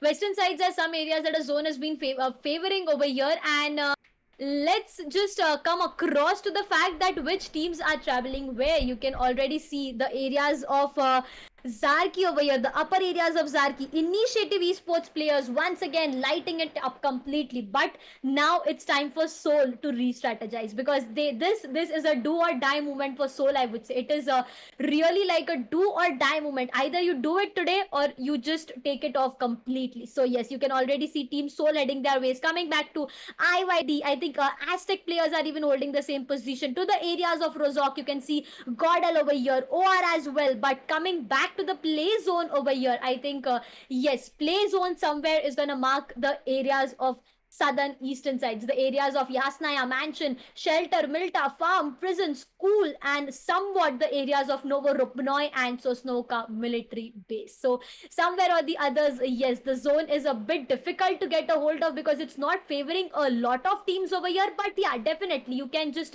get across to many fights over here. Initially, coming back to Godal over here, you already can see them with a vehicle. They have no loots, I think. Yes, they didn't get a good compounded hold, I would say. So yeah, they have initially no loots in their accounts. They are just trying to get some good ample amounts of healings, ample amounts of good guns, ammos is what every team is searching for. Coming back to Seoul as well, you had that split. Team Seoul had that split over here. We just came across that split, and yes, it was Maradopi. It's Regal Toes over here as well. And talking about Mortal over there, you can see him. He is just having some decent amount of loots, I would say. But yeah, utilities are a bit less. You can see him. The waist, the helmet is level 1. He needs to upgrade it, because getting one headshot connected at this point would just mark him end. But there, even you can see some players are being taken off. Initially, some fights can get engaged, and I think yes, it was GXR players, 7C players are just getting a good hold of this fights. Initially, they are getting a good engagement. It is that, and it's coming back to 7C over here. You can see 4 players surviving with 1 finish in their accounts, and GXR losing their 1 player at a very initial stage. Yep, GXR, they've lost a player, but still, we know that this team, even though they lose a couple of players and utilities, they still make a comeback. Hopefully they do it, because we have said this is the last map, right? You can have a chance to, I would say, put a gate or put a blockade or put any hurdle in front of the teams who are looking forward to qualify into the grand finals. They can just say, oh wait, you're looking forward to an opportunity, right? You look forward to a couple of points for this map of Erangel because this is last. Oh wait, let me just wipe out your entire team. And if they manage to do that, you know what, the team which was hoping that this last map would be better for their team, then all of a sudden go wiped out, and with sad faces they would have to return back because they would have not a chance. So I'm hoping for any kind of that intervention coming in from any of these teams, because if some teams play smart like that, they will be wiping out a couple of teams in terms of competition. Because if you give opportunity for some teams while they're lagging right now to come to the grand finals, where they have 1 day gap to make sure they cope up in terms of strategies and figure out what was wrong with them as we start off with the grand finals, it can be a mistake giving them an opportunity and such an opening. So eliminating them now would be a great call, but I'm not sure how the teams are planned out. If I had a team, I would have tried to target a couple of teams who were at the brink of not qualifying. Indeed, that is indeed true. Coming back to the fights happening over here, I think we are gonna even have team RNT players onto our screens. 4-on-4 surviving players, substitute, IGL, top dog, and Austin bots. And talking about substitute, I just remember his map of Sanhok over here. The way he was just trying to get a good heal battle done was seriously amazingly done. But coming back over here to Element Esports, you can see Prajwal WNL. He is already in air. He is already just traveling around the map within the air, I would say. And yeah, he's just traveling around trying to figure out that what can be done next. But yeah, the trees around are causing him a real problem to move further with this fight. But coming back to the players of Element, 4-on-4 players surviving, we have with no damages registered, no casualties registered, nothing. It was like a peaceful start, peaceful approach. Yeah, to such an passiveness, it can be just transformed into aggressiveness very soon. GlobalEsports, once again we are gonna have Blazy, Dark, Iconic, and Fierce, where you can see Dark with a vehicle already. They are just trying to hold off their position to the areas, to the fortified areas. They are just looting around. They are trying to hold it off completely. Same goes with Rush over there. You can see the areas of military base are enlightened up with the players of Rush trying to get a good threshold of the area. So yeah, each and every player will try to survive to the end, because everyone knows it is now or never, and the never ending fights are gonna mark us an amazing thing to come across, talking about the phase 5 and 6.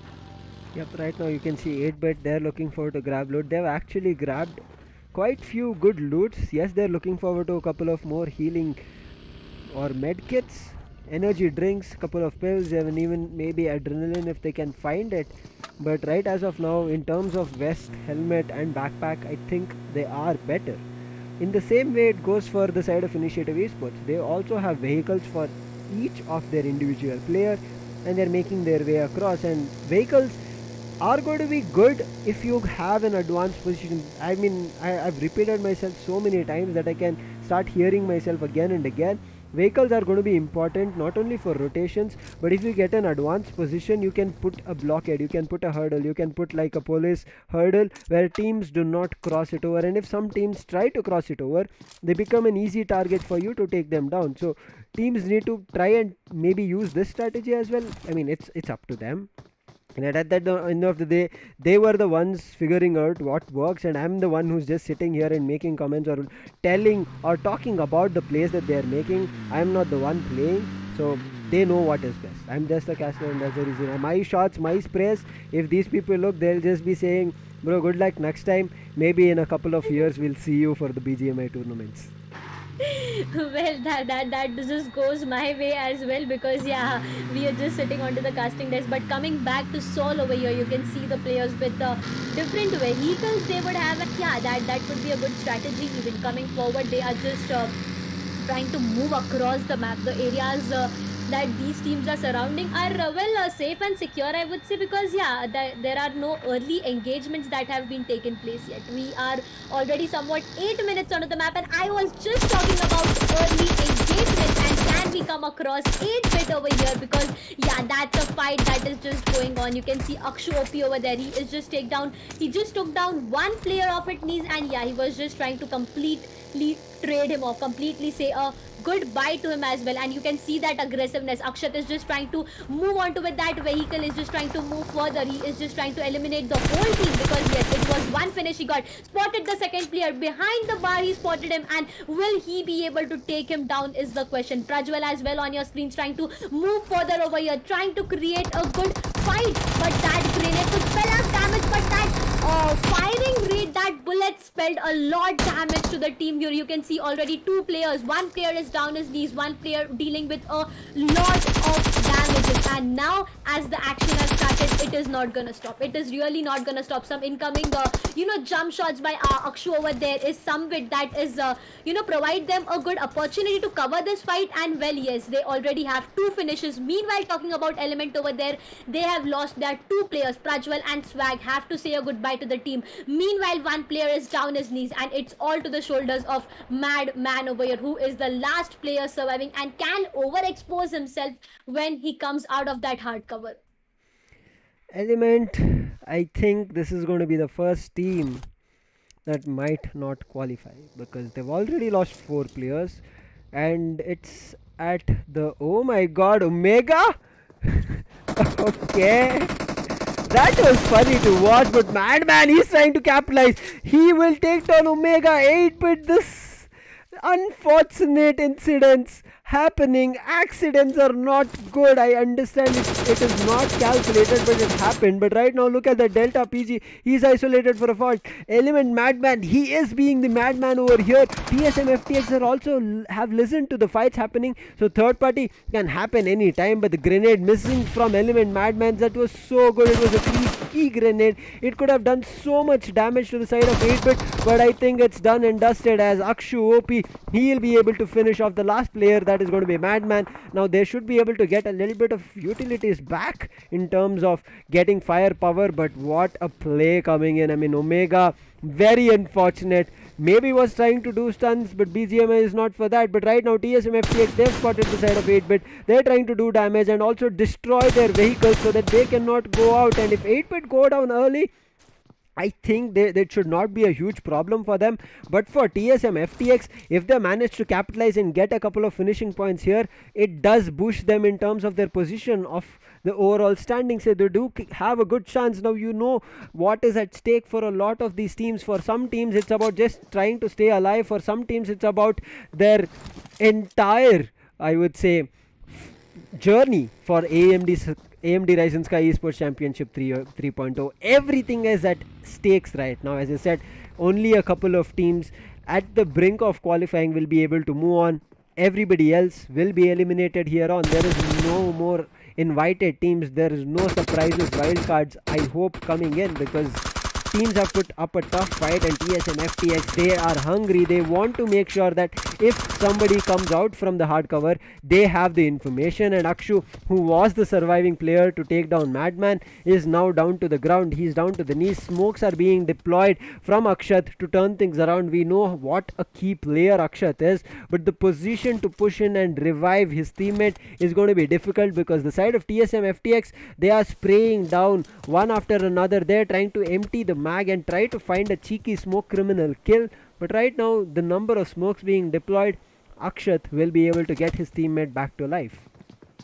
Well, definitely, as you talked about Madman over there, he just got mad to a certain point of time. That 2 casualties he registered was a indication for a clutch that could have been made, but yeah, never mind. It's just like having a bad day over here. But coming back over here to the fights that are already getting initiated, we are gonna have team TSMFTX onto our screens with one good finish in their account. And yeah, they are still trying to spot players, because 8-bit has already been onto that area. As you can already see Aquanox over there with that DP. Meanwhile, he is just trying to take a player down. He's just waiting for that momentum to get create, where one player just overexposes himself, and there you go. Aquanox will just directly take him down, but meanwhile compromised as well at that incoming sprays could spell him a bit of damage. But coming back to some more fights, some more actions that have begun by GodLike here, you can see Initiative Esports players are onto that grenades. They are some good grenades that are being cooked off by Clutch God over there. You can see one grenade that gave him a good damage, I would say, but no casualty wasn't registered. Coming back to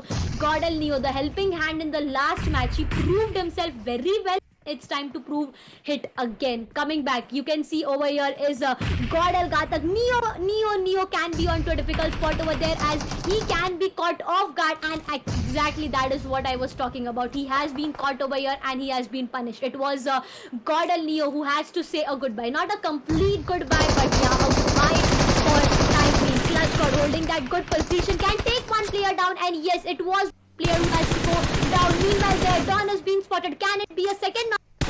Clutch God, no, he just registered good amount of damages, but the position Clutch God is holding is definitely going to provide him a good amount of information, and ample amounts of bullet can even spell a lot of damage for Initiative Esports. But meanwhile, Clutch God even has to say a bye over here as he is been overexposing himself on the top of that stack over here. The fights are just getting more and more intense. It's time for Ghatak to show some more actions over here as the fights are getting enlightened up totally, and there you can see he is being even caught as well as he damages a good amount of damages. He's on that slither HP and can be just down onto his knees at any moment. That incoming grenade can cause a good spell, but no, it got no connections connected. What do you think, Lucifer? Is it time for GodL to get engaged in one more third party, or will they make this fight for themselves?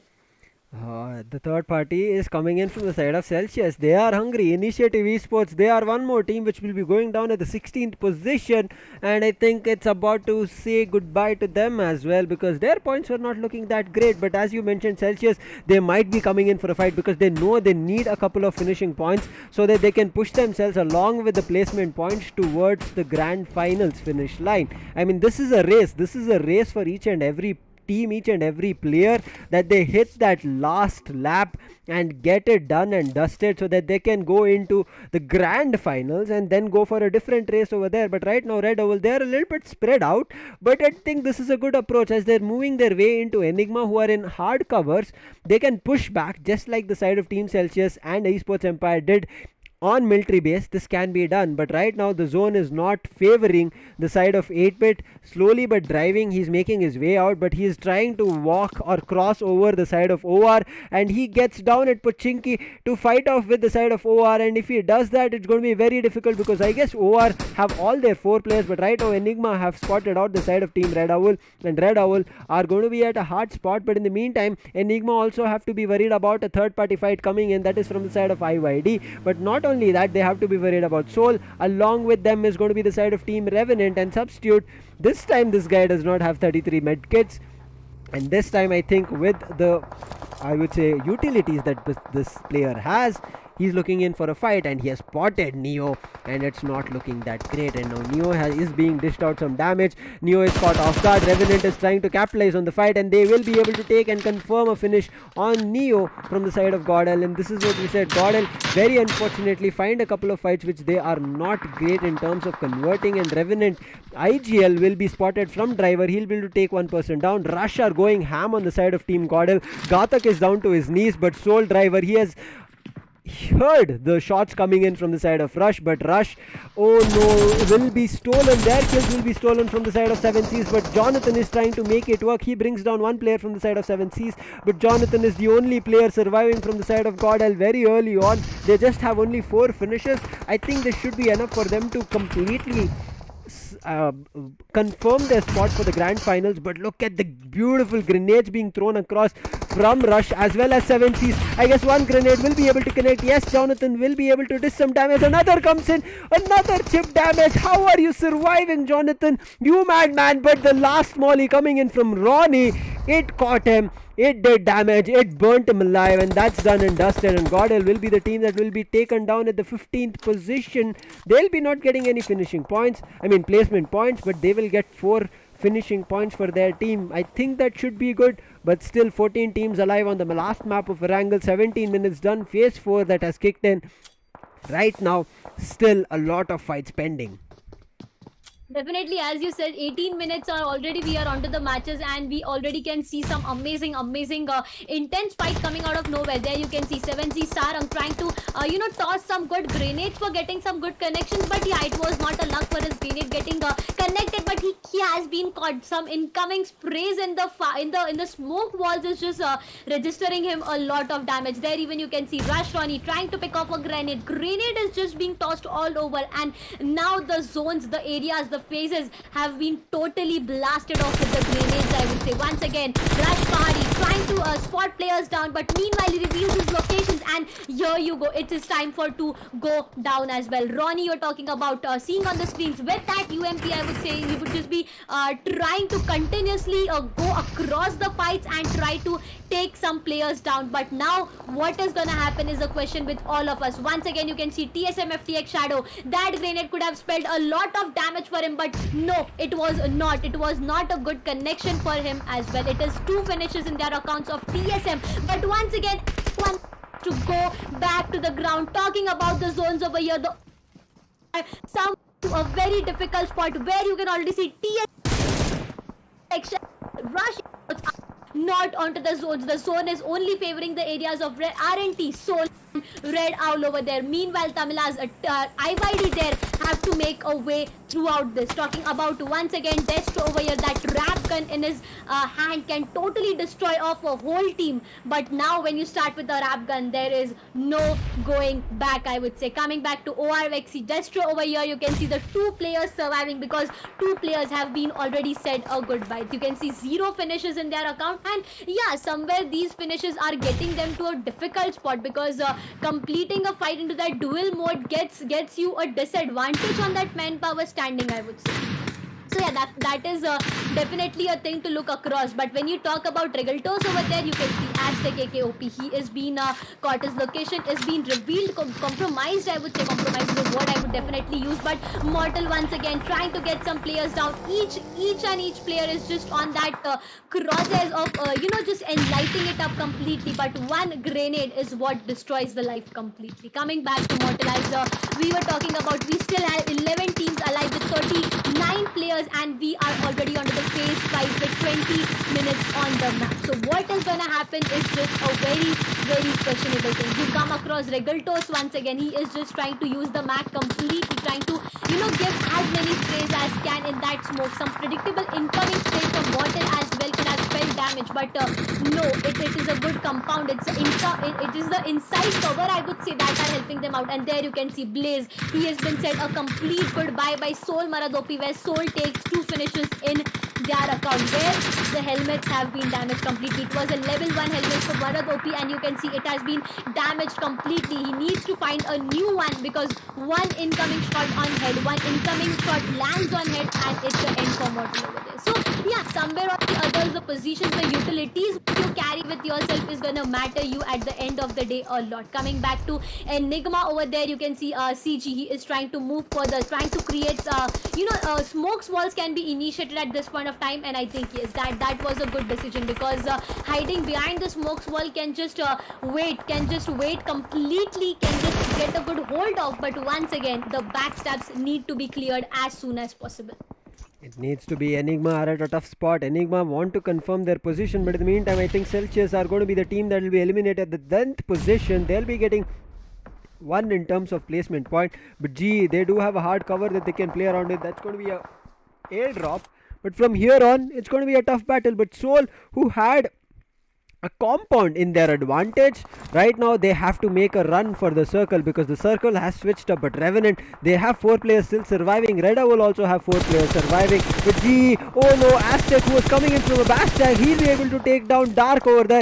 Now Aztec Pradhan, he needs to heal himself up, but he does not. He goes down to the play zone. Very unfortunate. He picks up a fight, but he brings G to be a 2v2. I mean, brings them to a 2-player situation. And right now G did look good, but right now it's not, because 2 players going down, their chance of grasping more finishing points is getting difficult. But with their position revealed, you can see Soul, they want to clear each and every edge of the circle. Iconic feet have been spotted. Damage is being dished out. Soul Driver should be able to get a knock, and he does. And right now Iconic is going to try and save himself with a boulder, but I don't think that's going to work because Soul Driver, he's hungry for the finish. He is looking forward to that, and Fierce is let alone to be survived. And Fierce, if he wants to come out on top, he needs to fight with the whole team of Enigma. in case he needs finishing points. But right now, Redowl and Revenant, they're going ham on the side of Team IYD. I don't think IYD will be surviving long, and IYD will be going down at the 5th position, but IYD are making it work. They're getting a couple of kills. Revenant IGL will be dropping a grenade, beautifully confirming a kill on Redowl's Hopeless, along with Baba Tunde, and also confirming the whole team. So Revenant are looking completely great. IYD are left with only one player, that's going to be Skills. Soul, they're going in for a rotate, they're going in for a closer fight, and they are in the center of the circle. Enigma have a better position here. Enigma have the cue that there is going to be one player who has come into an open area, into a bush, but who is being dished out a lot of damage. I'm not sure from where, but I think it's going to be somebody from the side of Team Soul, because Mortal right now excuse me, so much action happening that Soul Mortal, he is putting down cover beautifully. But right now, Viru, what a SLR connection with a tap coming in. He'll be able to drop Regaltus down to the knees. Yes, he can be revived, but there needs to be a lot more smoke coming in. Mortal put up smokes in a different direction, so Regaltos is far away, but Marudopi, he's making his way in, and Dark, I think he has gone and done and dusted for the side of GE, and they'll be eliminated at the 4th position. Now we are only to the top 3 teams, and all the top 3 teams here, Darshita, have 4 players standing.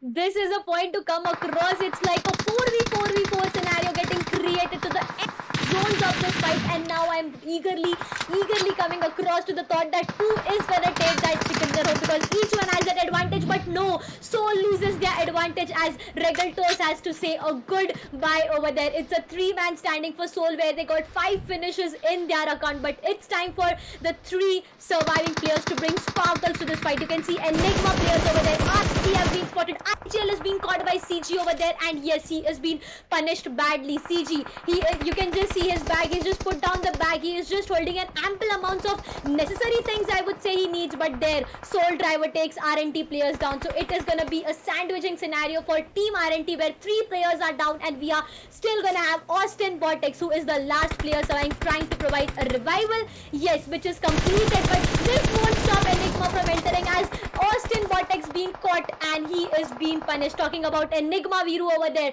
3 finishes in their accounts. The fights are just enlightening it up completely. We are gonna have Soul, Enigma, and RNT to the last zone, where you can see Enigma still needs to mark an entry to the zone. They are still out of the zones, and one grenade from Soul Driver took RNT top dog, completely punished him off badly, and it's a scenario for 4v3 for Team Soul. What do you think, viewers? Can it be Soul who would take this winner chicken dinner, as Team Enigma is hamming it very aggressively onto the sides of Soul? It is really a very difficult scenario for Team Soul to get out of this fight, but you can see Driver, he is down onto his belly. He is trying to move further. He's trying to put Enigma to a difficult scenario, and there you go.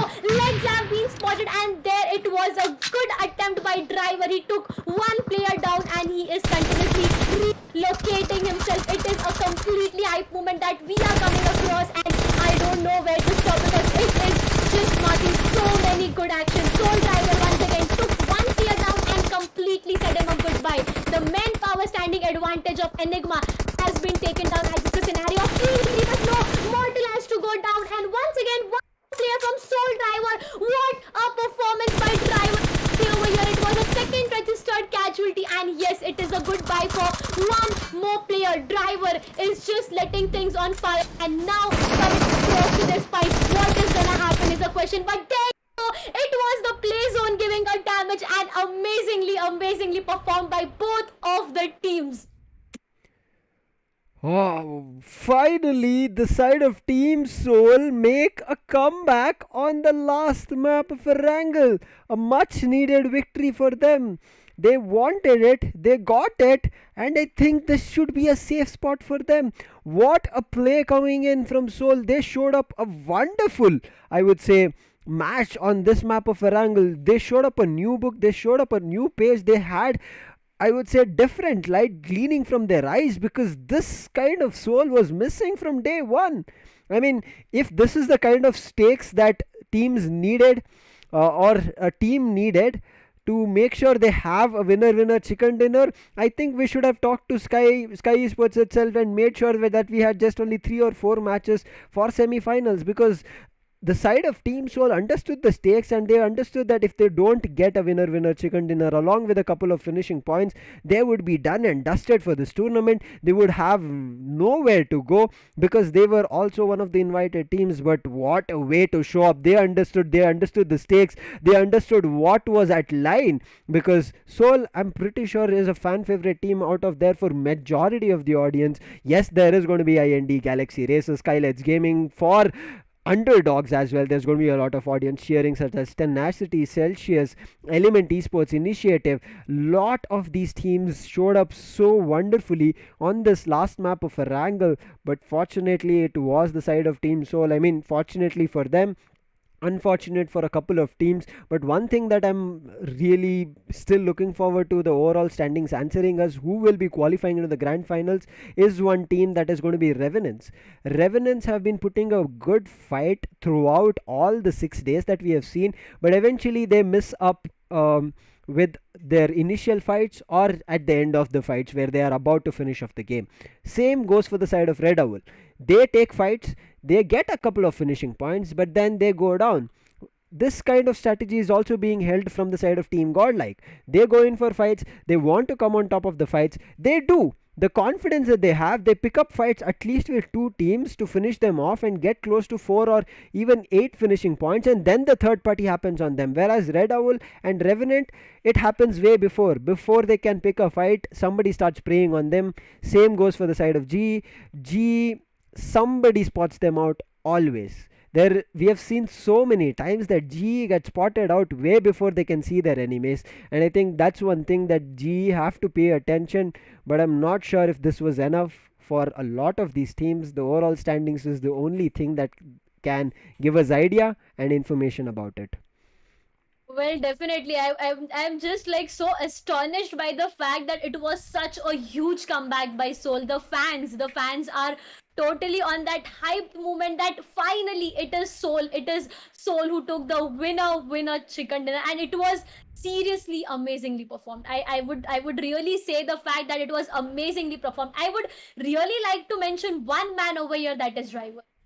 The man of his words, the man of his serious words, because that 2 knockouts, the 2 casualties registered by that man just were so amazing. The comment section has been totally enlightened by so many hearts coming across over here, and the fans are really going crazy to the fact that the last match was a amazing one. But here I would like to mention about GodLike. I would like to mention about GlobalEsports, GodLike, as these were the teams we were talking about a while ago. Third parties, getting third party is what is getting them into a difficult spot. And now when you come across the last map, all we are excited is about the overall standings. I know everyone is really excited to the fact to come across the overall standing, but it was an amazing match. What performance did we just come across was amazing. I was literally standing shouting on my chair. I was not knowing what am I doing. I was hyped up into the match over here. It was seriously amazing to look across players coming just playing amazingly. They this proved that the time they have, that the between time they have, they use it well. They re-strategize it amazingly. They make sure that the next match is the last match and the last chance. And when it is about the last chance, Team Soul rocked it. They just rocked it completely.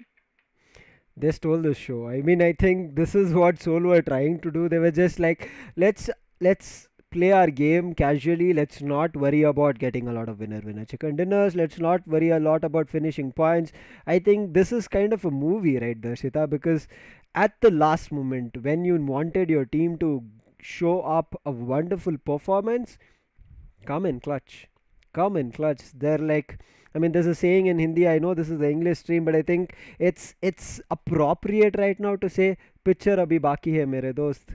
That saying is going to play a huge role here, because Soul, what a performance they managed to do. It was wonderful. The fights that they picked up, the way they moved into the zone. You saw Mortal was using cover so beautifully. He was throwing smoke grenades everywhere so that his team can advance into the circle.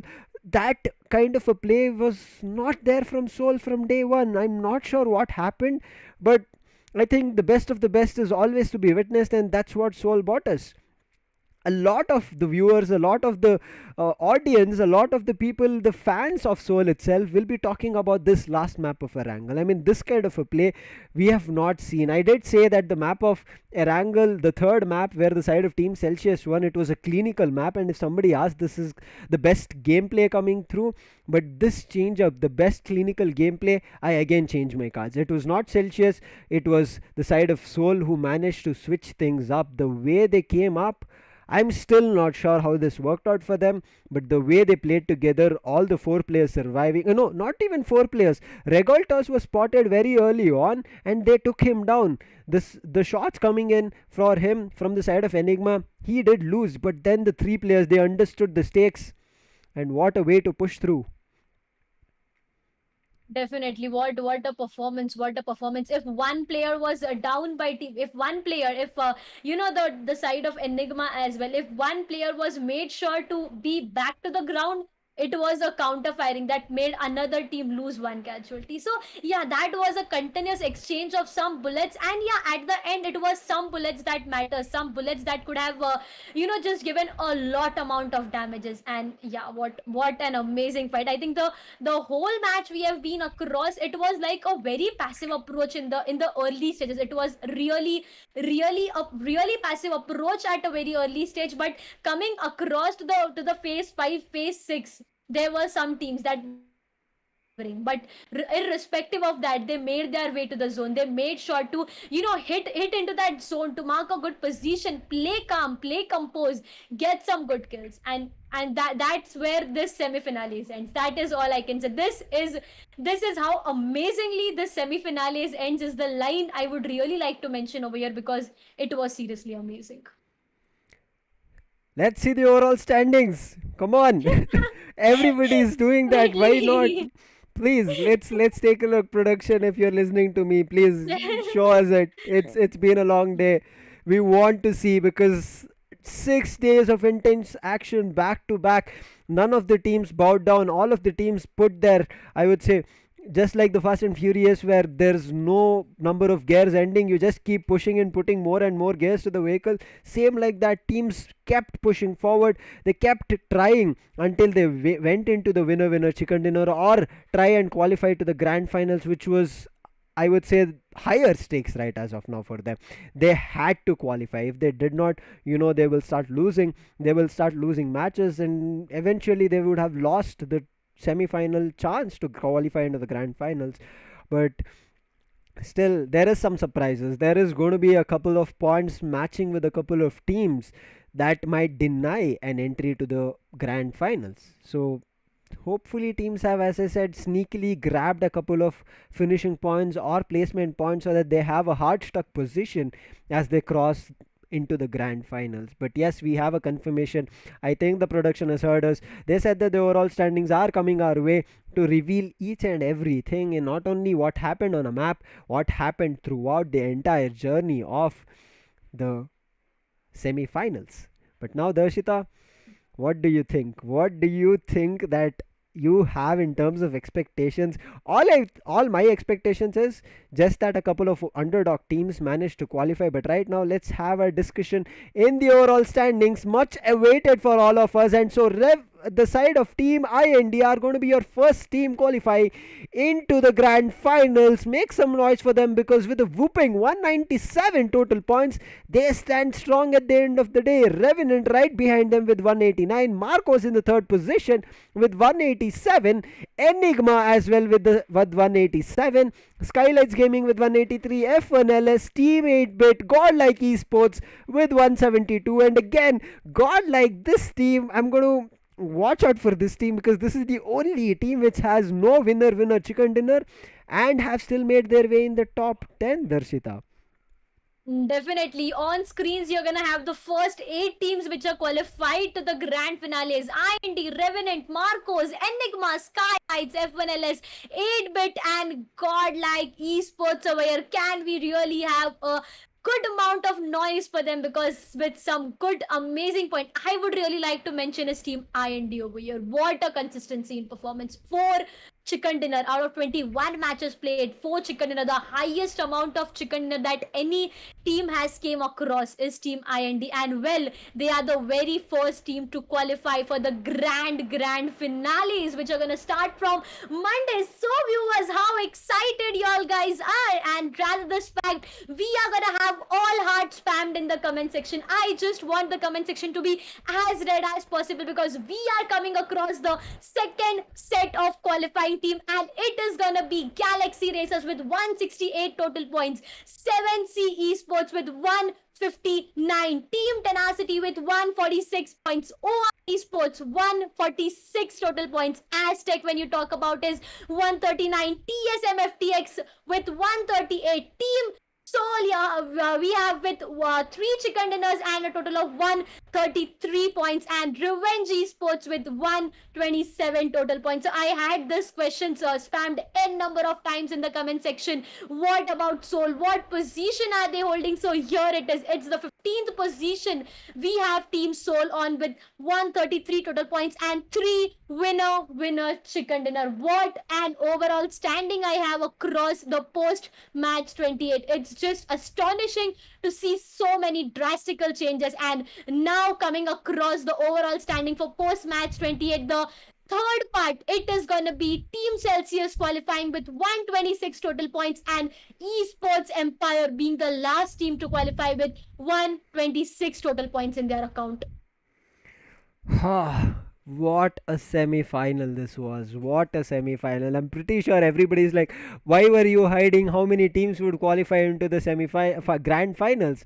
I mean, why not? I mean, you have something to look forward to. You will always be hyped towards it, and this was a secret kept from us as well as casters. Okay? So we are in the same vehicle together. But right now, the teams which we have to say all the best and good luck from here on. They did put their best foot forward. It's going to be the side of GlobalEsports, Rush Esports, Redowl Gaming, Team IYD, Element Esports, and Initiative Esports. It's a hard luck, great try coming in, but it does happen. There's just a couple of points that you can just win with or qualify with.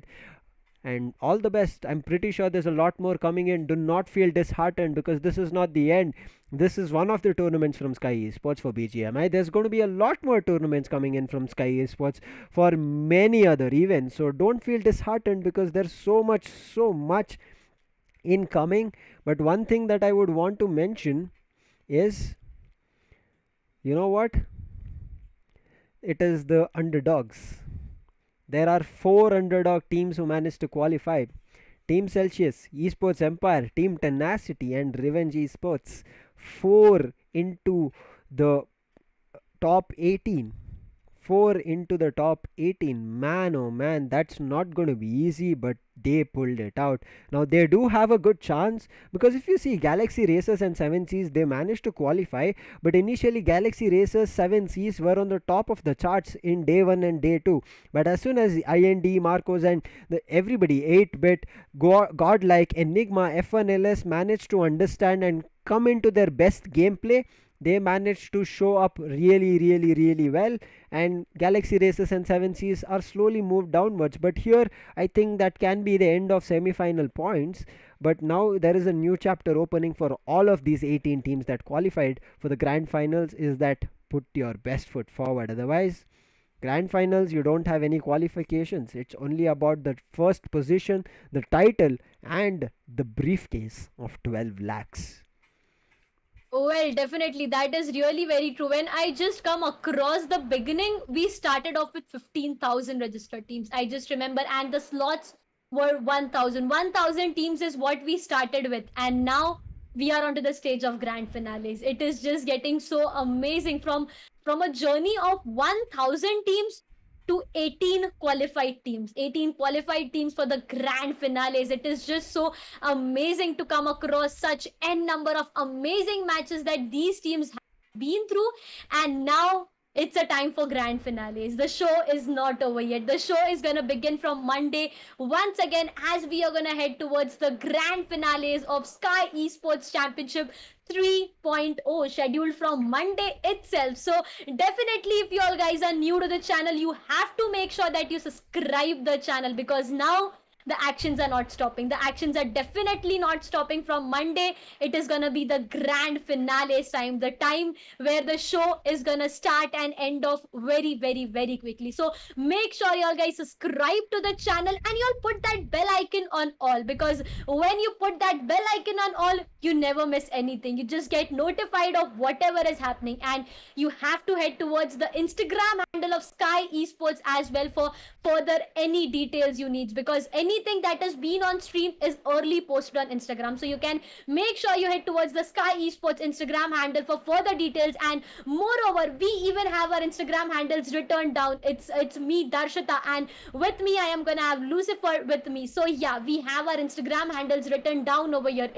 If y'all guys have any question regarding us, if y'all guys want to contact us, y'all can contact us with our Instagram handles given there. But once again, for the last time in the semifinales, can we head towards the prize pool split up, the amazing, amazing prize pool split up that we really have on our screen? The first prize is of 12 lakhs over here. Coming back to the second, 5 lakhs, 3 lakhs, bagging up with the fourth and fifth position, that is going to be 1 lakh each.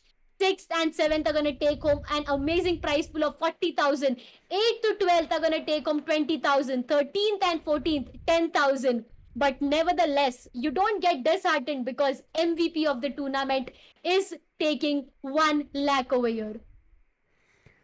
Again, as Darshita mentioned, teams that have qualified, all the best, because the journey doesn't stop. You are now one step closer to the prizes right in front of our screens. This is what the teams will be battling right now from here onwards.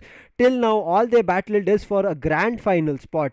Now that they've got the grand final spot, they have to battle for this prize. Whether they place first or whether they place 14th, it depends on how they play. All of them have chance of giving them some amount of cash prize, but teams placing from 15th to 18th, they'll be walking away with nothing. So again, there is still a lot at stakes, not just the big prize pool of 12 lakhs, I mean big prize of 12 lakhs for the first team, but a lot more in terms of packing, so that they can make sure that the grand finalist champions are their own respective teams. I'm not going to take any names, I'm not going to do that, because as I said, BGMI is completely unpredictable. Whoever managed to keep up their first position in semifinals might not be the team taking away the champions trophy. I am not jinxing it, I'm not meaning this, but I'm saying that as unpredictable as BGMI is, it is always the same. You don't know what and how things can take place. It will always switch day in and day out. But right now, as Darshita mentioned initially, it does bring us to a bye. It is done and dusted. Semifinals are done. Make sure you hit the like and subscribe button along with the bell icon, because we'll be coming back live on Monday. But this is me, Lucifer, along with Darshita, in case you want to talk to us, as she mentioned, Instagram handles right below us. And for all quick updates and also the top fraggers, I'm pretty sure you guys will be interested in knowing, head over to our Instagram page at the rate Skyesports Gaming, and you will have all the information needed there about the overall standings. If you like to take a look at it again, if you want to reshare it congratulating your teams, you can do that as well, as we post it on our Instagram. But until then, as I said, this is going to be me, Lucifer, along with Darshita, on behalf of Dr. Dang as well, who had joined us early on, saying good evening, have a great day, have a great weekend as well, but make sure you're back with us for the grand finals. Until then, take care, have a great evening, see ya.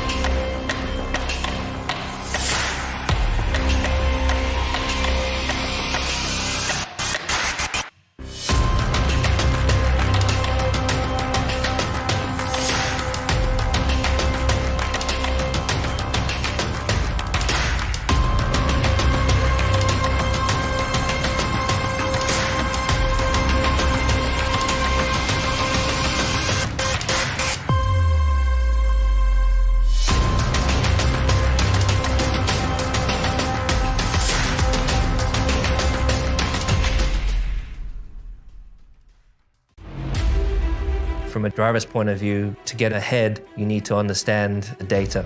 I have over 20 buttons on my steering wheel that have a direct link to how the car behaves. So I'm studying that in the background on computers all the time. I'm super grateful that we have AMD with us. It's a huge asset for us. When we come back into the garage, the car downloads and the data pops up on my screen. The faster we can get that, the faster I can analyze it and the faster I can get back out there.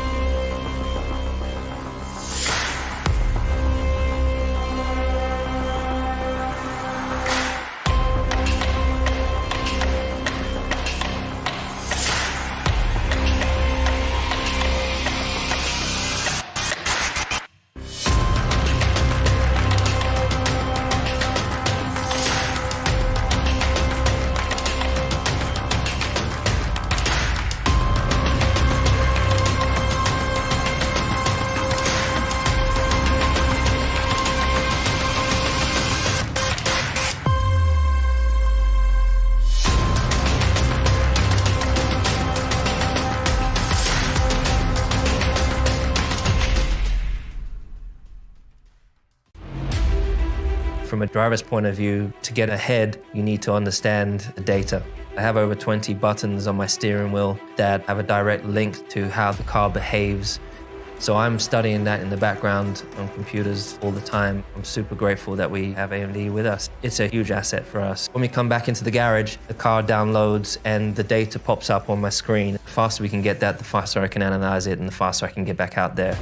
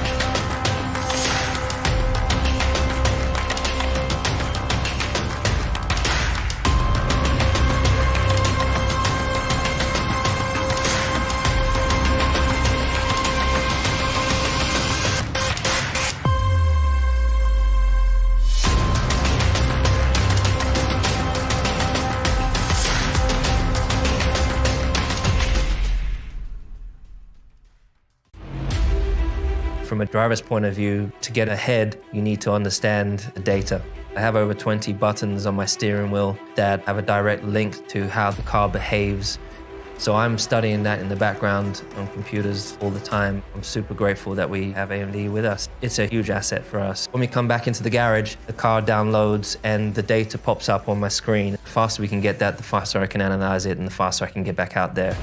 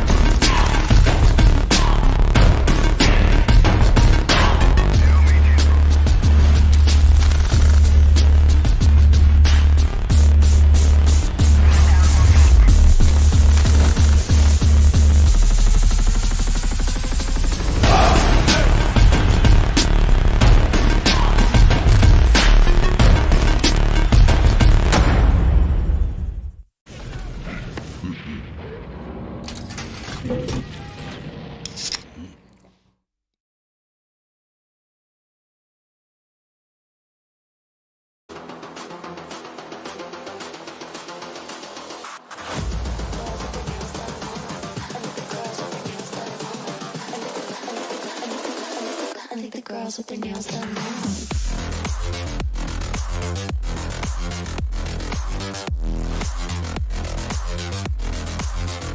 Girls with their nails done. I like the girls with their nails done.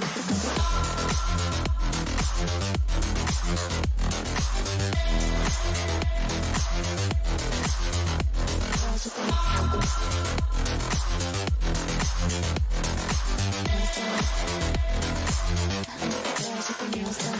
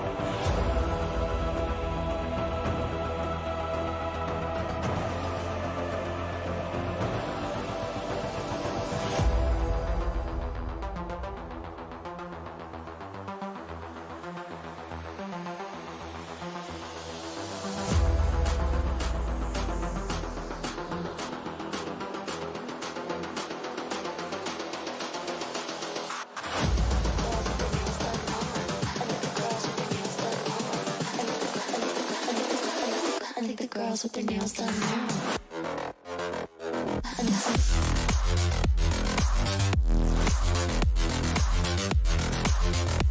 Girls with their nails done. I think the girls with their nails done.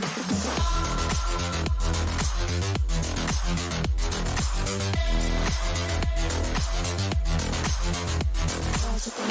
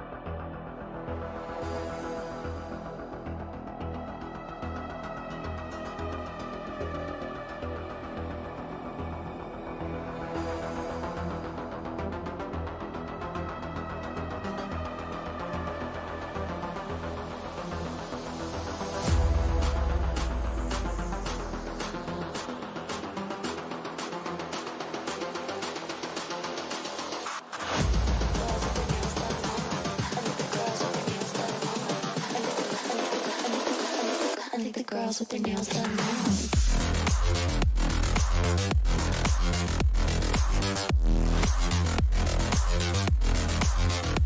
Girls with their nails done. I like the girls with their nails done.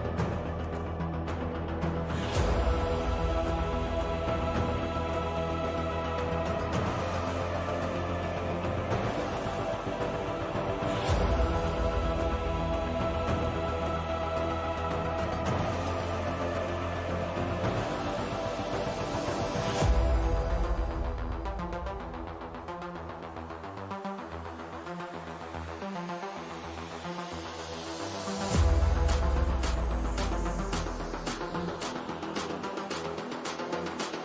nails done. I think the girls with their nails done now.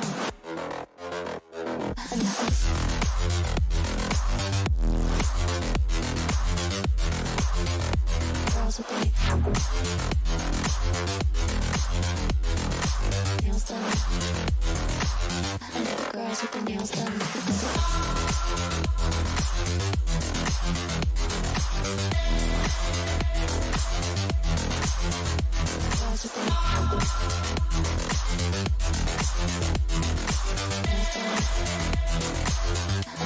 with their nails done.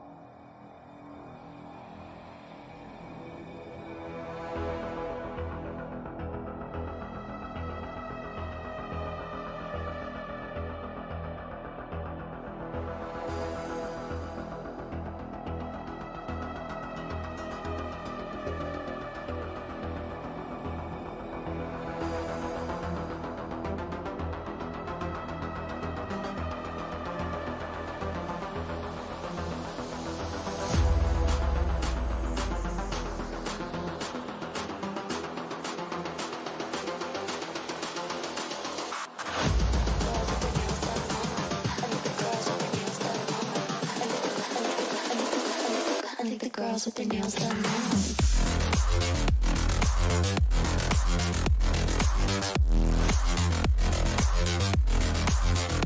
Girls with their nails done. I think the girls with their nails done.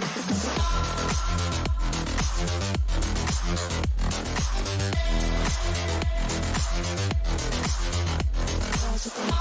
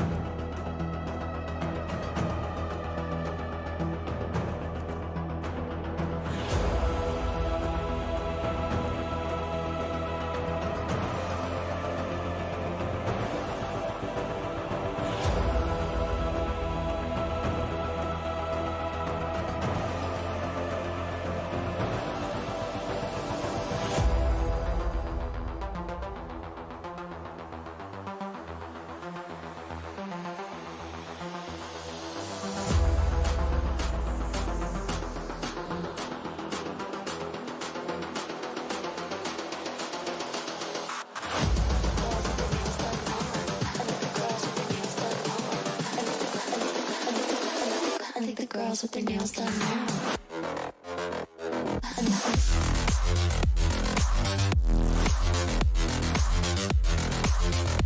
Girls with their nails done. Girls with their nails done.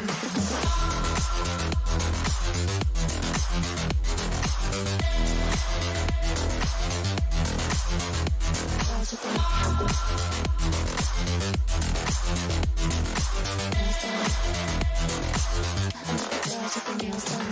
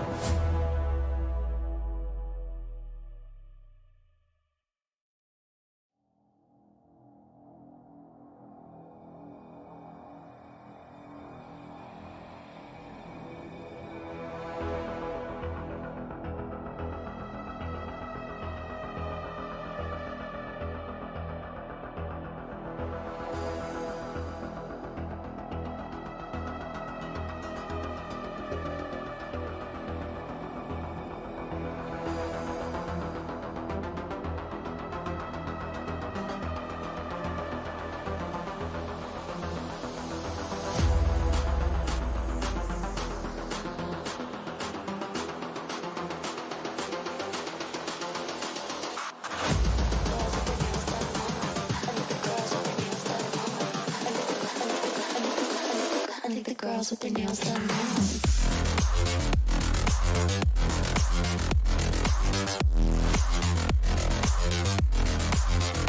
Girls with their nails done. I think the girls with their nails done.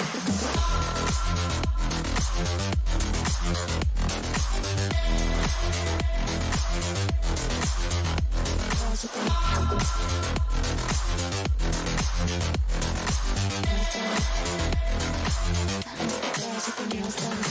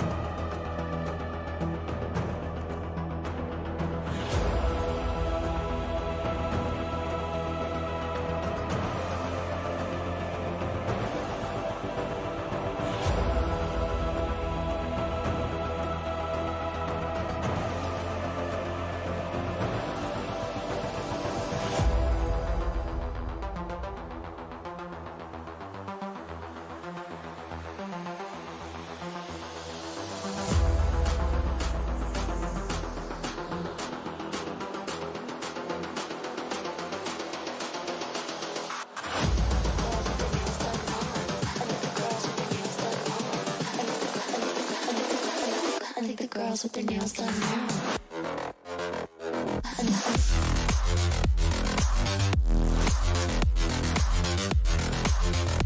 Girls with their nails done. I think the girls with their nails done.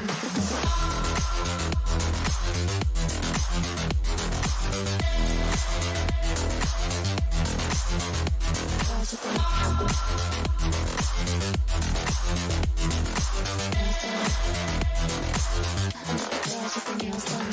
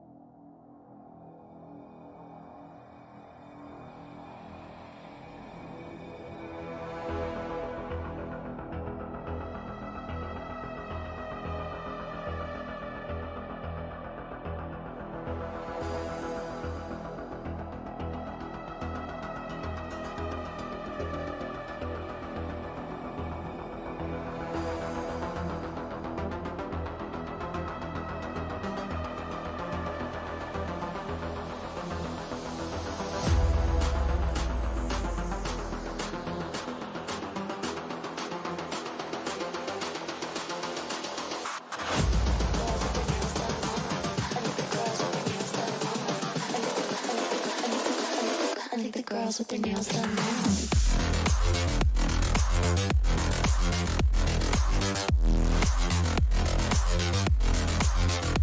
Girls with their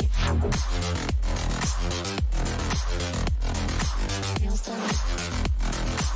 I like the girls with their nails done.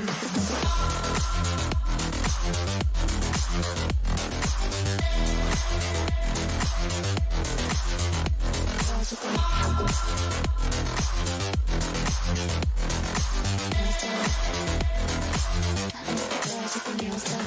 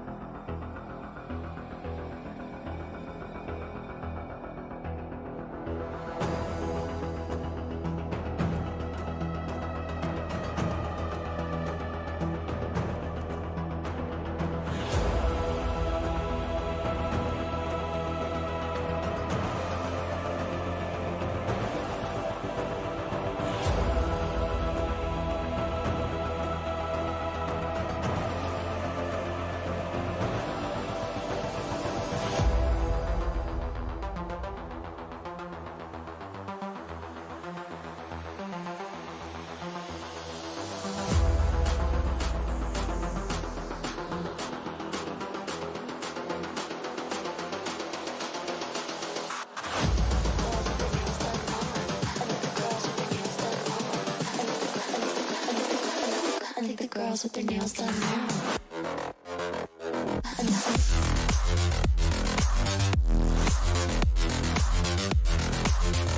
girls with their nails done now. Girls with their nails done. I like the girls with their nails done.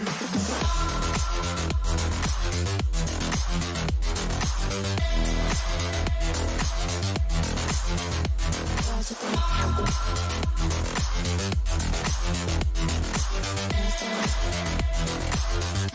girls with their nails done.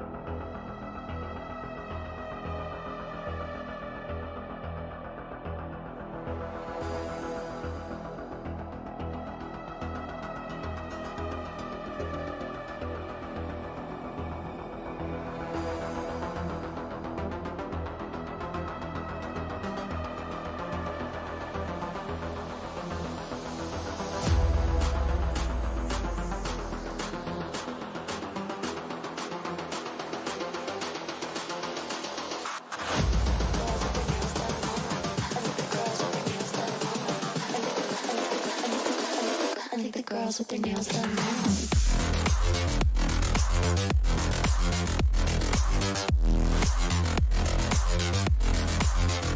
Girls with their nails done. I like the girls with their nails done.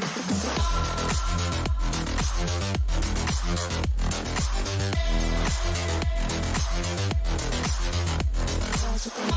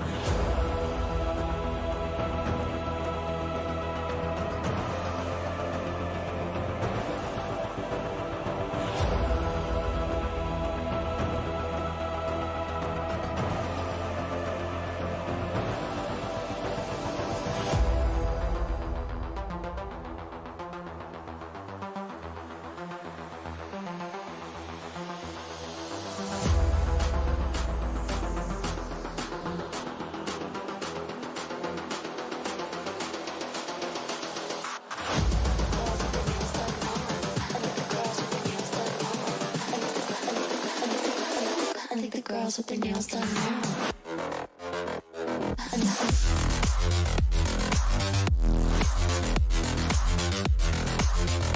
Girls with their nails done. Girls with their nails done.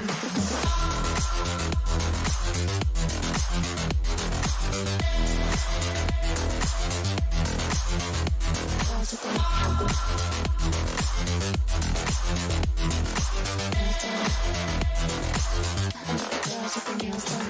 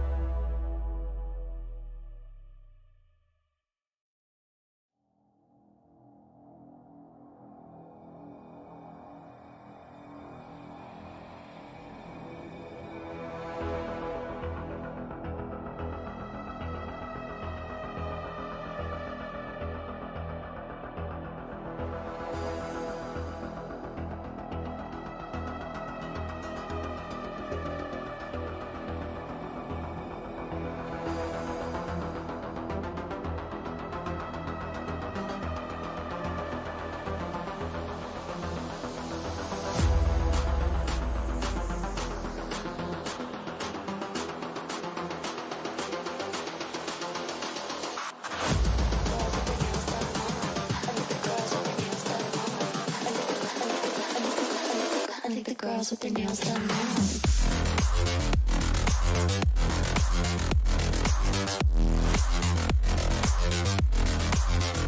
Girls with their nails done. I think the girls with their nails done.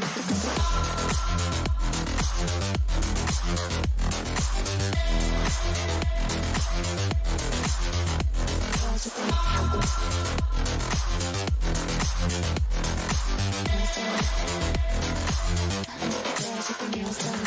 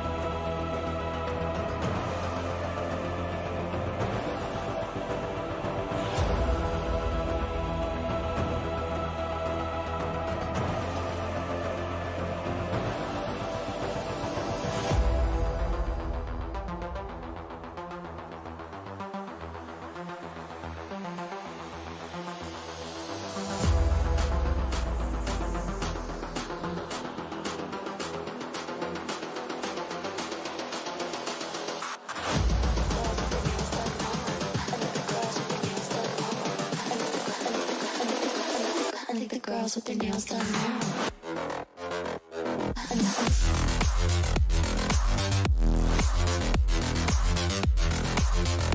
Girls with their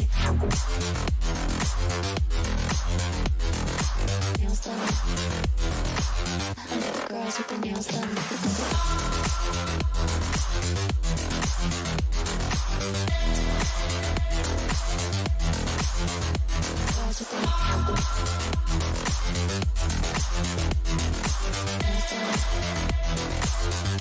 Girls with their nails done.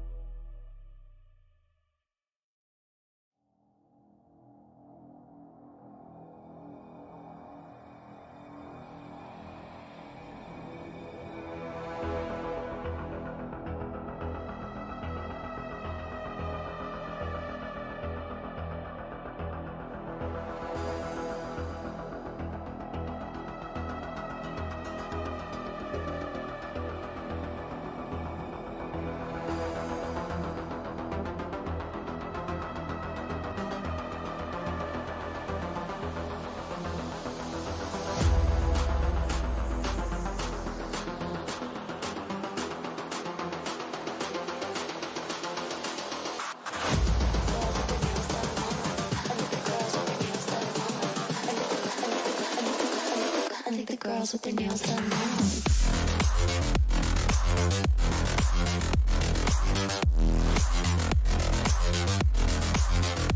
Girls with their nails done. I like the girls with their nails done.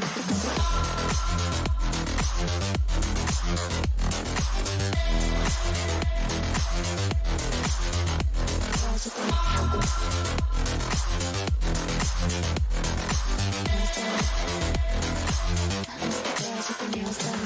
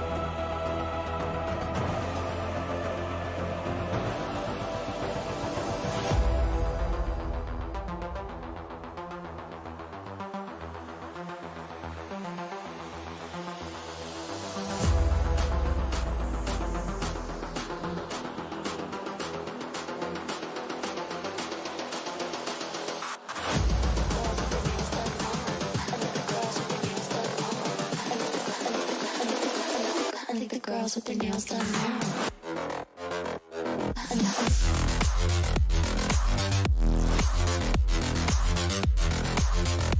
Girls with their nails done. I think the girls with their nails done.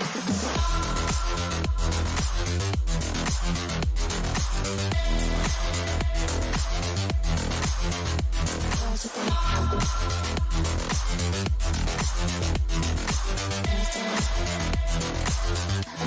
with their nails done.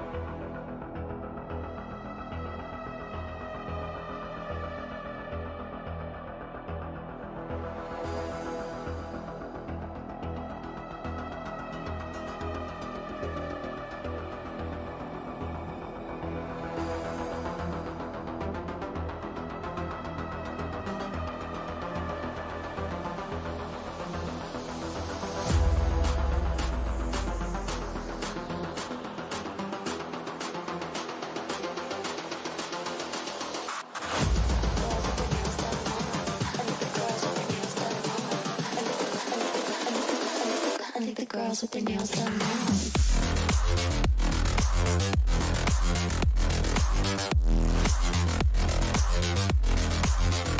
Girls with their nails done. I think the girls with their nails done.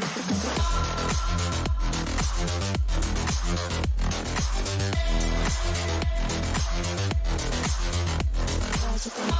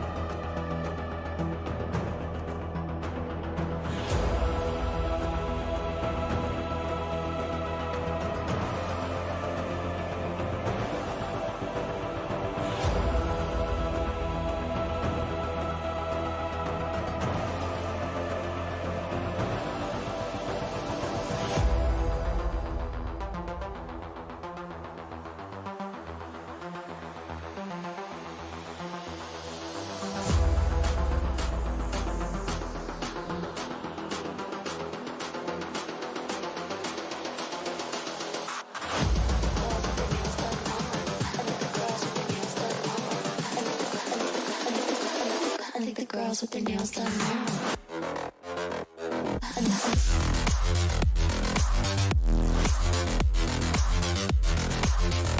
Girls with their nails done. Girls with their nails done.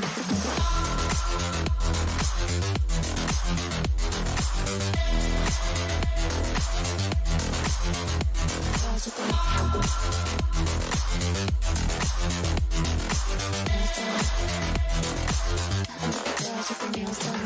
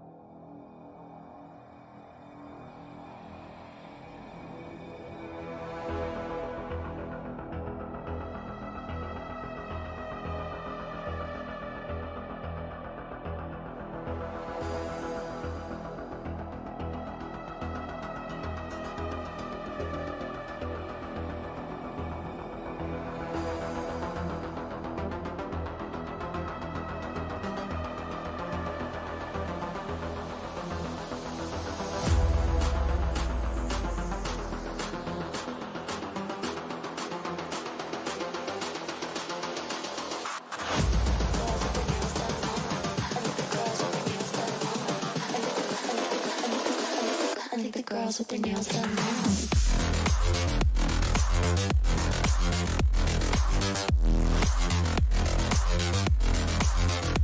Girls with their nails done. I think the girls with their nails done.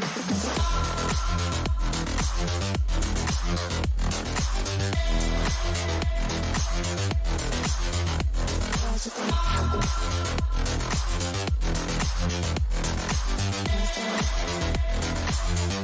girls with their nails done.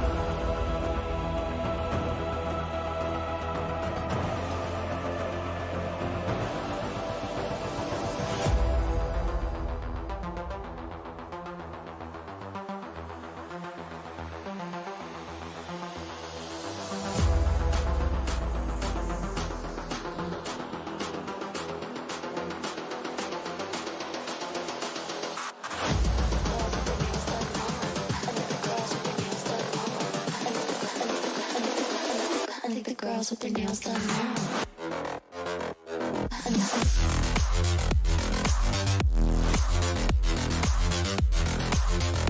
Girls with their nails done. I think the girls with their nails done.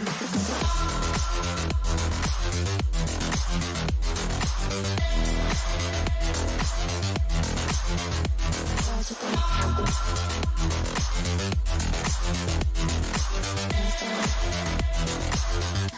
girls with their nails done now.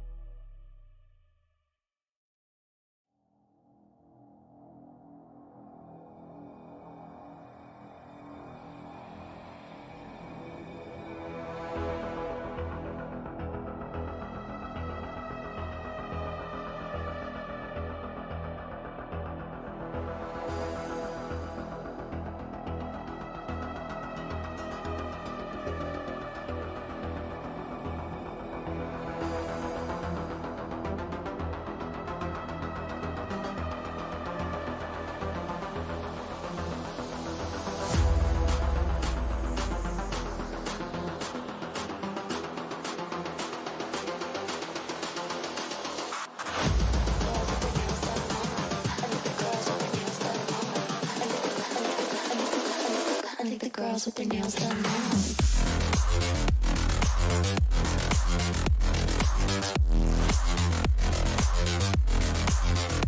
Girls with their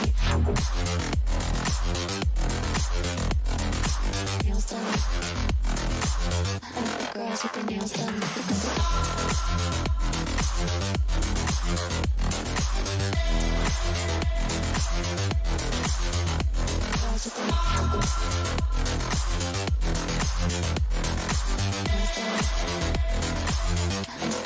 Girls with their nails done.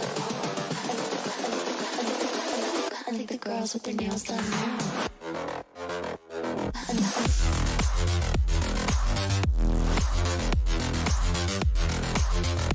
Girls with their nails done. I like the girls with their nails done.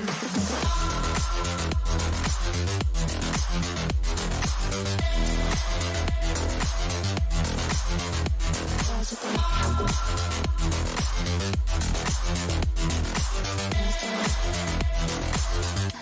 girls with their nails done now.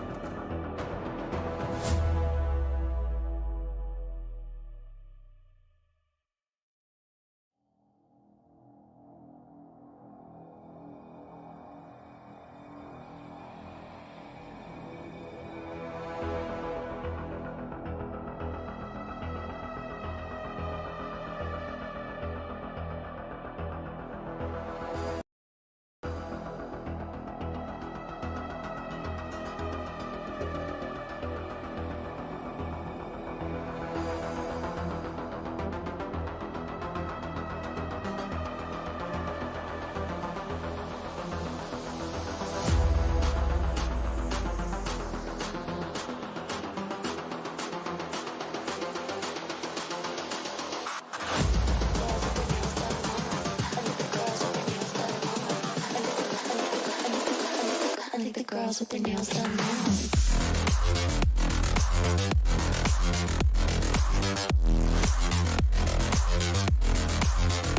Girls with their nails done. I like the girls with their nails done.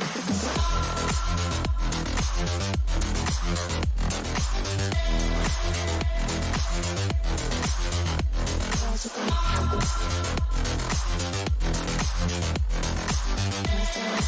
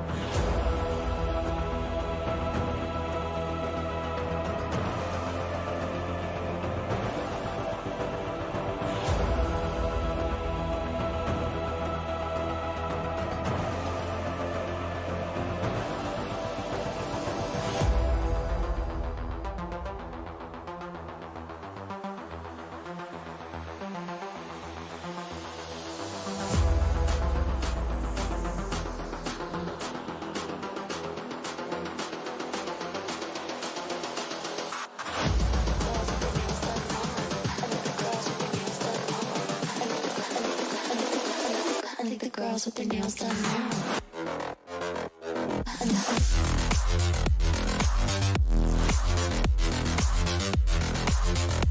Girls with their nails done. Girls with their nails done.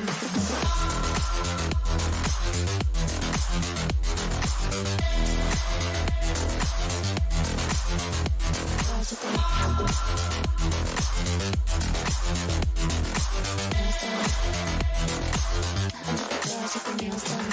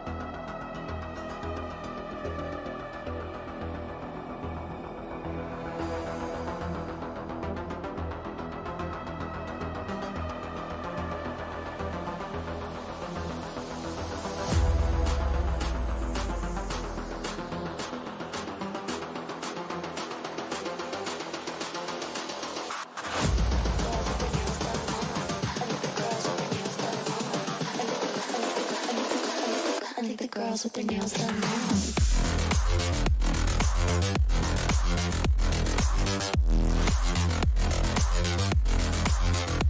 Girls with their nails done. I think the girls with their nails done. Girls with their nails done.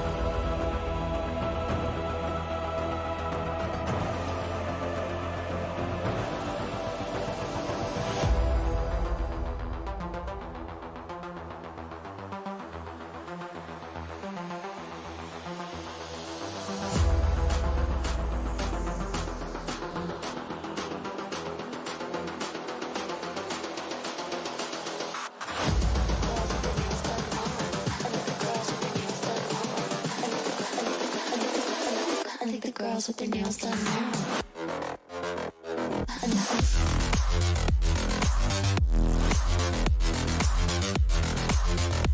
Girls with their nails done. I think the girls with their nails done.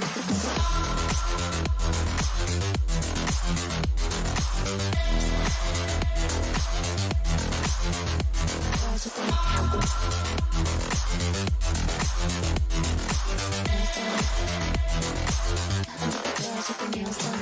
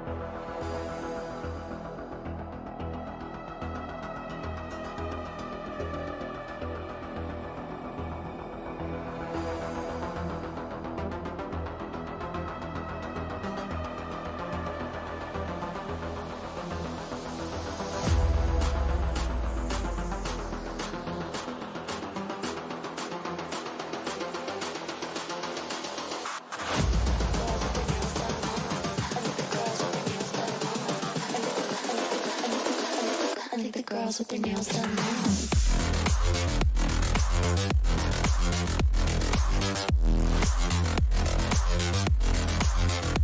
Girls with their nails done. I like the girls with their nails done.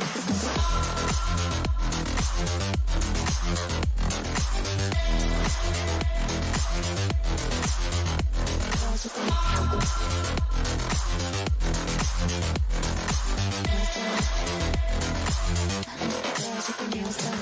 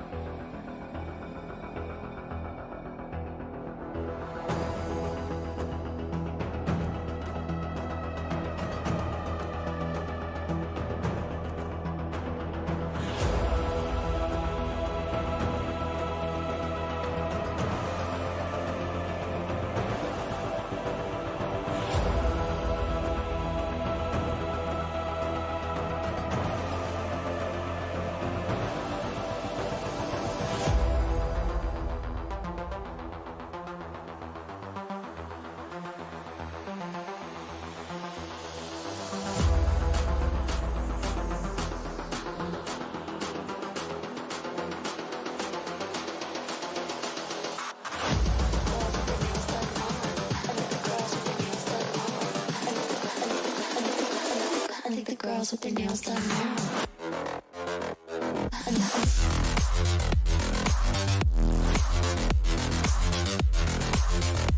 Girls with their nails done.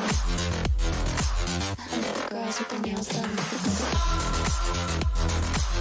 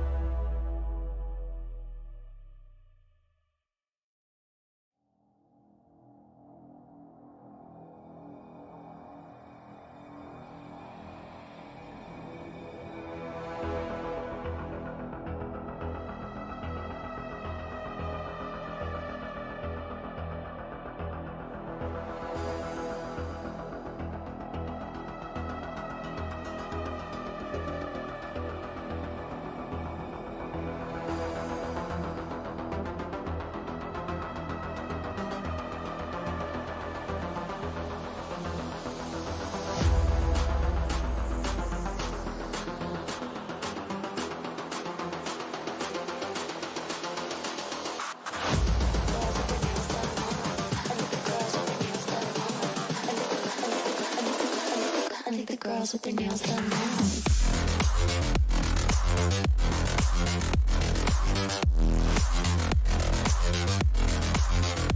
Girls with their nails done. I think the girls with their nails done.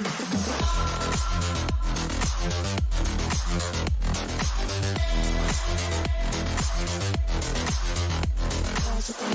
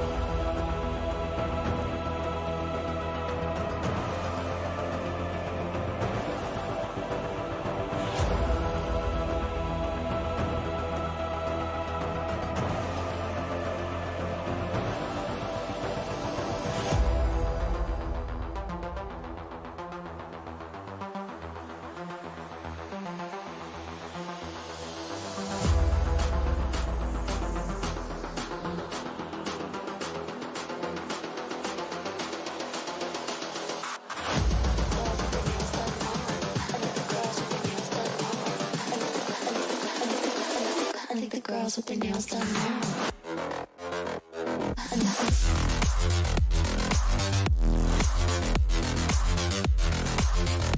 Girls with their nails done. Girls with their nails done.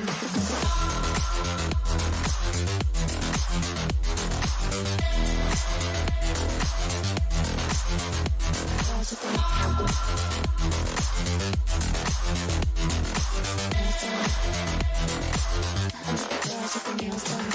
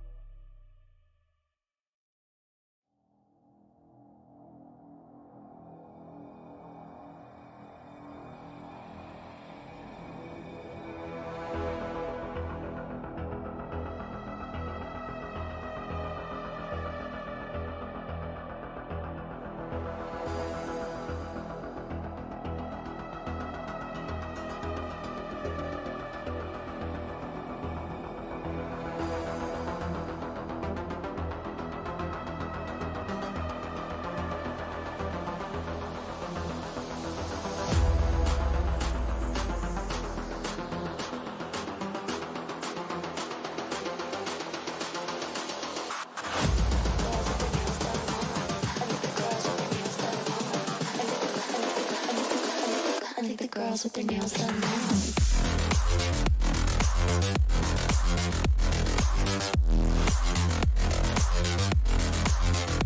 Girls with their nails done. I think the girls with their nails done. Girls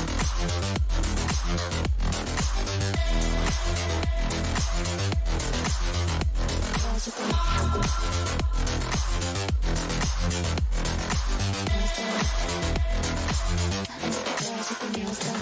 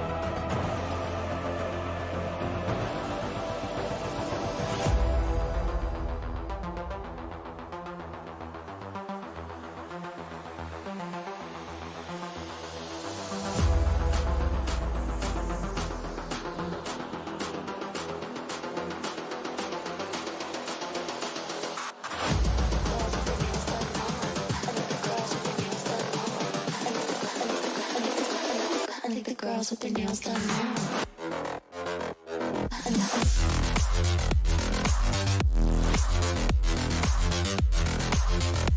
Girls with their nails done. I think the girls with their nails done.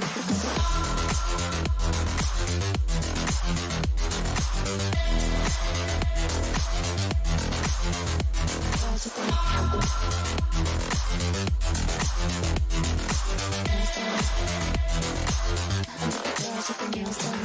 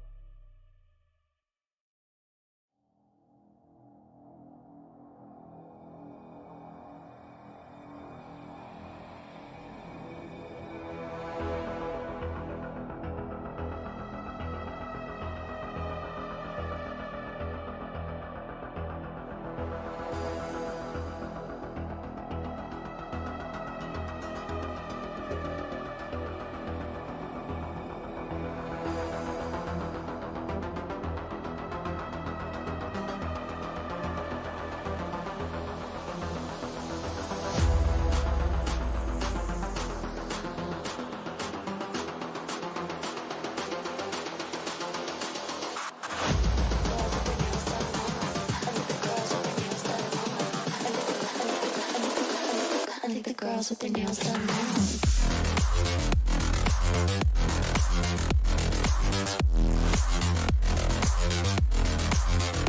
Girls with their nails done.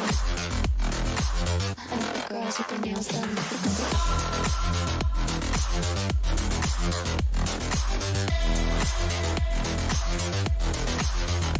Girls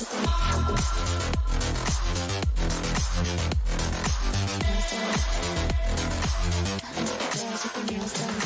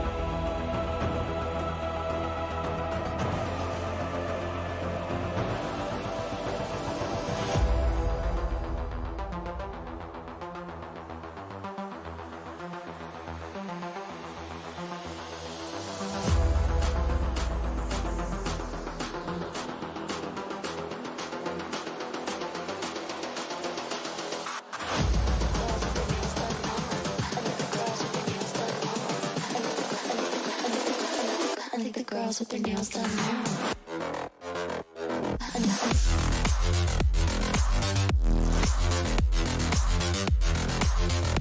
Girls with their nails done. I think the girls with their nails done.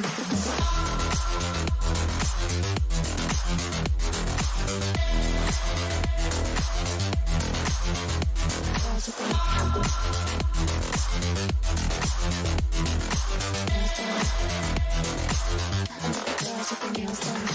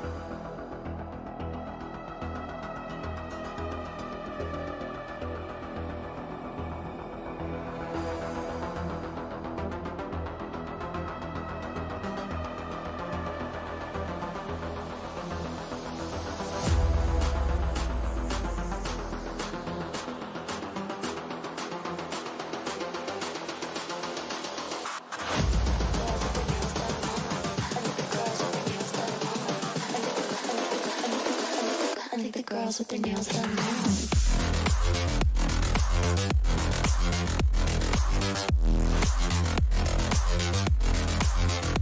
Girls with their nails done. I think the girls with their nails done.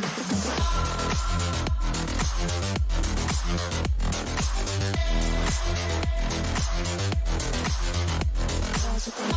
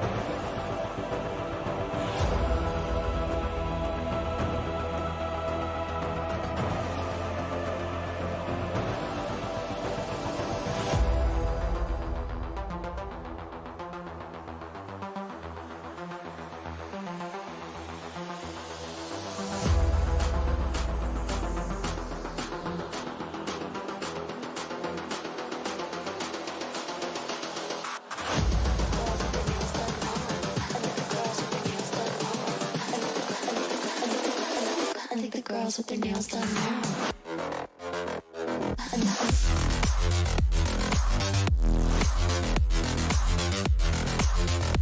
Girls with their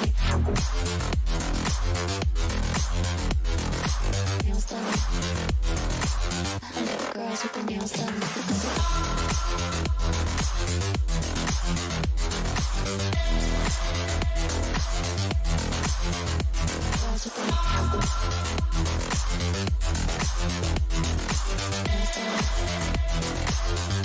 Girls with their nails done.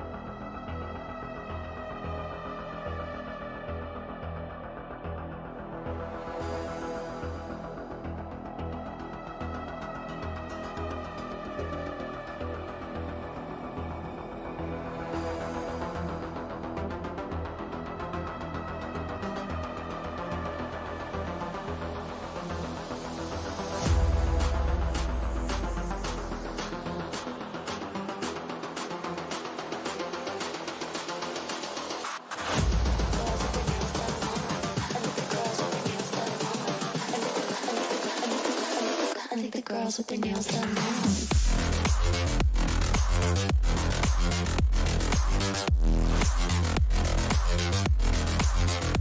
Girls with their nails done. I think the girls with their nails done.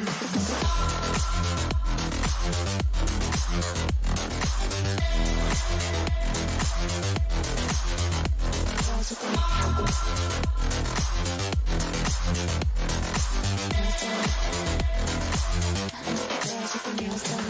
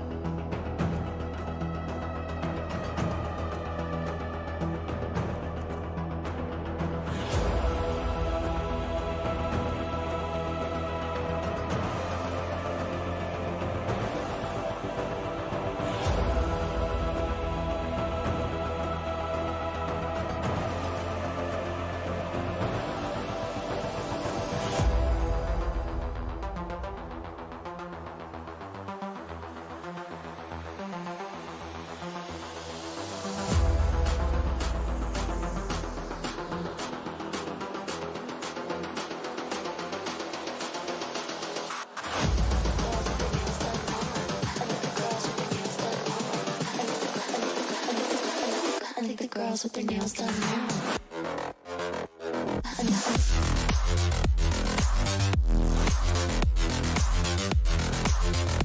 Girls with their nails done. I think the girls with their nails done.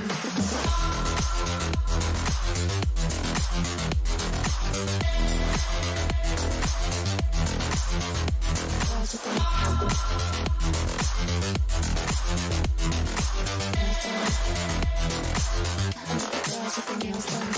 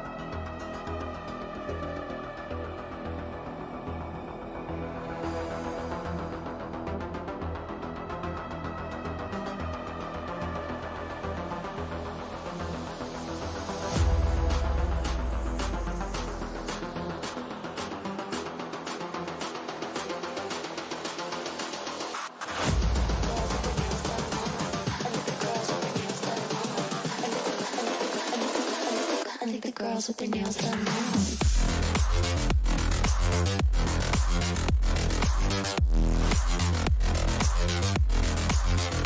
Girls with their nails done. I like the girls with their nails done.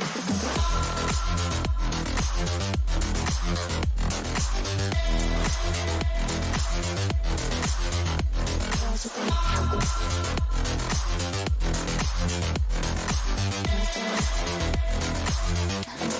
their nails done.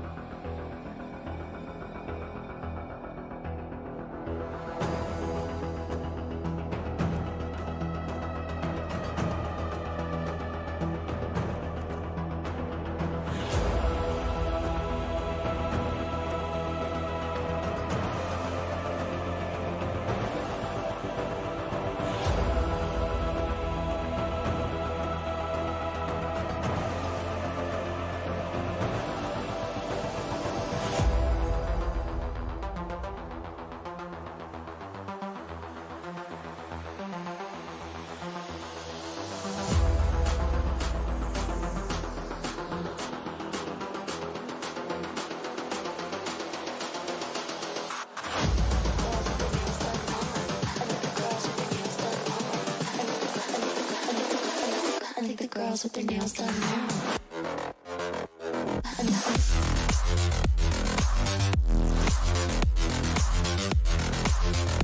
Girls with their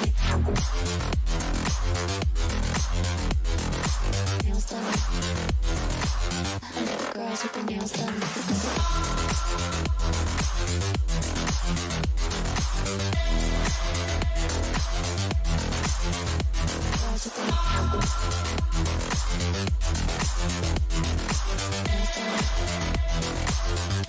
Girls with their nails done.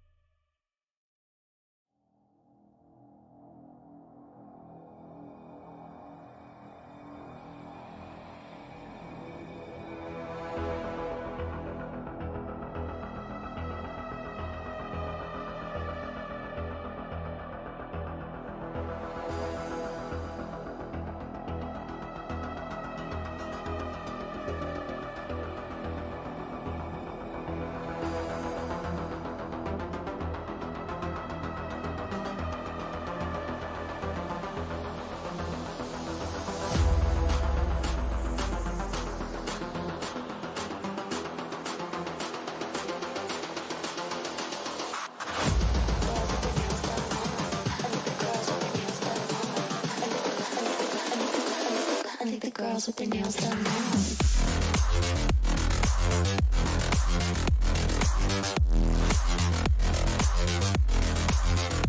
Girls with their nails done. I like the girls with their nails done.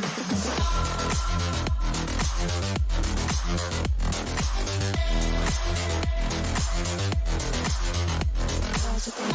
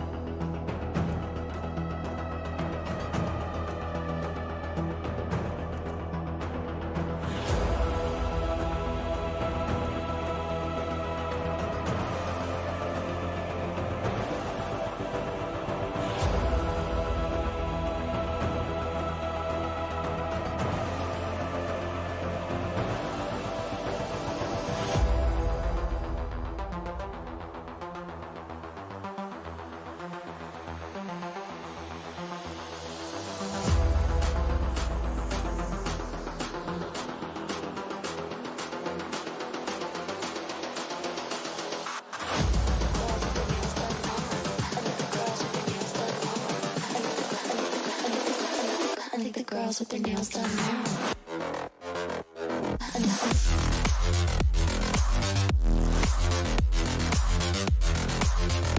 Girls with their nails done. Girls with their nails done.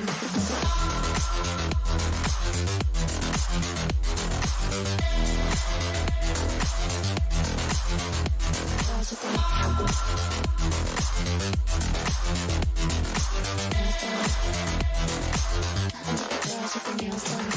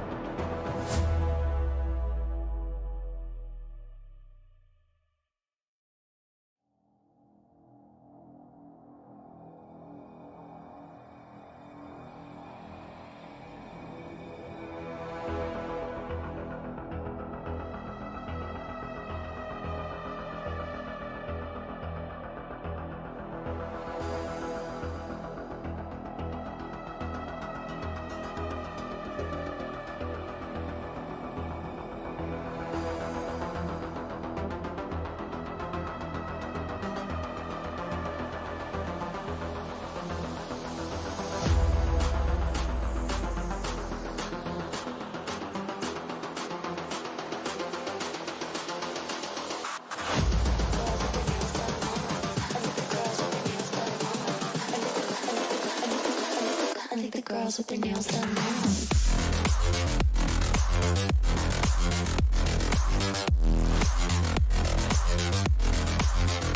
Girls with their nails done. I think the girls with their nails done.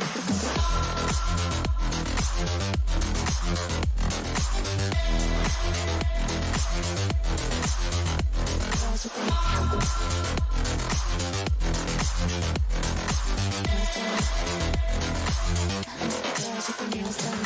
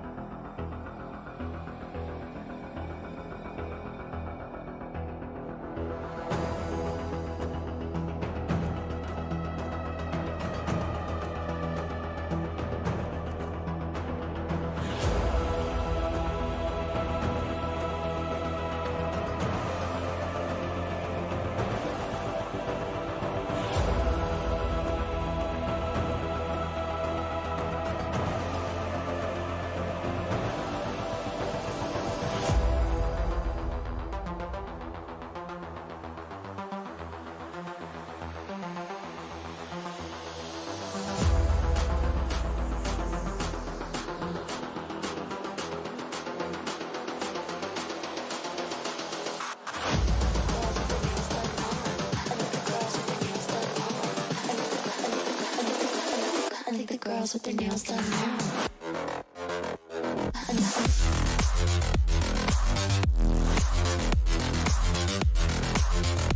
Girls with their nails done. I think the girls with their nails done.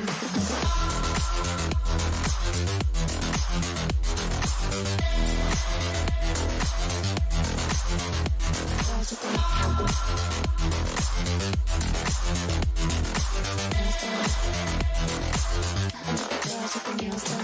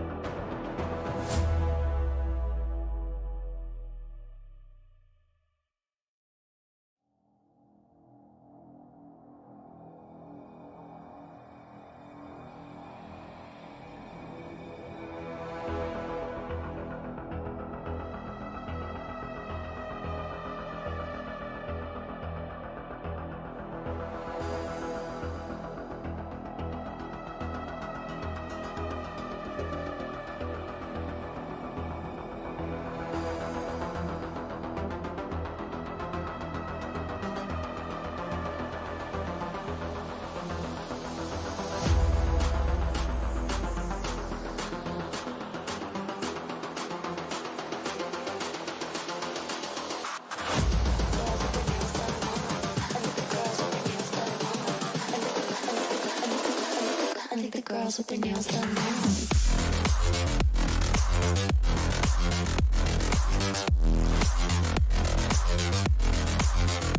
Girls with their nails done. I like the girls with their nails done.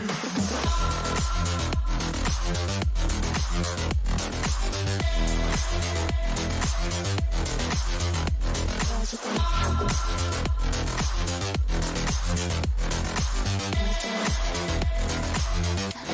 with their nails done.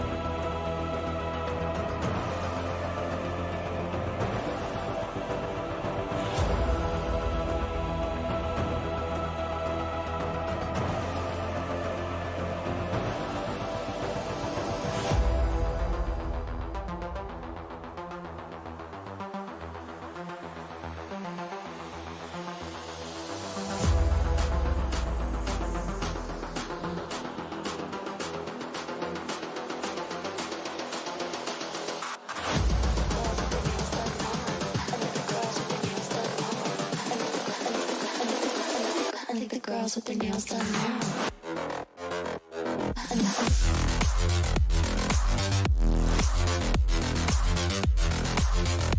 Girls with their nails done. I like the girls with their nails done.